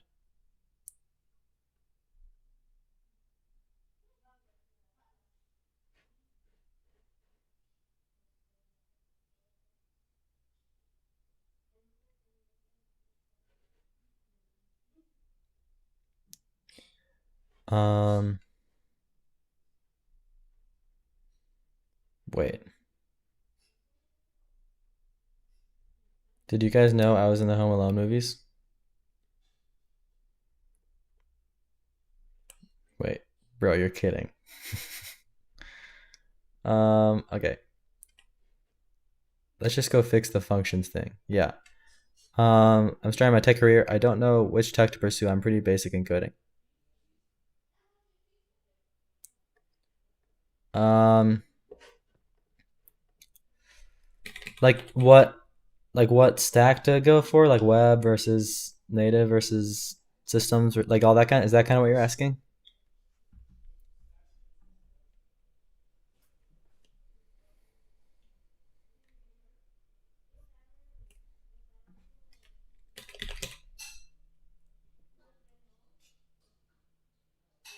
Is McAllister the last name of Kevin in the movie? I forget. Kevin Home Alone.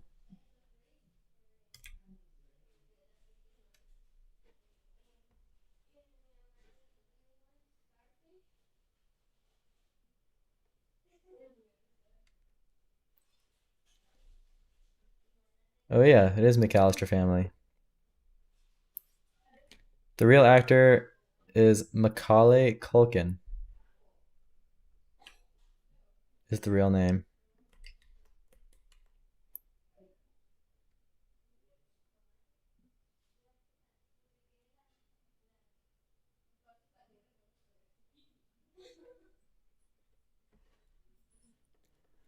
Um,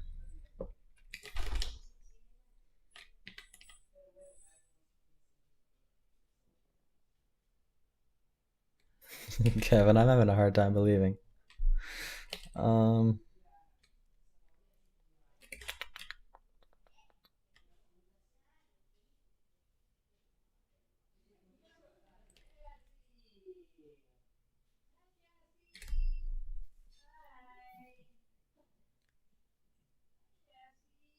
so okay, this is confusing.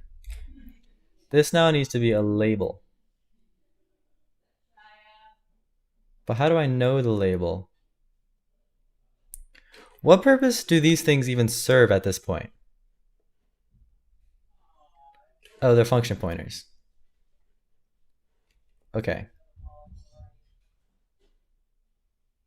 Wait, so maybe this is fine?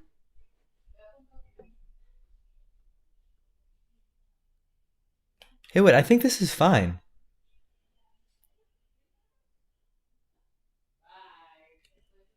Because this is a function pointer to one of these labels, right? Does that make sense to anybody except for me? I think this actually does make sense.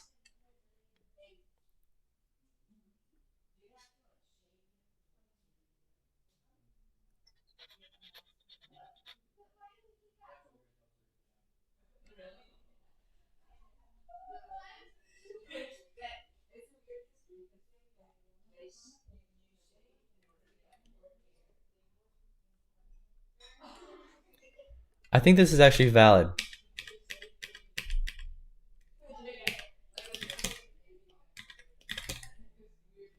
I just need this to say add #2.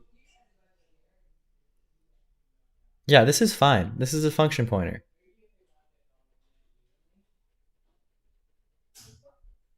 Don't you think? So then I just want this to say add #2 because if I had two add functions, I need to make sure it's pointing to the right one. So how can I get that information in here?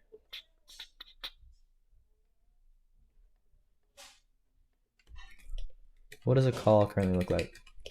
Callee is an entity. Yeah, right now I'm just making one on the spot.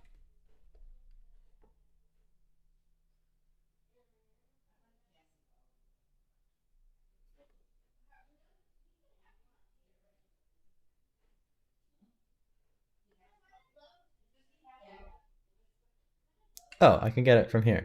I just need this name. With ID. And then do it here.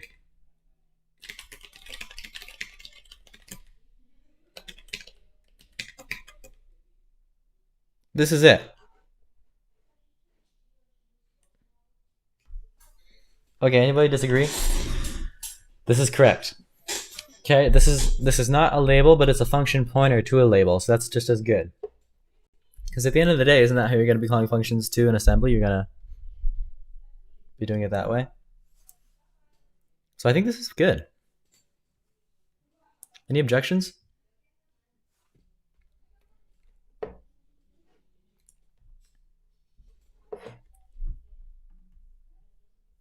All right then. This makes sense to me at least. This is super cool.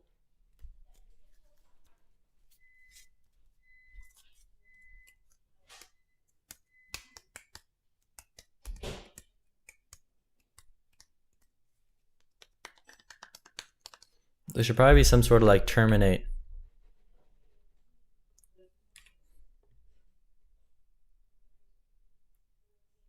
You're not experienced enough to concretely object to anything. That's all right. Nor am I. But I think this is fine. I think we should go with it until we run into problems. So I feel like one thing we're missing here, it should have some sort of like exit thing with an exit code, right? Well, actually, it exits from main.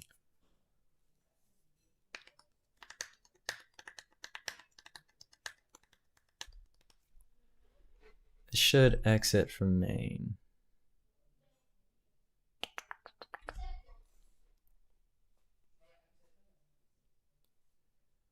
So what do we, is there like an implicit call to main?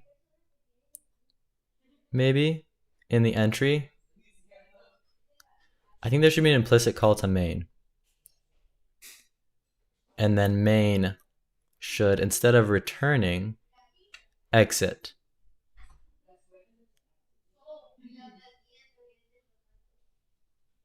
Does that make sense?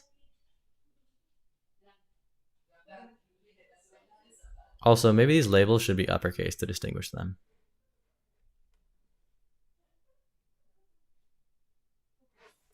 Let's do that. I'm going to make labels uppercase.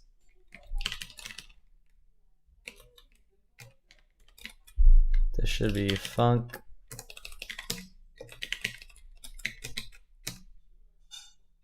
There we go. And then entry.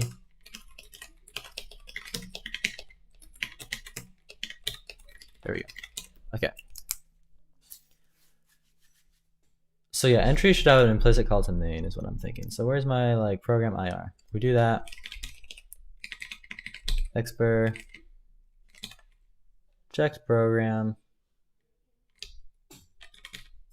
And then we'll go like self dot blocks. Self to add instruction. I need a new kind of instruction, which is exit, right? Oh no, I don't. I just need a call. Call.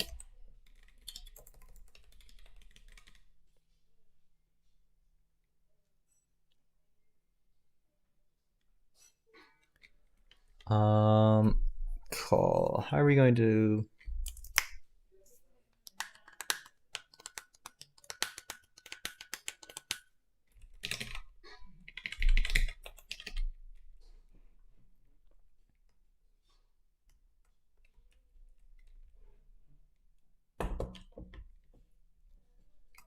Um,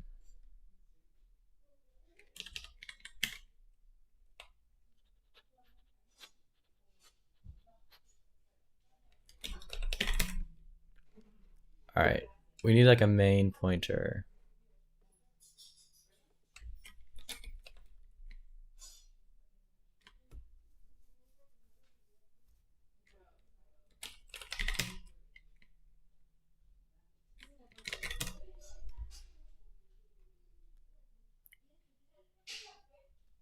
Or really just a go-to. Yeah, this could be a go-to.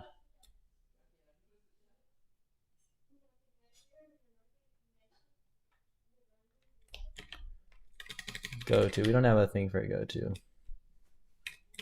Well, we don't really need a thing for go-to. But I do need to keep track of, okay, so main label, option, string, or label. And then none if we are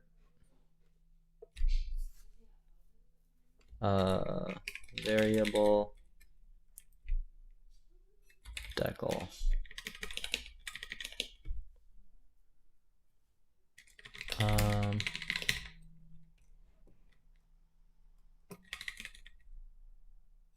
I'm back. Is it working? Yeah, it's working. I'm just adding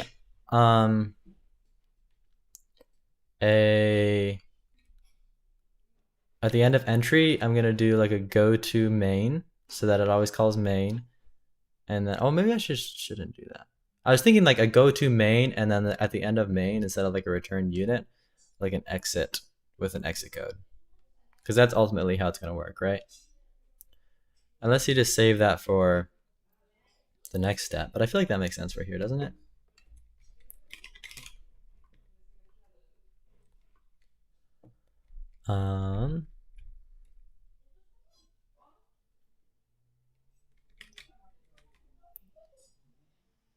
You could also put the exit in entry. That's what C does.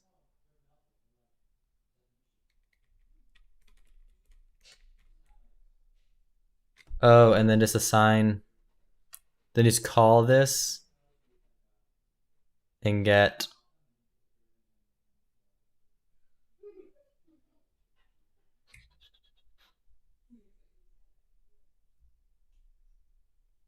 gotcha. Okay.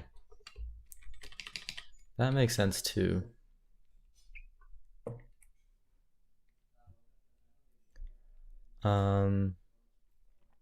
Let's do that.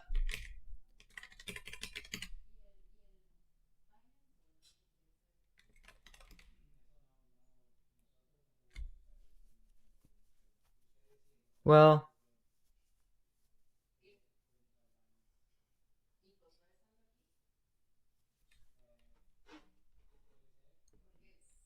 I don't know. Maybe it makes more sense to, well, I'm torn. I don't know. I can't decide. Well, no, I think your way actually does make more sense. So then instead of an optional label, we should have an optional entity or a reference to an entity.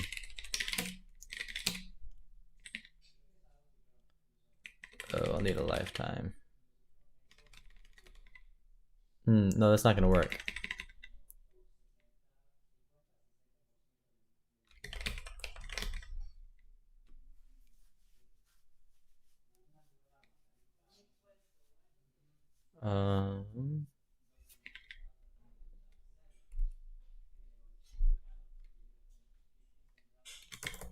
Maybe the label's fine.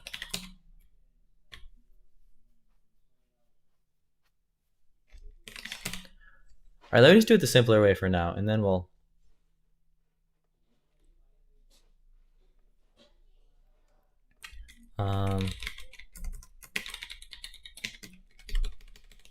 We're gonna end this stream fairly soon, so I want to get this out of the way.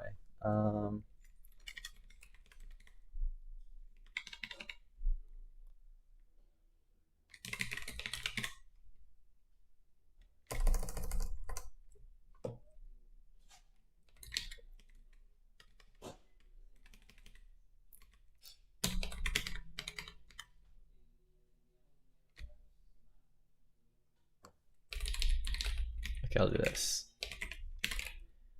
If let, let's say value dot data is a checked expression data.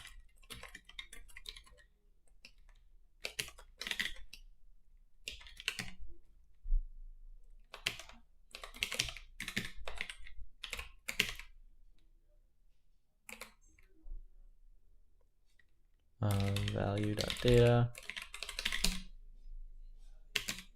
if name equals main, then self dot main label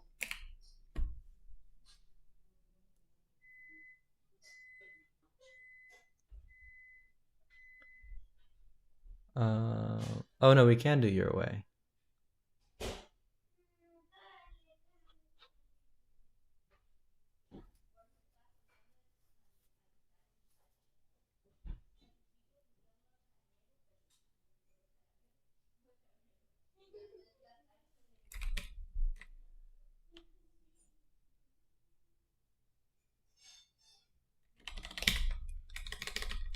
Well, okay, this is tough.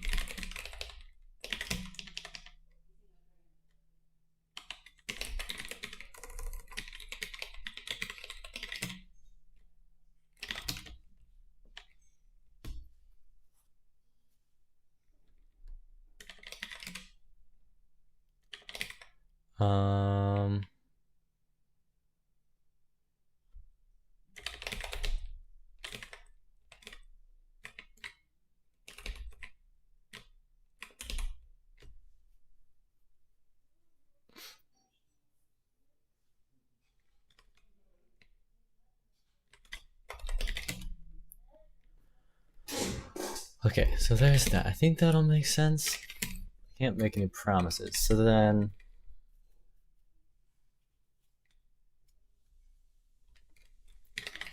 at the top in entry,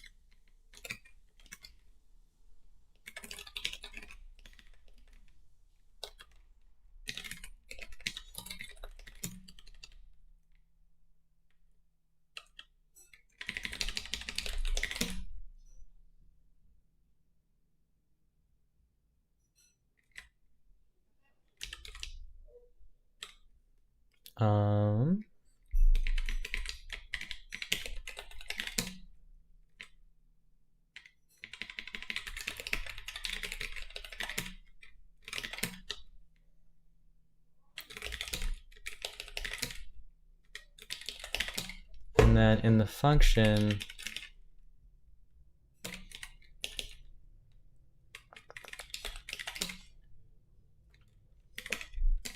if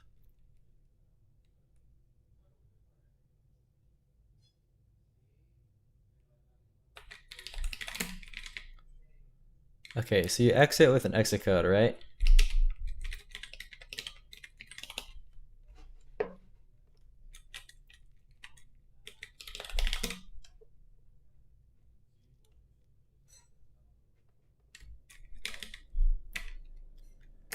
So exit with a usize. And then here,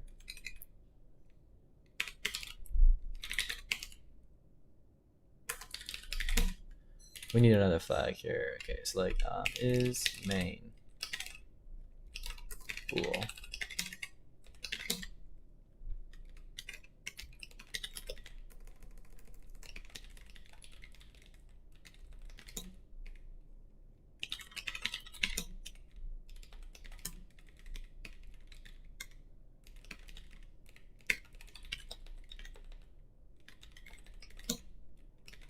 Do that. And then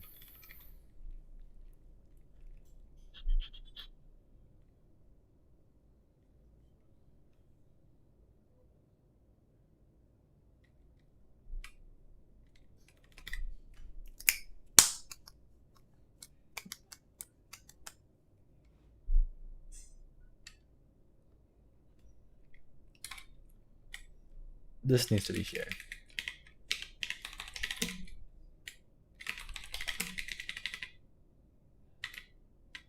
Oh no, I've got a recursive dependency now.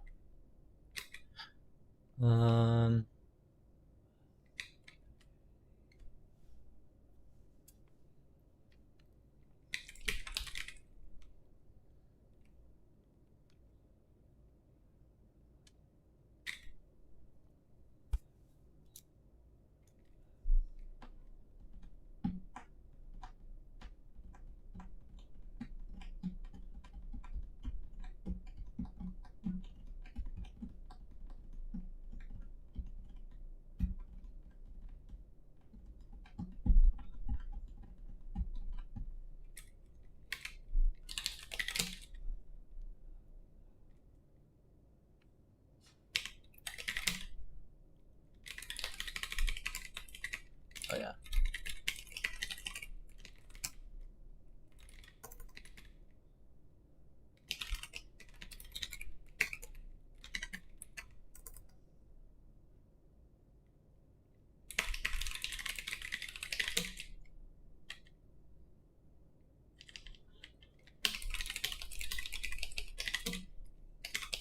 Ta-da. Okay, that works. And then in a function here,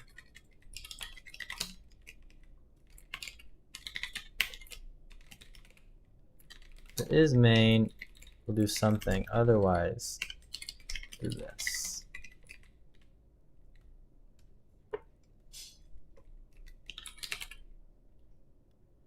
Checking in house progress. It's good.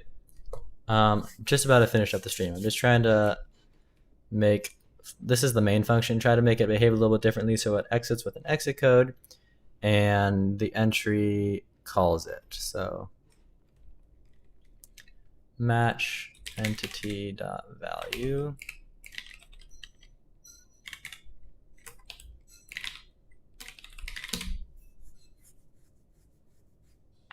Or really should be .type.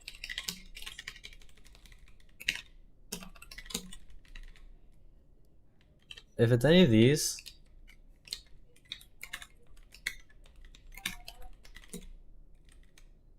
then this should be unreachable.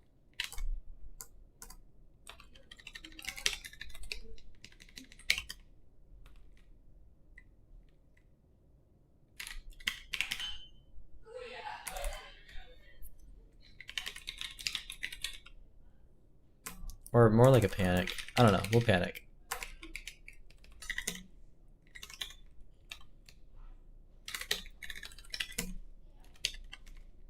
Main must return. Actually, unit is probably cool too.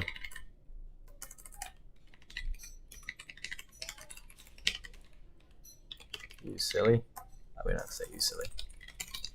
If it's type int or type unit.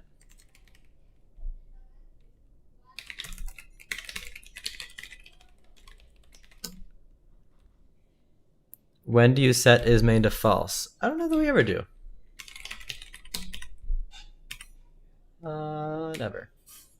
Good catch.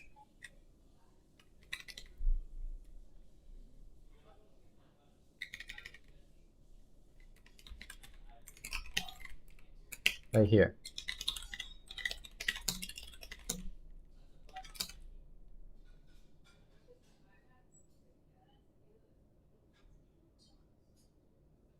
See, technically doesn't allow void as a return type, but most compilers allow it anyway. I'm going to allow it, and then if you return unit, it just makes the exit code 0.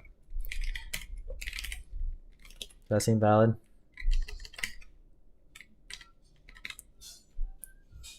Oh, wait, I actually do need... Shucks, I do need to match on the value. My bad. If it's 10, oh, I need to match on the value and the type.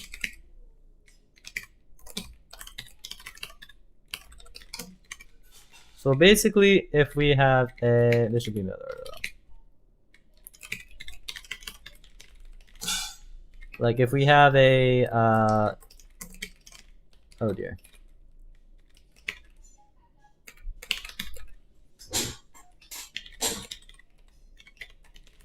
Must return unit or int. If we have a type of unit and then anything else, then we say self.add instruction instruction exit 0. Right, so it's unit, we do that.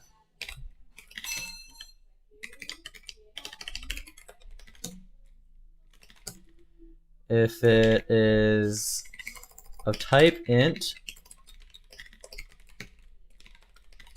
and we have some specific value, then we exit with the value.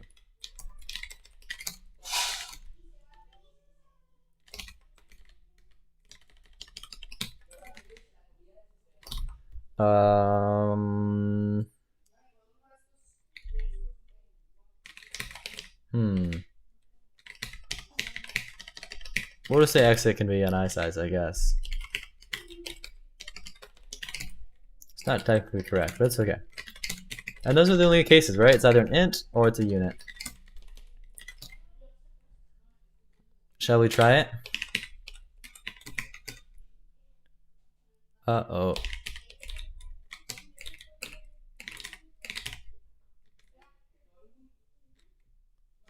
Oh.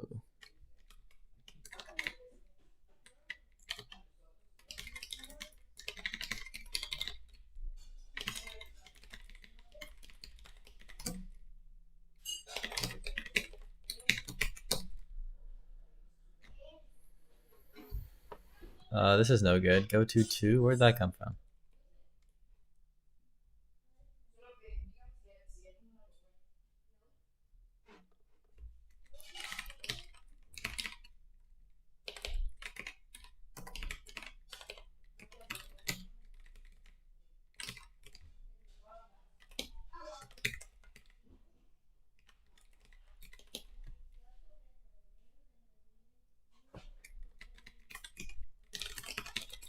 Where are we setting this main label? Val.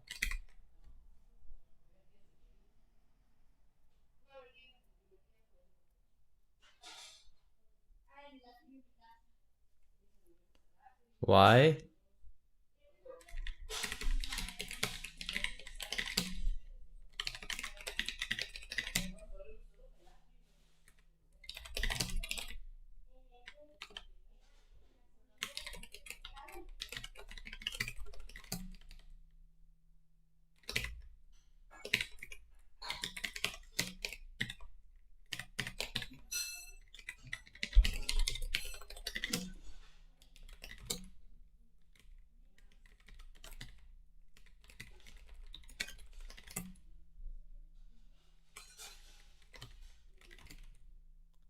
Debug owns the debug by reference.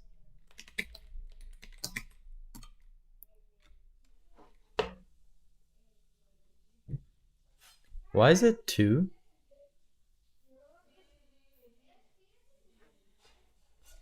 Val?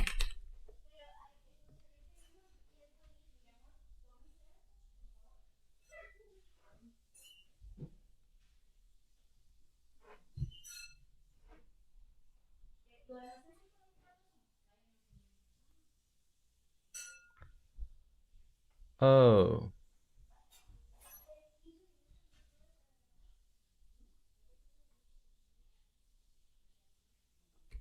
How will I do U32s versus U16s? I'll just have to split out. I'll just make some more types, I guess. I mean, there's nothing preventing me from this point, at this point, from making some new types.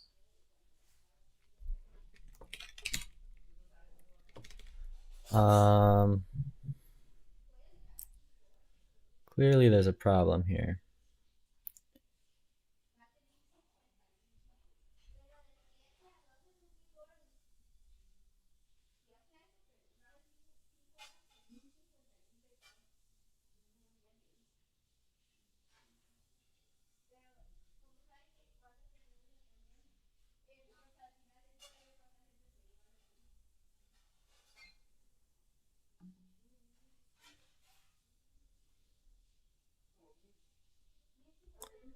It's almost like it's this 2. If I change that 2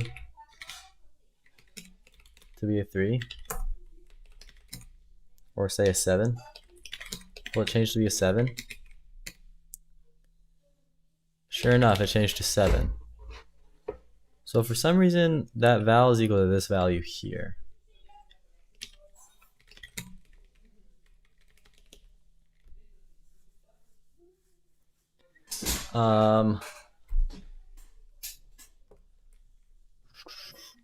So clearly some logic error. We enter into variable declaration, right? Which is this thing. This is a variable declaration. We say, is it a function? Yes. Is the name main? Yeah, so we set is main true.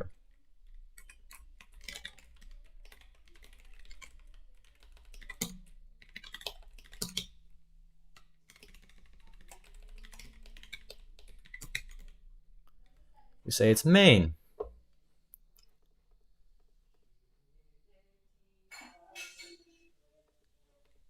And so value should be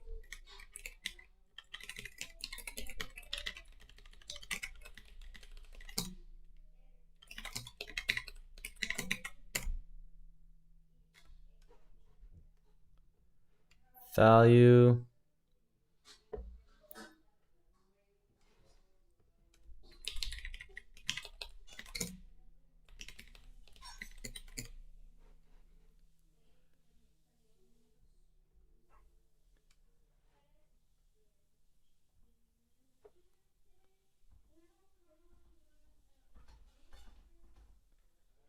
value is a block.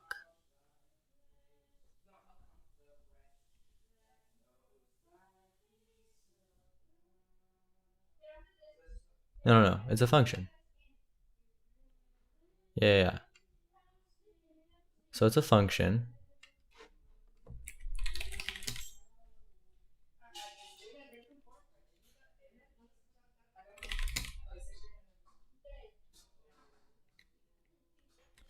Expression IR is wrong. For function.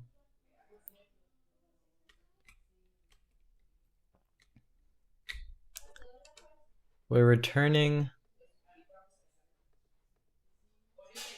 entity function.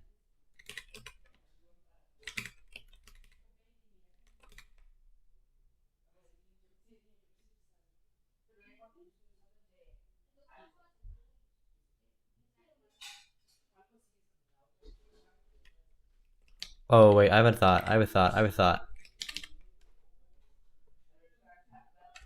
Where are we doing all the main label? Here.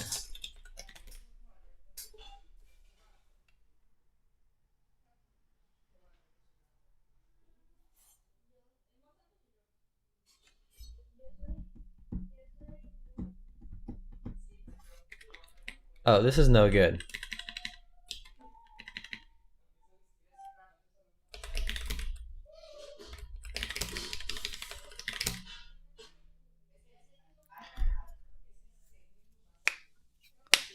This is my R, correct. We have found no solution for multi-platforming yet, but it should be easier now that we have an IR. Alright, I figured it out, guys. I figured it out. We're checking, this is in every single variable declaration. We're checking what, whether we're in main, and then we're setting the main label, right? So we need to only do that.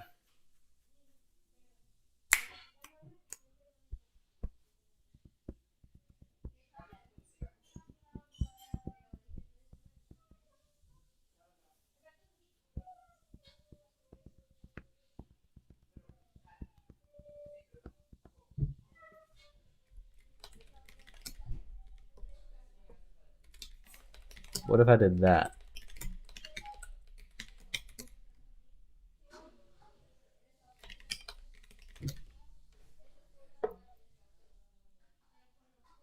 Wait, no, this is right. Never mind, I didn't figure it out. False alarm.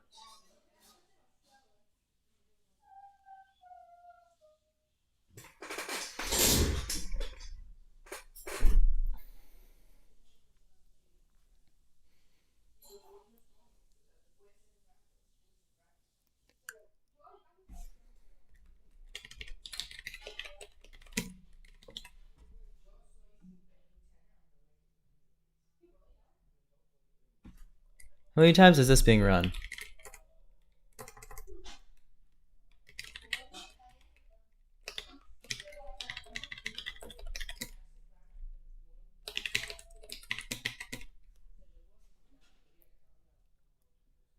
Just once.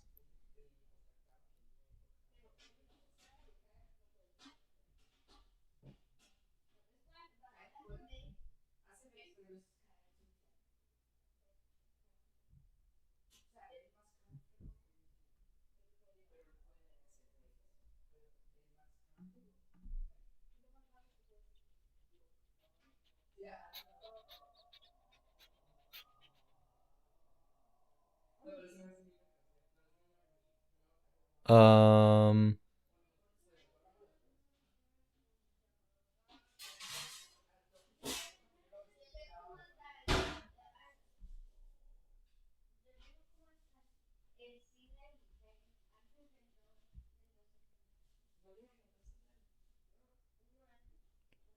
it's only doing it once and it's a 7?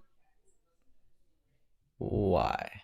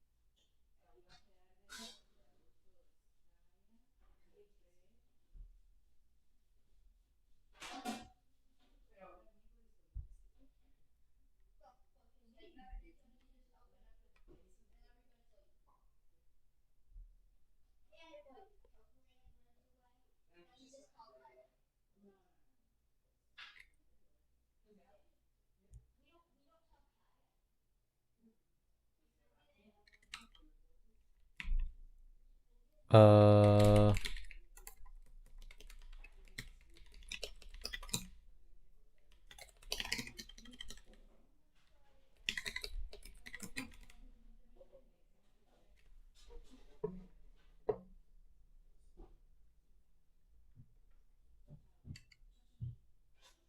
there's the entire function.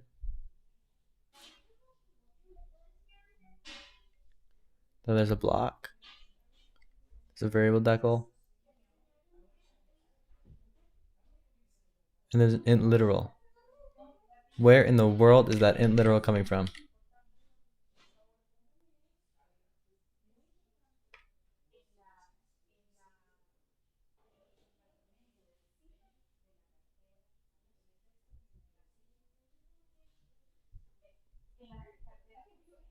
That's a face of a confused Kaya, yep. Why in the world?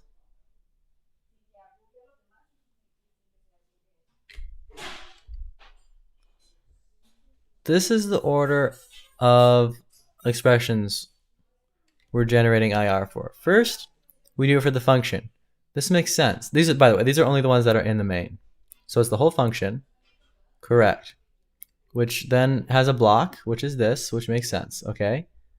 And then you have a variable decal binding x to 7, like you'd expect. And then there's just a 7. Where in the world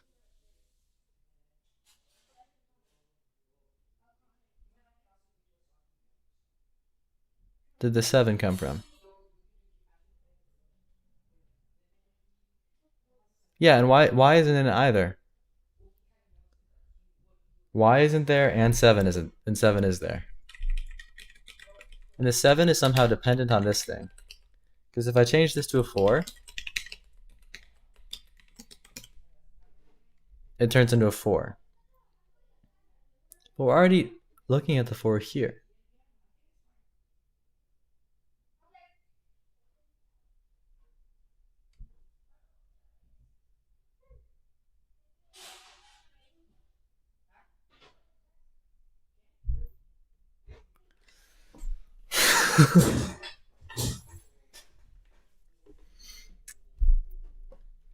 The main 5 equals fun 2. Yeah, this is good.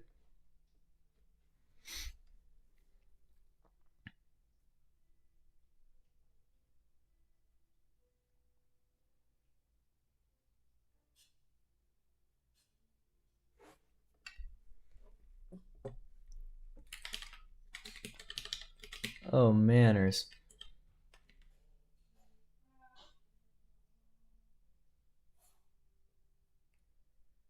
No, the 4 isn't coming from here.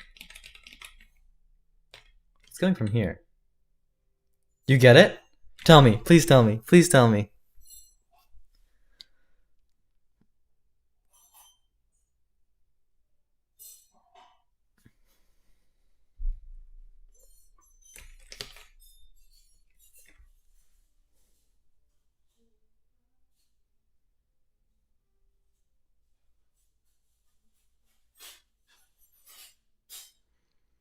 You set is main at the start of the IR function, and the next decal sets it to false.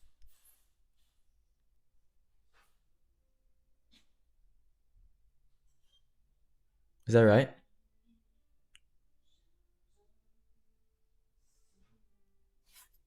Is that right?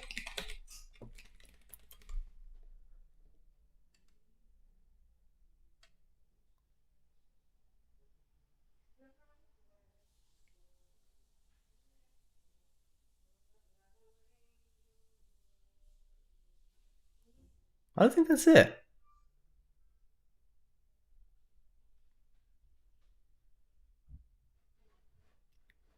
Sets it to false here. Oh.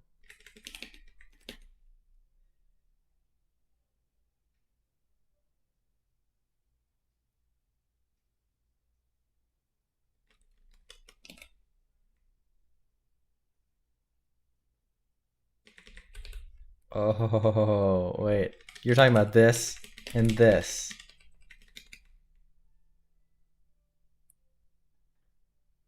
I get it.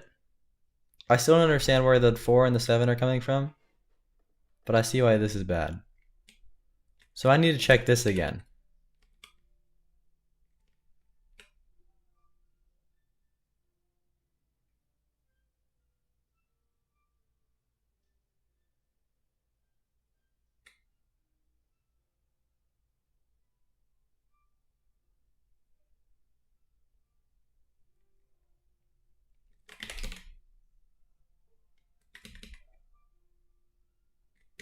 Yeah, okay.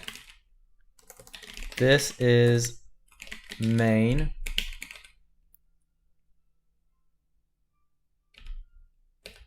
equals this basically.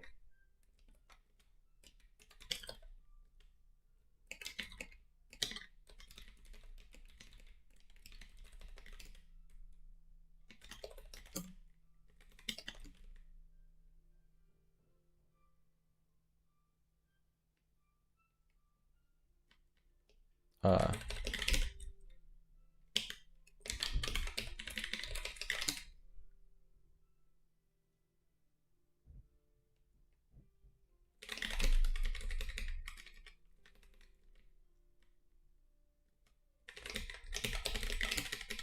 so I'll say if this is main equals false.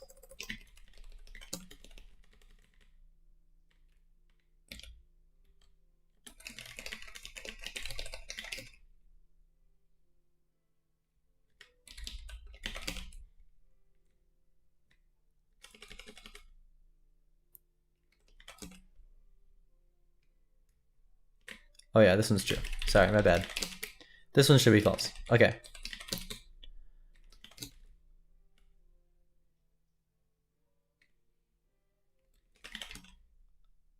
Also, it needs to be the global main. Not just any main. Truth.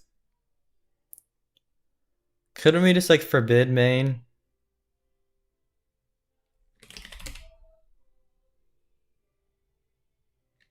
Oh yeah, I can check the current block. Truth.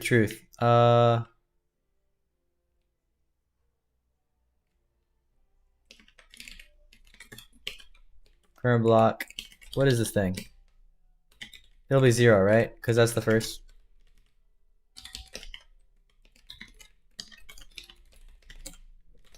Okay, this is kind of ugly.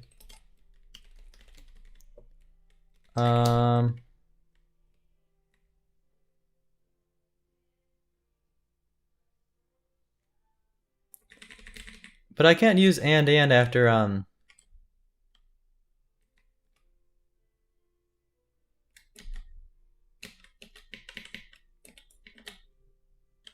yeah, duh. Smart cookie. There we go. I mean, whoops. Okay. Much better. I was gonna say I can't use and after an if let like right here, like you can in Swift, which is super nice, but I see what you're saying.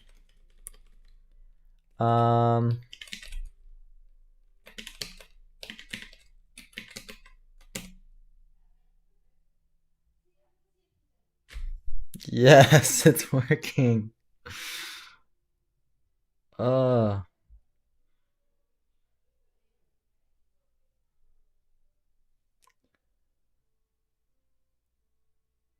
Wait, since a few days or weeks ago, if let can be chained? What? You serious, Clark? You like that? Sick. I like how it points me to an issue. Must not be on the right version. Okay, this was crazy. Let me get rid of all these print lines.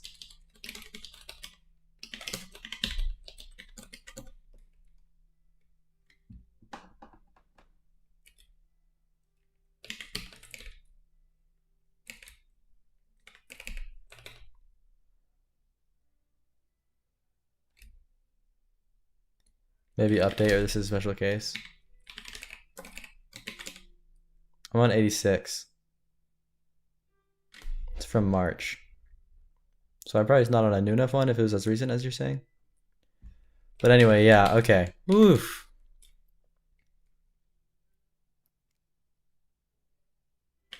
So this is main. It exits. The other ones I'll return. Let's see if I could, if I make this return an int. Well, first of all, if I try it without. If I make this return y, I get a type error because I need to specify now that this returns an int.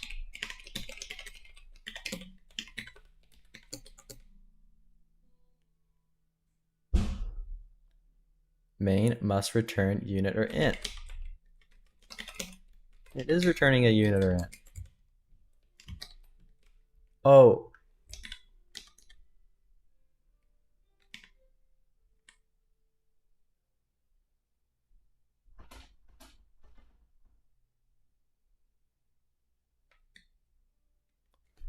Oh, I think I no, but I know why that is.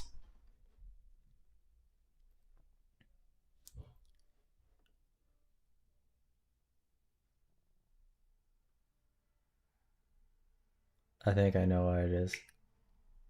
Yeah, okay.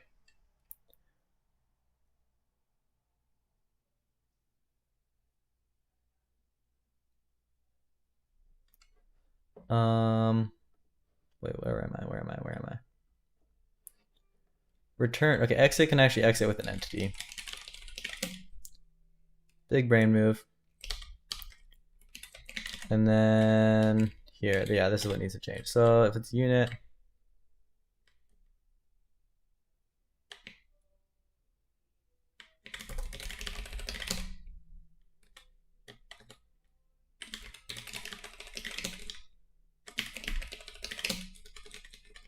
or if it's a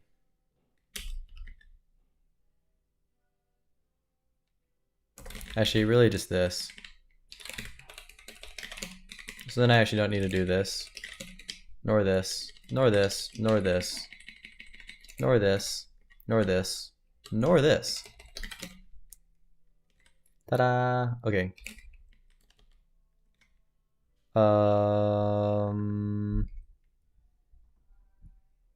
This is going to need to be cloned.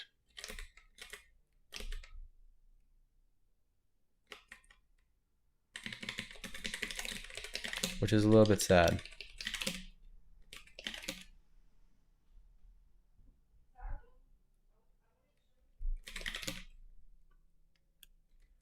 That's fine.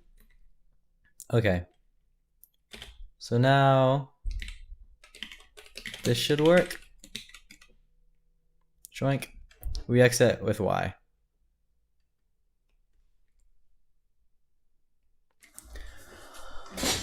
Awesome. All right, folks. This is totally working. I'm super happy with it. I think it's great. I'm going to commit. How are our tests doing? Oh, you know what I want to do? Real quick. Last thing. Prior to finishing, let's just go into our, this will be super easy. Our tests.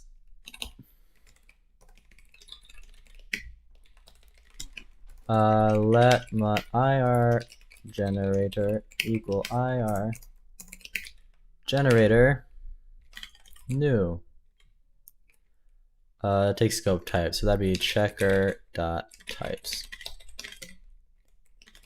and then let IR equal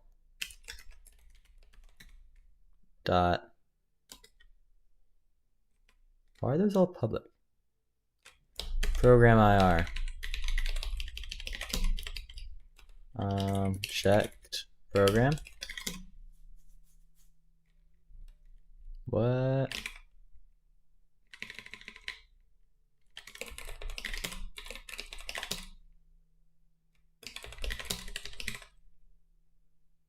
It wants a checked program, and this is, oh.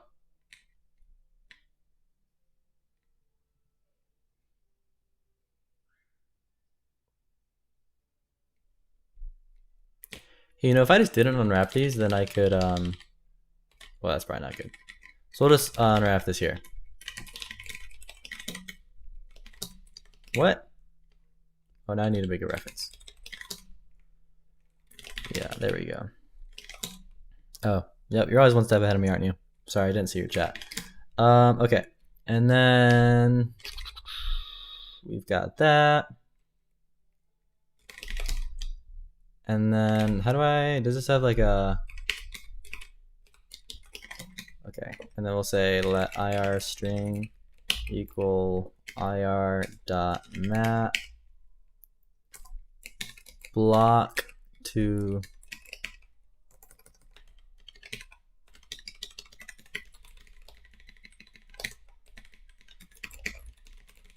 string dot collect as a vec.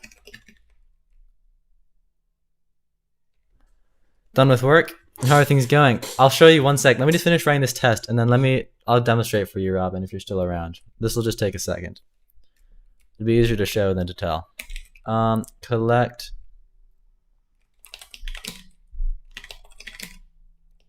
Okay, and then can I join this now with like a new line? And then insta assert debug snapshot of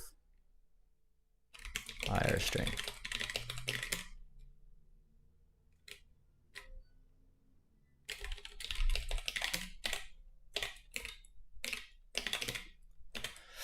Cool. So now, in theory, I should be able to cargo test, and we'll get some failures.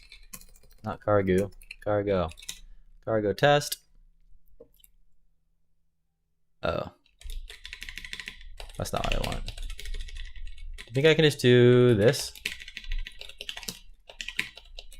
since it is a string after all. That's much nicer. Okay, perfect. So now let me assert that these are what I want them to be. All right. This is from block expressions. Here, I can show you right here, actually, Robin. We're generating IR successfully. So all of our tests now. Oh, I didn't even see that. Whoops. Type mismatch.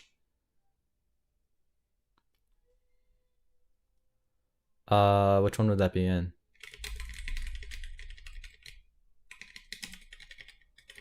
Tests.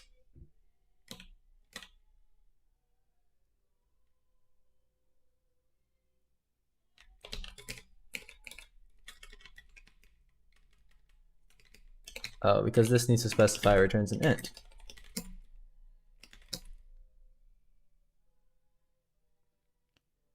Is it A or unwrap? A unwrap, unwrap, unwrap. I think technically. Yep, and unwrap. Okay. Wait.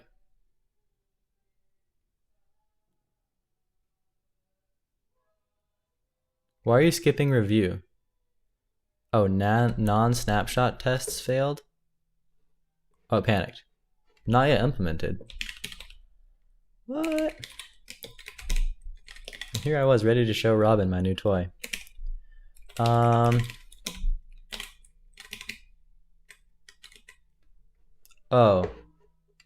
It's all my other operators. Probably. It could be this too.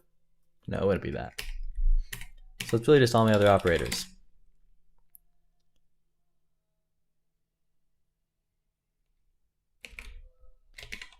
What's not implemented? Yeah, other infix operators. What am I using other infix operators? Probably in here. Oh yeah. Well, we can do those really quick, can't we?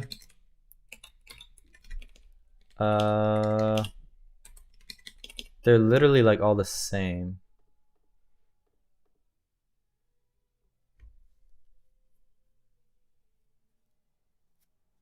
Oh wait.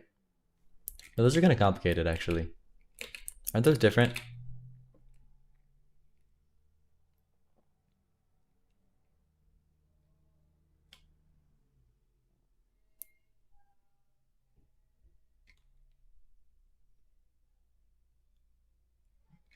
All right, I'm just gonna, for now,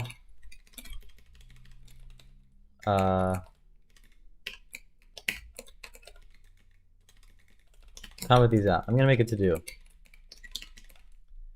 Deal with these in the IR. All right, there's that. Now, surely, sweet, okay, it's working. Except for I kind of removed some of these, so that's fine. Joink. All right, that's what I'm talking about. So, source files, this is block expressions. So let's verify that this is good. Top level, so in the entry, we assign, oh, it skips over these. because it's kind of already optimizing, even though I didn't really try to. But these nothing happens with these, so it just skips them.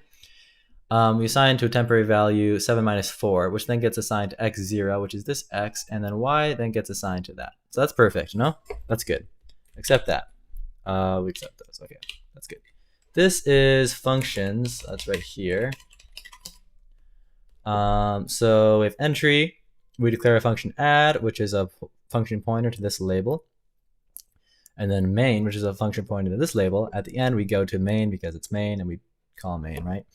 So then function add, which is this one, it binds a temporary value to x0 plus y1. So that's that one plus that one, binds the addition together, and then returns it. And function 2, which is main, binds a temporary value to calling this with these parameters 4 and 9, and then it binds that value to x, which is this guy, and then it exits with it. Since this is main, instead of returning, it exits. That's good. That's good. That's good. Okay, here we go. Idents. This should be pretty basic. We assign A to 12 and B to 9 and temporary value to those, and then we assign the temporary value to that, and then we skip this and nothing's happening with our result. Okay, and then here's operators. We make a temporary value called not true. Then we do 3 minus 4, and then we do that times 2. Perfect. We do 3 divided by 7. Bind that to 2, 3, and then subtract 22. It skips unassigned literals. Yeah, or generally unused values. Totally. Except for, unless there's like these are technically unused too. It doesn't skip these, which is kind of weird. We could figure that out later. Actually, it'd be pretty easy. All right. And then primitive literals. Okay, so like this one that literally has everything unused, doesn't create anything, which is good. And then this one, scoping. This was our problem we did before, right? So binds 7 to x, which is that, okay?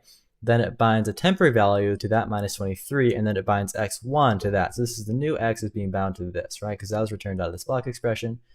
Then it does binds to a temporary value that plus 50, which is this, then binds that to y2, which is this guy, and then it makes a temporary value y2 minus 2.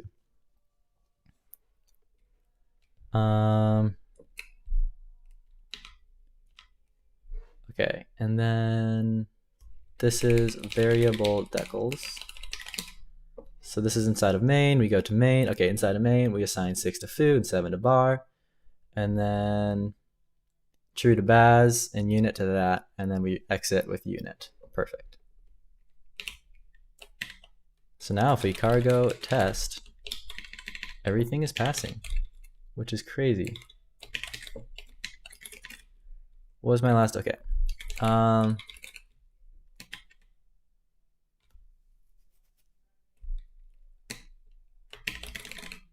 Okay.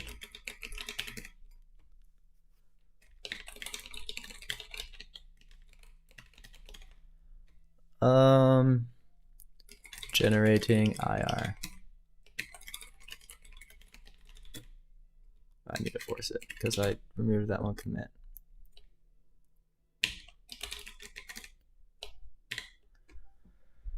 That's nuts. Okay, so then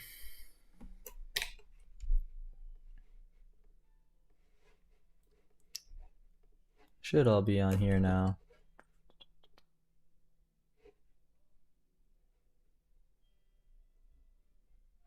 That's so cool.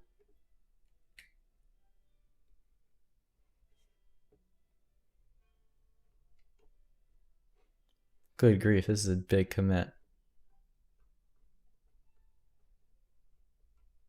A lot of it is test stuff though.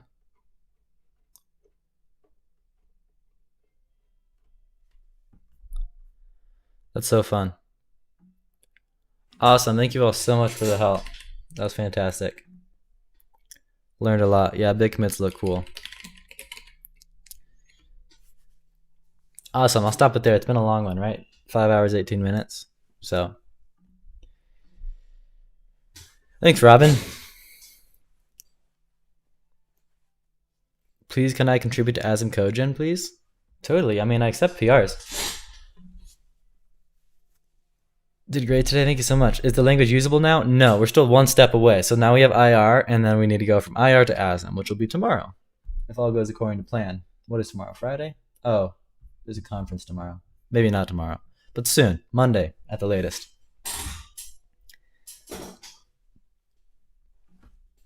All right, I'll stop it there. Thanks all.